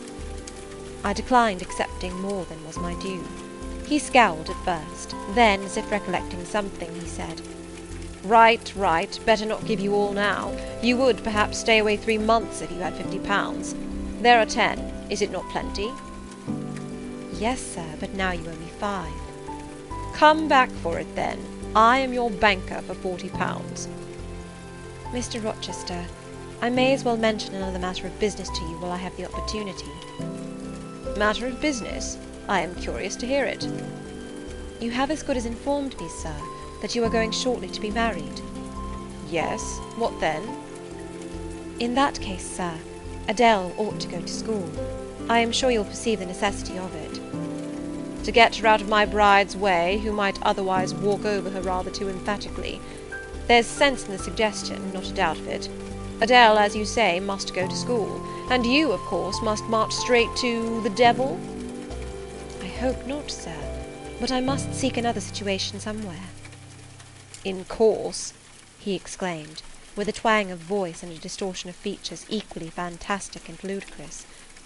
He looked at me some minutes. And old Madam Reed, or the Misses, her daughters, will be solicited by you to seek a place, I suppose? No, sir. I am not on such terms with my relatives as would justify me in asking favours of them, but I shall advertise. You shall walk up the pyramids of Egypt, he growled. At your peril you advertise. I wish I had only offered you a sovereign instead of £10. Give me back £9, Jane. I've a use for it. And so have I, sir, I returned, putting my hands and my purse behind me.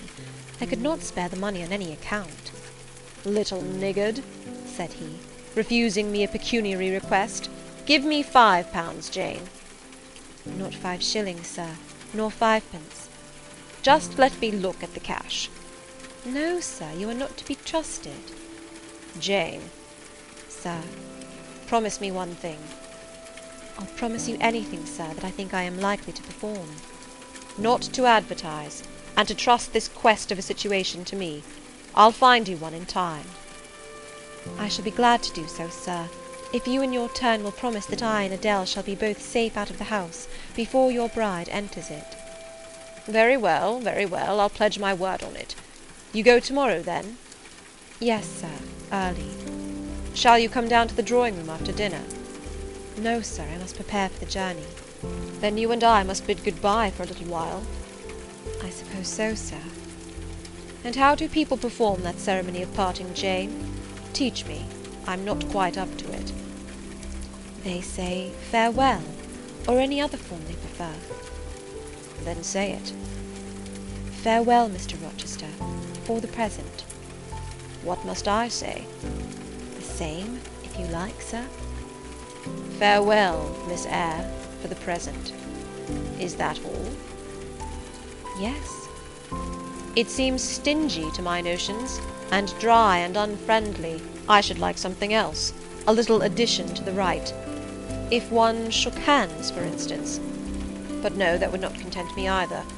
So you'll do no more than say farewell, Jane? It is enough, sir. As much goodwill may be conveyed in one hearty word as in many.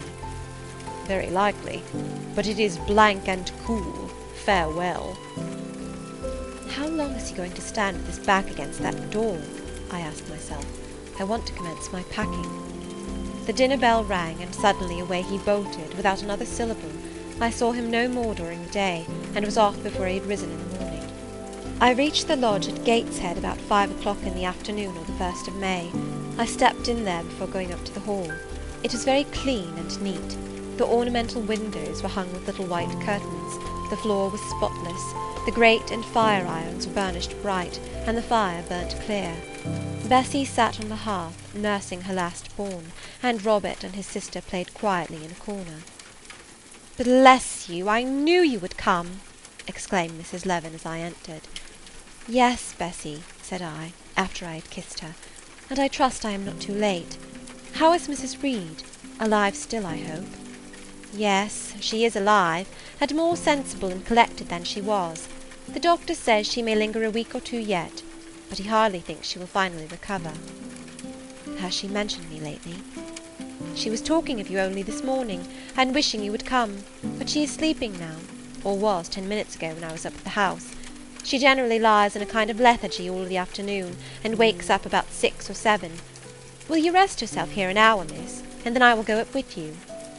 Robert here entered, and Bessie laid her sleeping child in the cradle, and went to welcome him. Afterwards she insisted on my taking off my bonnet and having some tea, for she said I looked pale and tired. I was glad to accept her hospitality, and I submitted to be relieved of my travelling garb just as passively as I used to let her undress me when a child.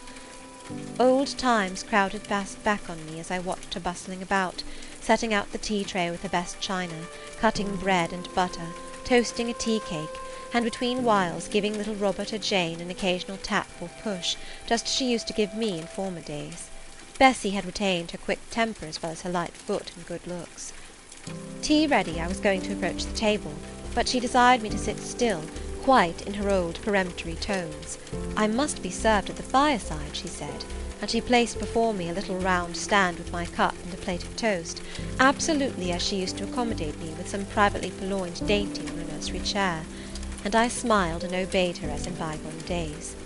She wanted to know if I was happy at Thornfield Hall, and what sort of a person the mistress was, and when I told her there was only a master, whether he was a nice gentleman, and if I liked him. I told her he was rather an ugly man, but quite a gentleman, and that he treated me kindly, and I was content. Then I went on to describe to her the gay company that had lately been staying at the house, and to these details Bessie listened with interest. They were precisely of the kind she relished. In such conversation an hour was soon gone. Bessie restored to me my bonnet, etc., and accompanied by her I quitted the lodge for the hall. It was also accompanied by her that I had, nearly 9 years ago, walked down the path I was now ascending. On a dark, misty, raw morning in January, I had left a hostile roof with a desperate and embittered heart, a sense of outlawry and almost of reprobation, to seek the chilly harbourage of Lowood, that bourne so far away and unexplored. The same hostile roof now again rose before me. My prospects were doubtful yet, and I had yet an aching heart. I still felt as a wanderer on the face of the earth, but I experienced firmer trust in myself and my own powers, and less withering dread of oppression. The gaping wound of my wrongs, too, was now quite healed, and the flame of resentment extinguished. "You shall go into the breakfast-room first," said Bessie as she preceded me through the hall. "The young ladies will be there." In another moment I was within that apartment. There was every article of furniture looking just as it did on the morning I was first introduced to Mr. Brocklehurst. The very rug he had stood upon still covered the hearth. Glancing at the bookcases, I thought I could distinguish the 2 volumes of Bewick's British Birds occupying their old place on the 3rd shelf, and Gulliver's Travels and the Arabian Nights ranged just above. The inanimate objects were not changed, but the living things had altered past recognition. 2 young ladies appeared before me, one very tall, almost as tall as Miss Ingram, very thin too, with a sallow face and severe mien. There was something ascetic in her look, which was augmented by the extreme plainness of a straight-skirted, black stuff dress, a starched linen collar, hair combed away from the temples, and the nun-like ornament of a string of ebony beads and a crucifix. This, I felt sure, was Eliza, though I could trace little resemblance to her former self in that elongated and colourless visage. The other was as certainly Georgiana, but not the Georgiana I remembered, the slim and fairy-like girl of 11. This was a full-blown, very plump damsel, fair as waxwork, with handsome and regular features, languishing blue eyes, and ringleted yellow hair. The hue of her dress was black too, but its fashion was so different from her sister's, so much more flowing and becoming, it looked as stylish as the others looked puritanical. In each of the sisters there was one trait of the mother, and only one. The thin and pallid elder daughter had her parents' cairngorm eye. The blooming and luxuriant younger girl had her contour of jaw and chin, perhaps a little softened, but still imparting an indescribable hardness to the countenance otherwise so voluptuous and buxom. Both ladies, as I advanced, rose to welcome me, and both addressed me by the name of Miss Eyre. Eliza's greeting was delivered in a short, abrupt voice, without a smile, and then she sat down again, fixed her eyes on the fire, and seemed to forget me. Georgiana added to her, "How do you do?" several commonplaces about my journey, the weather, and so on, uttered in rather a drawling tone, and accompanied by sundry side glances that measured me from head to foot, now traversing the folds of my drab merino pelisse, and now lingering on the plain trimming of my cottage bonnet. Young ladies have a remarkable way of letting you know that they think you a quiz, without actually saying the words. A certain superciliousness of look, coolness of manner, nonchalance of tone, express fully their sentiments on the point, without committing them by any positive rudeness in word or deed. A sneer, however, whether covert or open, had now no longer that power over me it once possessed. As I sat between my cousins, I was surprised to find how easy I felt under the total neglect of the one and the semi-sarcastic attentions of the other. Eliza did not mortify, nor Georgiana ruffle me. The fact was, I had other things to think about. Within the last few months, feelings had been stirred in me so much more potent than any they could raise. Pains and pleasures so much more acute and exquisite had been excited than any it was in their power to inflict or bestow, that their airs gave me no concern either for good or bad. "How is Mrs. Reed?" I asked soon, looking calmly at Georgiana, who thought fit to bridle at the direct address, as if it were an unexpected liberty. "Mrs. Reed? Ah, mamma, you mean. She is extremely poorly. I doubt if you can see her to-night." "If," said I, "you would just step upstairs and tell her I am come, I should be much obliged to you." Georgiana almost started, and she opened her blue eyes wild and wide. "I know she had a particular wish to see me," I added, "and I would not defer attending to her desire longer than is absolutely necessary." "Mamma dislikes being disturbed in an evening," remarked Eliza. I soon rose, quietly took off my bonnet and gloves, uninvited, and said I would just step out to Bessie, who was, I dared say, in the kitchen, and ask her to ascertain whether Mrs. Reed was disposed to receive me or not to-night. I went, and having found Bessie and dispatched her on my errand, I proceeded to take further measures. It had heretofore been my habit always to shrink from arrogance. Received as I had been to-day, I should, a year ago, have resolved to quit Gateshead the very next morning. Now it was disclosed to me all at once that that would be a foolish plan. I had taken a journey of 100 miles to see my aunt, and I must stay with her till she was better, or dead. As to her daughter's pride or folly, I must put it on one side, make myself independent of it. So I addressed the housekeeper, asked her to show me a room, told her I should probably be a visitor here for a week or two, had my trunk conveyed to my chamber, and followed it thither myself, I met Bessie on the landing. "Missus is awake," said she. "I have told her you are here. Come and let us see if she will know you." I did not need to be guided to the well-known room, to which I had so often been summoned for chastisement or reprimand in former days. I hastened before Bessie. I softly opened the door. A shaded light stood on the table, for it was now getting dark. There was the great four-post bed with amber hangings as of old. There the toilet table, the armchair and the footstool, at which I had 100 times been sentenced to kneel, to ask pardon for offences by me uncommitted. I looked into a certain corner near, half expecting to see the slim outline of a once-dreaded switch which used to lurk there, waiting to leap out imp-like and lace my quivering palm or shrinking neck. I approached the bed. I opened the curtains, and leant over the high-piled pillows. Well did I remember Mrs. Reed's face, and I eagerly sought the familiar image. It is a happy thing that time quells the longings of vengeance and hushes the promptings of rage and aversion. I had left this woman in bitterness and hate, and I came back to her now with no other emotion than a sort of ruth for her great sufferings, and a strong yearning to forget and forgive all injuries, to be reconciled and clasp hands in amity.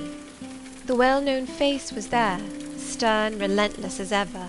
There was that peculiar eye which nothing could melt, and the somewhat raised, imperious, despotic eyebrow. How often had it lowered on me menace and hate, and how the recollection of childhood's terrors and sorrows revived as I traced its harsh line now.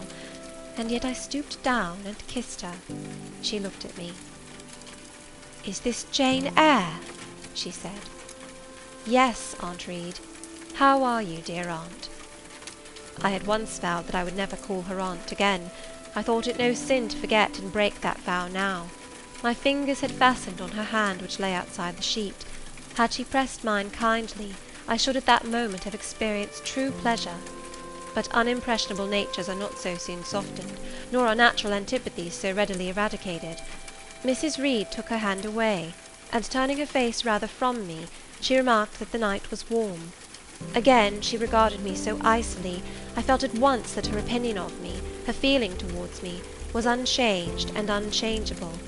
I knew by her stony eye, opaque to tenderness, indissoluble to tears, that she was resolved to consider me bad to the last, because to believe me good would give her no generous pleasure, only a sense of mortification. I felt pain, and then I felt ire, and then I felt a determination to subdue her, to be her mistress in spite both of her nature and her will. My tears had risen just as in childhood. I ordered them back to their source. I brought a chair to the bed head. I sat down and leaned over the pillow. "You sent for me," I said, "and I am here, and it is my intention to stay till I see how you get on." "Oh, of course. You have seen my daughters?" "Yes." "Well, you may tell them I wish you to stay till I can talk some things over with you I have on my mind. Tonight it is too late, and I have a difficulty in recalling them. But there was something I wished to say. Let me see." The wandering look and changed utterance told me what wreck had taken place in her once vigorous frame. Turning restlessly, she drew the bedclothes round her. My elbow, resting on a corner of the quilt, fixed it down. She was at once irritated. "Sit up," said she. "Don't annoy me with holding the clothes fast. Are you Jane Eyre?" "I am Jane Eyre." "I have had more trouble with that child than anyone would believe. Such a burden to be left on my hands, and so much annoyance has she caused me daily and hourly with her incomprehensible disposition, and her sudden starts of temper, and her continual unnatural watchings of one's movements. I declare she talked to me once like something mad, or like a fiend. No child ever spoke or looked as she did. I was glad to get her away from the house. What did they do with her at Lowood? The fever broke out there, and many of the pupils died. She, however, did not die, but I said she did. I wish she had died." "A strange wish, Mrs. Reed. Why do you hate her so?" "I had a dislike to her mother always, for she was my husband's only sister, and a great favourite with him. He opposed the family's disowning her when she made her low marriage, and when news came of her death, he wept like a simpleton. He would send for the baby, though I entreated him rather to put it out to nurse and pay for its maintenance. I hated it the first time I set my eyes on it, a sickly, whining, pining thing. It would wail in its cradle all night long, not screaming heartily like any other child, but whimpering and moaning. Reed pitied it, and he used to nurse it and notice it as if it had been his own, more indeed than he ever noticed his own at that age. He would try to make my children friendly to the little beggar. The darlings could not bear it, and he was angry with them when they showed their dislike. In his last illness he had it brought continually to his bedside, and but an hour before he died he bound me by vow to keep the creature. I would as soon have been charged with a pauper brat out of a workhouse, but he was weak, naturally weak. John does not at all resemble his father, and I am glad of it. John is like me, and like my brothers, he is quite a Gibson. Oh, I wish he would cease tormenting me with letters for money. I have no more money to give him. We are getting poor. I must send away half my servants, and shut up part of the house, or let it off. I can never submit to do that, yet how are we to get on? 2/3 of my income goes in paying the interest of mortgages. John gambles dreadfully, and always loses, poor boy. He is beset by sharpers. John is sunk and degraded. His look is frightful. I feel ashamed for him when I see him. She was getting much excited. I think I had better leave her now, said I to Bessie, who stood on the other side of the bed. Perhaps you had, miss, but she often talks in this way towards night. In the morning she is calmer.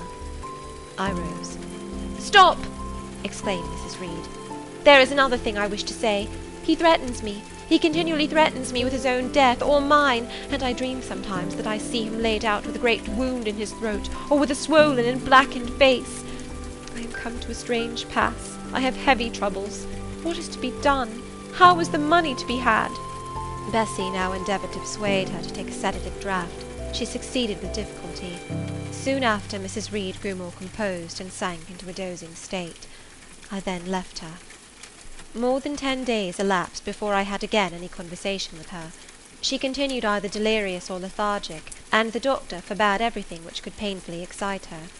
Meantime, I got on as well as I could with Georgiana and Eliza. They were very cold indeed at first. Eliza would sit half the day sewing, reading, or writing, and scarcely utter a word either to me or her sister. Georgiana would chatter nonsense to her canary bird by the hour, and take no notice of me. But I was determined not to seem at a loss for occupation or amusement.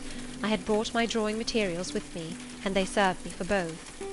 Provided with a case of pencils and some sheets of paper, I used to take a seat apart from them, near the window, and busy myself in sketching fancy vignettes, representing any scene that happened momentarily to shape itself in the ever-shifting kaleidoscope of imagination. A glimpse of sea between 2 rocks, the rising moon, and a ship crossing its disk, a group of reeds and water flags, and a naiad's head, crowned with lotus flowers rising out of them, an elf sitting in a hedge-sparrow's nest, under a wreath of hawthorn bloom. One morning I fell to sketching a face. What sort of a face it was to be I did not care or know. I took a soft black pencil, gave it a broad point, and worked away. Soon I had traced on the paper a broad and prominent forehead, and a square lower outline of visage. That contour gave me pleasure. My fingers proceeded actively to fill it with features. Strongly marked horizontal eyebrows must be traced under that brow. Then followed naturally a well-defined nose, with a straight ridge and full nostrils, then a flexible-looking mouth, by no means narrow, then a firm chin, with a decided cleft down the middle of it. Of course some black whiskers were wanted, and some jetty hair tufted on the temples and waved above the forehead. Now for the eyes. I had left them to the last because they required the most careful working. I drew them large, I shaped them well. The eyelashes I traced long and sombre, the irids lustrous and large. Good, but not quite the thing, I thought, as I surveyed the effect. They want more force and spirit. And I wrought the shades blacker, that the lights might flash more brilliantly. A happy touch or two secured success. There, I had a friend's face under my gaze, and what did it signify that those young ladies turned their backs on me? I looked at it. I smiled at the speaking likeness. I was absorbed and content. Is that a portrait of someone you know? asked Eliza, who had approached me unnoticed. I responded that it was merely a fancy head, and hurried it beneath the other sheets. Of course I lied. It was, in fact, a very faithful representation of Mr. Rochester. But what was that to her, or to anyone but myself? Georgiana also advanced to look. The other drawings pleased her much, but she called that an ugly man. They both seemed surprised at my skill. I offered to sketch their portraits, and each in turn sat for a pencil outline. Then Georgiana produced her album. I promised to contribute a watercolour drawing. This put her at once into good humour. She proposed a walk in the grounds. Before we had been out 2 hours, we were deep in a confidential conversation. She had favoured me with a description of the brilliant winter she had spent in London 2 seasons ago, of the admiration she had there excited, the attention she had received, and I even got hints of the titled conquests she had made. In the course of the afternoon and evening these hints were enlarged on, various soft conversations were reported, and sentimental scenes represented, and in short, a volume of a novel of fashionable life was that day improvised by her for my benefit. The communications were renewed from day to day. They always ran on the same theme, herself, her loves, and woes. It was strange she never once adverted either to her mother's illness or her brother's death, or the present gloomy state of the family prospects. Her mind seemed wholly taken up with reminiscences of past gaiety, and aspirations after dissipations to come. She passed about 5 minutes each day in her mother's sick-room, and no more. Eliza still spoke little. She had evidently no time to talk. I never saw a busier person than she seemed to be, yet it was difficult to say what she did, or rather to discover any result of her diligence. She had an alarm to call her up early. I know not how she occupied herself before breakfast, but after that meal she divided her time into regular portions, and each hour had its allotted task. 3 times a day she studied a little book, which I found, on inspection, was a common prayer book. I asked her once what was the great attraction of that volume, and she said, "The rubric." 3 hours a day she gave to stitching with gold thread the border of a square crimson cloth, almost large enough for a carpet. In answer to my inquiries after the use of this article, she informed me it was a covering for the altar of a new church lately erected near Gateshead. 2 hours she devoted to her diary, 2 to working by herself in the kitchen garden, and 1 to the regulation of her accounts. She seemed to want no company, no conversation. I believe she was happy in her way. This routine sufficed for her, and nothing annoyed her so much as the occurrence of any incident which forced her to vary its clockwork regularity. She told me one evening, when more disposed to be communicative than usual, that John's conduct and the threatened ruin of the family had been a source of profound affliction to her, but she had now, she said, settled her mind and formed her resolution. Her own fortune she had taken care to secure, and when her mother died, and it was wholly improbable, she tranquilly remarked, that she should either recover or linger long, she would execute a long-cherished project, seek a retirement where punctual habits would be permanently secured from disturbance, and place safe barriers between herself and a frivolous world. I asked if Georgiana would accompany her. Of course not. Georgiana and she had nothing in common. They never had had. She would not be burdened with her society for any consideration. Georgiana should take her own course, and she, Eliza, would take hers. Georgiana, when not unburdening her heart to me, spent most of her time in lying on the sofa, fretting about the dullness of the house, and wishing over and over again that her Aunt Gibson would send her an invitation up to town. "It would be so much better," she said, "if she could only get out of the way for a month or 2, till all was over." I did not ask what she meant by all being over, but I suppose she referred to the expected decease of her mother, and the gloomy sequel of funeral rites. Eliza generally took no more notice of her sister's indolence and complaints than if no such murmuring, lounging object had been before her. One day, however, as she put away her account-book and unfolded her embroidery, she suddenly took her up thus: "Georgiana, a more vain and absurd animal than you was certainly never allowed to cumber the earth. You had no right to be born, for you make no use of life. Instead of living for, in, and with yourself, as a reasonable being ought, you seek only to fasten your feebleness on to some other person's strength. If no one can be found willing to burden her or himself with such a fat, weak, puffy, useless thing, you cry out that you are ill-treated, neglected, miserable. Then, too, existence for you must be a scene of continual change and excitement, or else the world is a dungeon. You must be admired, you must be courted, you must be flattered, you must have music, dancing, and society, or you languish, you die away. Have you no sense to devise a system which will make you independent of all efforts, and all wills but your own? Take one day, share it into sections, to each section apportion its task, leave no stray unemployed quarters of an hour, 10 minutes, 5 minutes, include all, do each piece of business in its turn with method, with rigid regularity. The day will close almost before you are aware it has begun, and you are indebted to no one for helping you to get rid of one vacant moment. You have had to seek no one's company, conversation, sympathy, forbearance. You have lived, in short, as an independent being ought to do. Take this advice, the first and last I shall offer you. Then you will not want me or anyone else, happen what may. Neglect it, go on as heretofore, craving, whining, and idling, and suffer the results of your idiocy, however bad and insuperable they may be. I tell you this plainly, and listen, for though I shall no more repeat what I am about to say, I shall steadily act on it. After my mother's death, I wash my hands of you.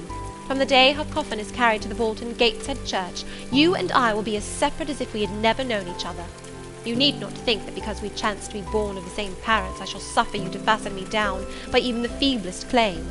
I can tell you this, if the whole human race, ourselves excepted, were swept away, and we two stood alone on the earth, I would leave you in the old world and betake myself to the new. She closed her lips. You might have spared yourself the trouble of delivering that tirade, answered Georgiana. Everybody knows you are the most selfish, heartless creature in existence, and I know your spiteful hatred towards me. I have had a specimen of it before in the trick you played me about Lord Edwin Vere.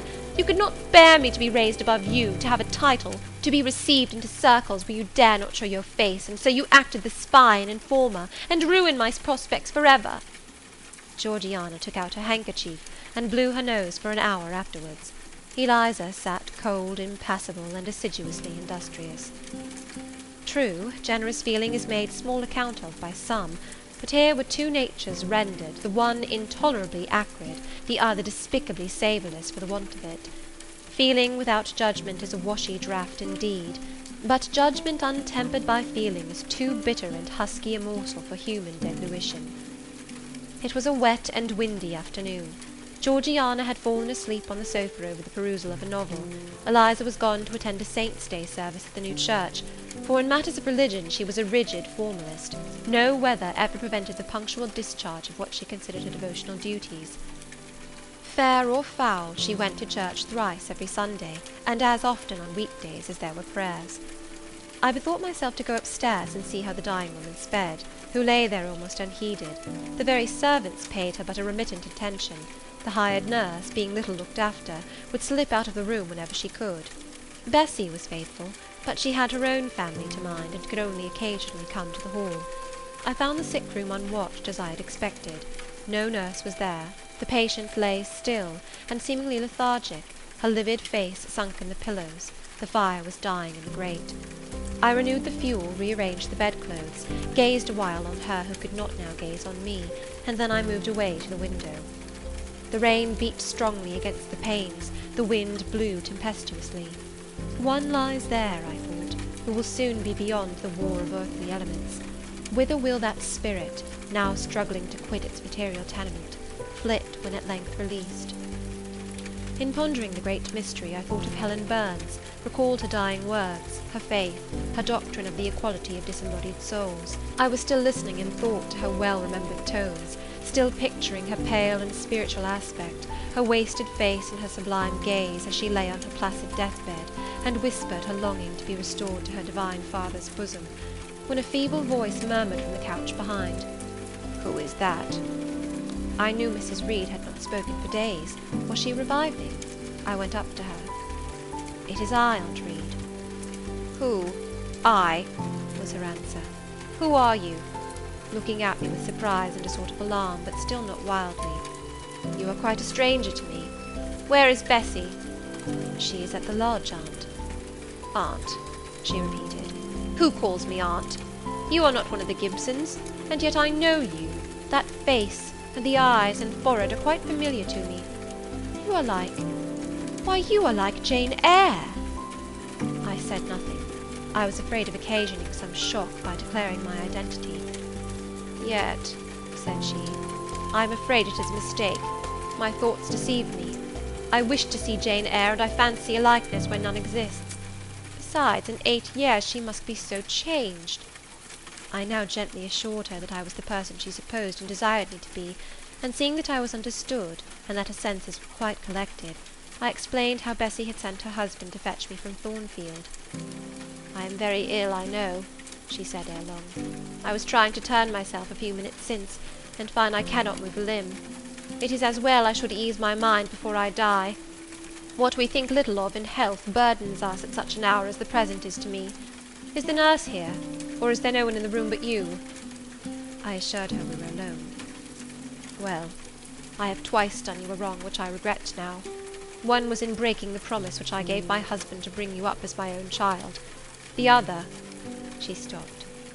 "After all, it is of no great importance, perhaps," she murmured to herself. "And then I make it better, and to humble myself so to her is painful." She made an effort to alter her position, but failed. Her face changed. She seemed to experience some inward sensation, the precursor, perhaps, of the last pang. "Well, I must get it over. Eternity is before me. I had better tell her. Go to my dressing-case, open it, and take out a letter you will see there." I obeyed her directions. "Read the letter," she said. It was short, and thus conceived. "Madam, will you have the goodness to send me the address of my niece Jane Eyre, and to tell me how she is? It is my intention to write shortly, and desire her to come to me at Madeira. Providence has blessed my endeavours to secure a competency, and as I am unmarried and childless, I wish to adopt her during my life, and bequeath her at my death whatever I may have to leave. I am, Madam, etc., etc., John Eyre, Madeira." It was dated 3 years back. "Why did I never hear of this?" I asked. "Because I disliked you too fixedly and thoroughly ever to lend a hand in lifting you to prosperity. I could not forget your conduct to me, Jane, the fury with which you once turned on me, the tone in which you declared you abhorred me, the worst of anybody in the world, the unchildlike look and voice with which you affirmed that the very thought of me made you sick, and asserted that I had treated you with miserable cruelty. I could not forget my own sensations when you thus started up and poured out the venom of your mind. I felt fear as if an animal that I had struck or pushed had looked up at me with human eyes and cursed me in a man's voice. Bring me some water. Oh, make haste!" "Dear Mrs. Reed," said I, as I offered her the draught she required, "think no more of all this. Let it pass away from your mind. Forgive me for my passionate language. I was a child then. 8, 9 years have passed since that day." She heeded nothing of what I said, but when she had tasted the water and drawn breath, she went on thus: "I tell you I could not forget it, and I took my revenge. For you to be adopted by your uncle and placed in an estate of ease and comfort was what I could not endure. I wrote to him. I said I was sorry for his disappointment, but Jane Eyre was dead. She had died of typhus fever at Lowood. Now act as you please, write and contradict my assertion, expose my falsehood as soon as you like. You were born, I think, to be my torment. My last hour is racked by the recollection of a deed which, but for you, I should never have been tempted to commit." "If you could be persuaded to think no more of it, aunt, and to regard me with kindness and forgiveness—" "You have a very bad disposition," said she, "and one to this day I feel it impossible to understand. How for 9 years you could be patient and quiescent under any treatment, and in the 10th break out all fire and violence, I can never comprehend." "My disposition is not so bad as you think. I am passionate, but not vindictive. Many a time as a little child I should have been glad to love you if you would have let me, and I long earnestly to be reconciled to you now. Kiss me, aunt." I approached my cheek to her lips. She would not touch it. She said I oppressed her by leaning over the bed, and again demanded water. As I laid her down, for I raised her and supported her on my arm while she drank, I covered her ice-cold and clammy hand with mine. The feeble fingers shrank from my touch, the glazing eyes shunned my gaze. "Love me then, or hate me as you will," I said at last. "You have my full and free forgiveness. Ask now for God's, and be at peace." Poor suffering woman! It was too late for her to make now the effort to change her habitual frame of mind. Living, she had ever hated me; dying, she must hate me still. The nurse now entered, and Bessie followed. I yet lingered half an hour longer, hoping to see some sign of amity, but she gave none. She was fast relapsing into stupor, nor did her mind again rally. At 12 o'clock that night she died. I was not present to close her eyes, nor were either of her daughters. They came to tell us the next morning that all was over. She was by that time laid out. Eliza and I went to look at her. Georgiana, who had burst into loud weeping, said she dared not go. There was stretched Sarah Reed's once robust and active frame, rigid and still. Her eye of flint was covered with its cold lid. Her brow and strong traits wore yet the impress of her inexorable soul. A strange and solemn object was that corpse to me. I gazed on it with gloom and pain. Nothing soft, nothing sweet, nothing pitying or hopeful or subduing did it inspire, only a grating anguish for her woes, not my loss, and a sombre, tearless dismay at the fearfulness of death in such a form. Eliza surveyed her parent calmly. After a silence of some minutes, she observed, "With her constitution she should have lived to a good old age. Her life was shortened by trouble." And then a spasm constricted her mouth for an instant. As it passed away, she turned and left the room, and so did I. Neither of us had dropped a tear. Chapter 22. Mr. Rochester had given me but 1 week's leave of absence, yet a month elapsed before I quitted Gateshead. I wished to leave immediately after the funeral, but Georgiana entreated me to stay till she could get off to London, whither she was now at last invited by her uncle, Mr. Gibson, who had come down to direct his sister's interment and settle the family affairs. Georgiana said she dreaded being left alone with Eliza. From her she got neither sympathy in her dejection, support in her fears, nor aid in her preparations. So I bore with her feeble-minded wailings and selfish lamentations as well as I could, and did my best in sewing for her and packing her dresses. It is true that while I worked, she would idle, and I thought to myself, if you and I were destined to live always together, cousin, we would commence matters on a different footing. I should not settle tamely down into being the forbearing party. I should assign you your share of labour, and compel you to accomplish it, or else it should be left undone. I should insist also on your keeping some of those drawling, half-insincere complaints hushed in your own breast. It is only because our connection happens to be very transitory, and comes at a peculiarly mournful season, that I consent thus to render it so patient and compliant on my part. At last I saw Georgiana off, but now it was Eliza's turn to request me to stay another week. Her plans required all her time and attention, she said. She was about to depart for some unknown ball, and all day long she stayed in her own room, her door bolted within, filling trunks, emptying drawers, burning papers, and holding no communication with any one. She wished me to look after the house, to see callers, and answer notes of condolence. One morning she told me I was at liberty. "And," she added, "I am obliged to you for your valuable services in discreet conduct. There is some difference between living with such a one as you and with Georgiana. You perform your own part in life, and burden no one. To-morrow," she continued, "I set out for the Continent. I shall take up my abode in a religious house near Lille, a nunnery you would call it. There I shall be quiet and unmolested. I shall devote myself for a time to the examination of the Roman Catholic dogmas, and to a careful study of the workings of their system. If I find it to be, as I have suspected is, the one best calculated to ensure the doing of all things decently and in order, I shall embrace the tenets of Rome, and probably take the veil." I neither expressed surprise at this resolution, nor attempted to dissuade her from it. The vocation will fit you to a hair, I thought. Much good may it do you. When we parted, she said, "Good-bye, cousin Jane Eyre. I wish you well. You have some sense." I then returned, "You are not without sense, cousin Eliza, but what you have, I suppose, in another year will be walled up alive in a French convent. However, it is not my business, and so it suits you, I don't much care." "You are in the right," said she, and with these words we each went our separate way. As I shall not have occasion to refer either to her or her sister again, I may as well mention here, that Georgiana made an advantageous match with a wealthy, worn-out man of fashion, and that Eliza actually took the veil, and is at this day superior of the convent where she passed the period of her novitiate, and which she endowed with her fortune. How people feel when they are returning home from an absence, long or short, I did not know. I had never experienced the sensation. I had known what it was to come back to Gateshead when a child after a long walk, to be scolded for looking cold or gloomy, and later what it was to come back from church to Lowood, to long for a plenteous meal and a good fire, and to be unable to get either. Neither of these returnings was very pleasant or desirable. No magnet drew me to a given point, increasing in its strength of attraction the nearer I came. The return to Thornfield was yet to be tried. My journey seemed tedious, very tedious.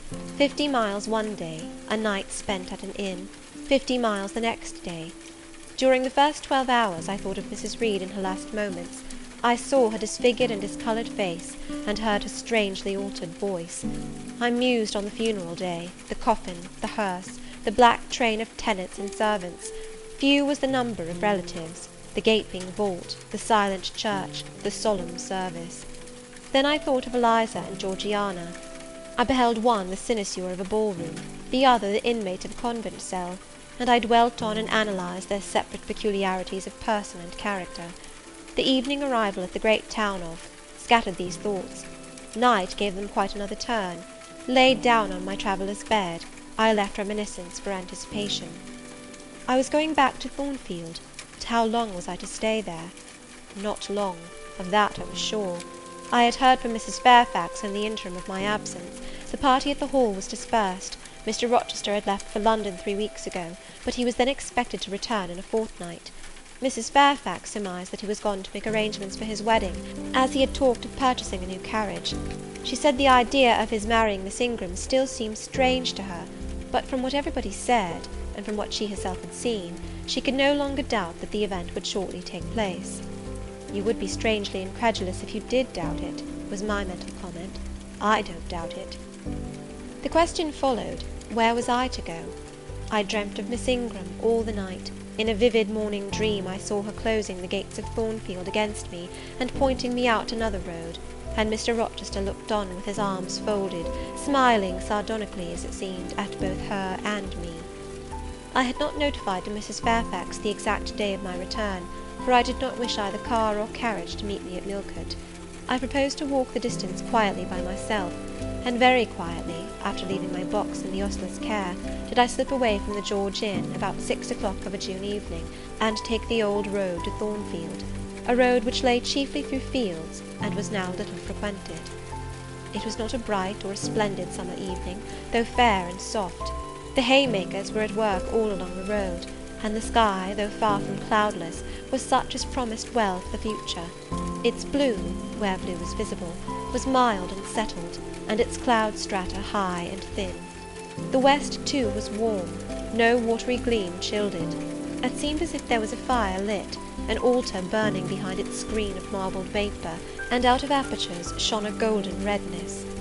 I felt glad as the road shortened before me, so glad that I stopped once to ask myself what that joy meant, and to remind reason that it was not to my home I was going, or to a permanent resting place, or to a place where fond friends looked out for me and waited my arrival.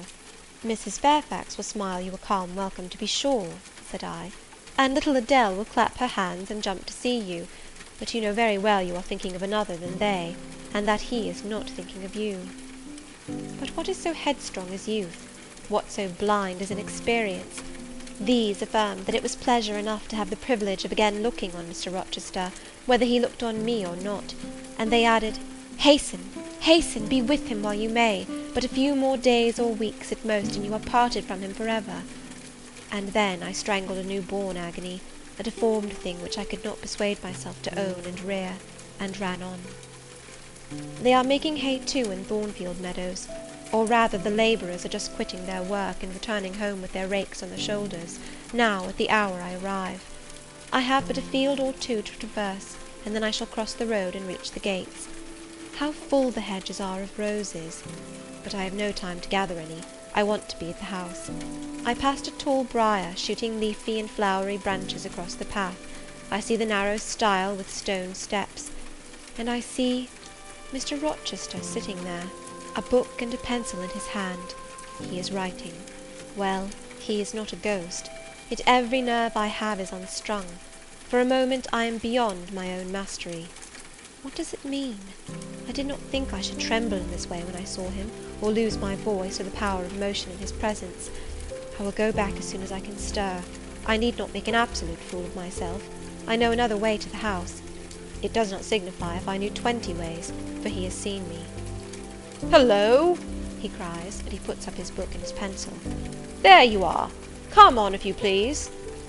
I suppose I do come on, though in what fashion I know not, being scarcely cognizant of my movements, and solicitous only to appear calm, and above all to control the working muscles of my face, which I feel rebel insolently against my will, and struggle to express what I had resolved to conceal. But I have a veil, it is down, I may make shift yet to behave with decent composure. And is this Jane Eyre? Are you coming from Millcote, and on foot? Yes, just one of your tricks, not to send for a carriage and come clattering over street and road like a common mortal, but to steal into the vicinage of your home along with twilight, just as if you were a dream or a shade. What the deuce have you done with yourself this last month? I have been with my aunt, sir, who is dead. A true Janian reply. Good angels be my guard. She comes from the other world, from the abode of people who are dead, and tells me so when she meets me alone here in the gloaming. If I dared, I'd touch you to see if you are substance or shadow, you elf, but I'd as soon offer to take hold of a blue ignis fatuus light in a marsh. Truant, truant, he added, when he had paused an instant. Absent from me a whole month, and forgetting me quite, I'll be sworn. I knew there would be pleasure in meeting my master again, even though broken by the fear that he was so soon to cease to be my master, and by the knowledge that I was nothing to him. But there was ever in Mr. Rochester, so at least I thought, such a wealth of the power of communicating happiness, that to taste but of the crumbs he scattered to stray and stranger birds like me, was to feast genially. His last words were balm. They seemed to imply that it imported something to him whether I forgot him or not, and he had spoken of Thornfield as my home. Would that it were my home! He did not leave the stile, and I hardly liked to ask to go by. I inquired soon if he had not been to London. Yes, I suppose he found that out by second sight. Mrs. Fairfax told me in a letter. And did she inform you what I went to do? Oh, yes, sir. Everybody knew your errand. You must see the carriage, Jane, and tell me if you don't think it will suit Mrs. Rochester exactly, and whether she won't look like Queen Boadicea, leaning back against those purple cushions. I wish, Jane, I were a trifle better adapted to match with her externally. Tell me now, fairy as you are, can't you give me a charm or a philtre or something of that sort, to make me a handsome man? It would be past the power of magic, sir. And in thought I added, a loving eye is all the charm needed. To such you are handsome enough, or rather your sternness has a power beyond beauty. Mr. Rochester had sometimes read my unspoken thoughts with an acumen to be incomprehensible. In the present instance he took no notice of my abrupt vocal response, but he smiled at me with a certain smile he had of his own, and which he used but on rare occasions. He seemed to think it too good for common purposes. It was the real sunshine of feeling. He shed it over me now. Pass, Janet, said he, making room for me to cross the stile. Go up home, and stay your weary little wandering feet at a friend's threshold. All I had now to do was to obey him in silence. No need for me to colloquize further. I got over the stile without a word, and meant to leave him calmly. An impulse held me fast, a force turned me round. I said, or something in me said, and in spite of me, "Thank you, Mr. Rochester, for your great kindness. I am strangely glad to get back again to you, and wherever you are is my home, my only home." I walked on so fast that even he could hardly have overtaken me had he tried. Little Adele was half wild with delight when she saw me. Mrs. Fairfax received me with her usual plain friendliness. Leah smiled, and even Sophy bid me bonsoir with glee. This was very pleasant. There is no happiness like that of being loved by your fellow creatures, and feeling that your presence is an addition to their comfort. I that evening shut my eyes resolutely against the future. I stopped my ears against the voice that kept warning me of near separation and coming grief. When tea was over, and Mrs. Fairfax had taken her knitting, and I had assumed a low seat near her, and Adele, kneeling on the carpet, had nestled close up to me, and a sense of mutual affection seemed to surround us with a ring of golden peace, I uttered a silent prayer that we might not be parted far or soon.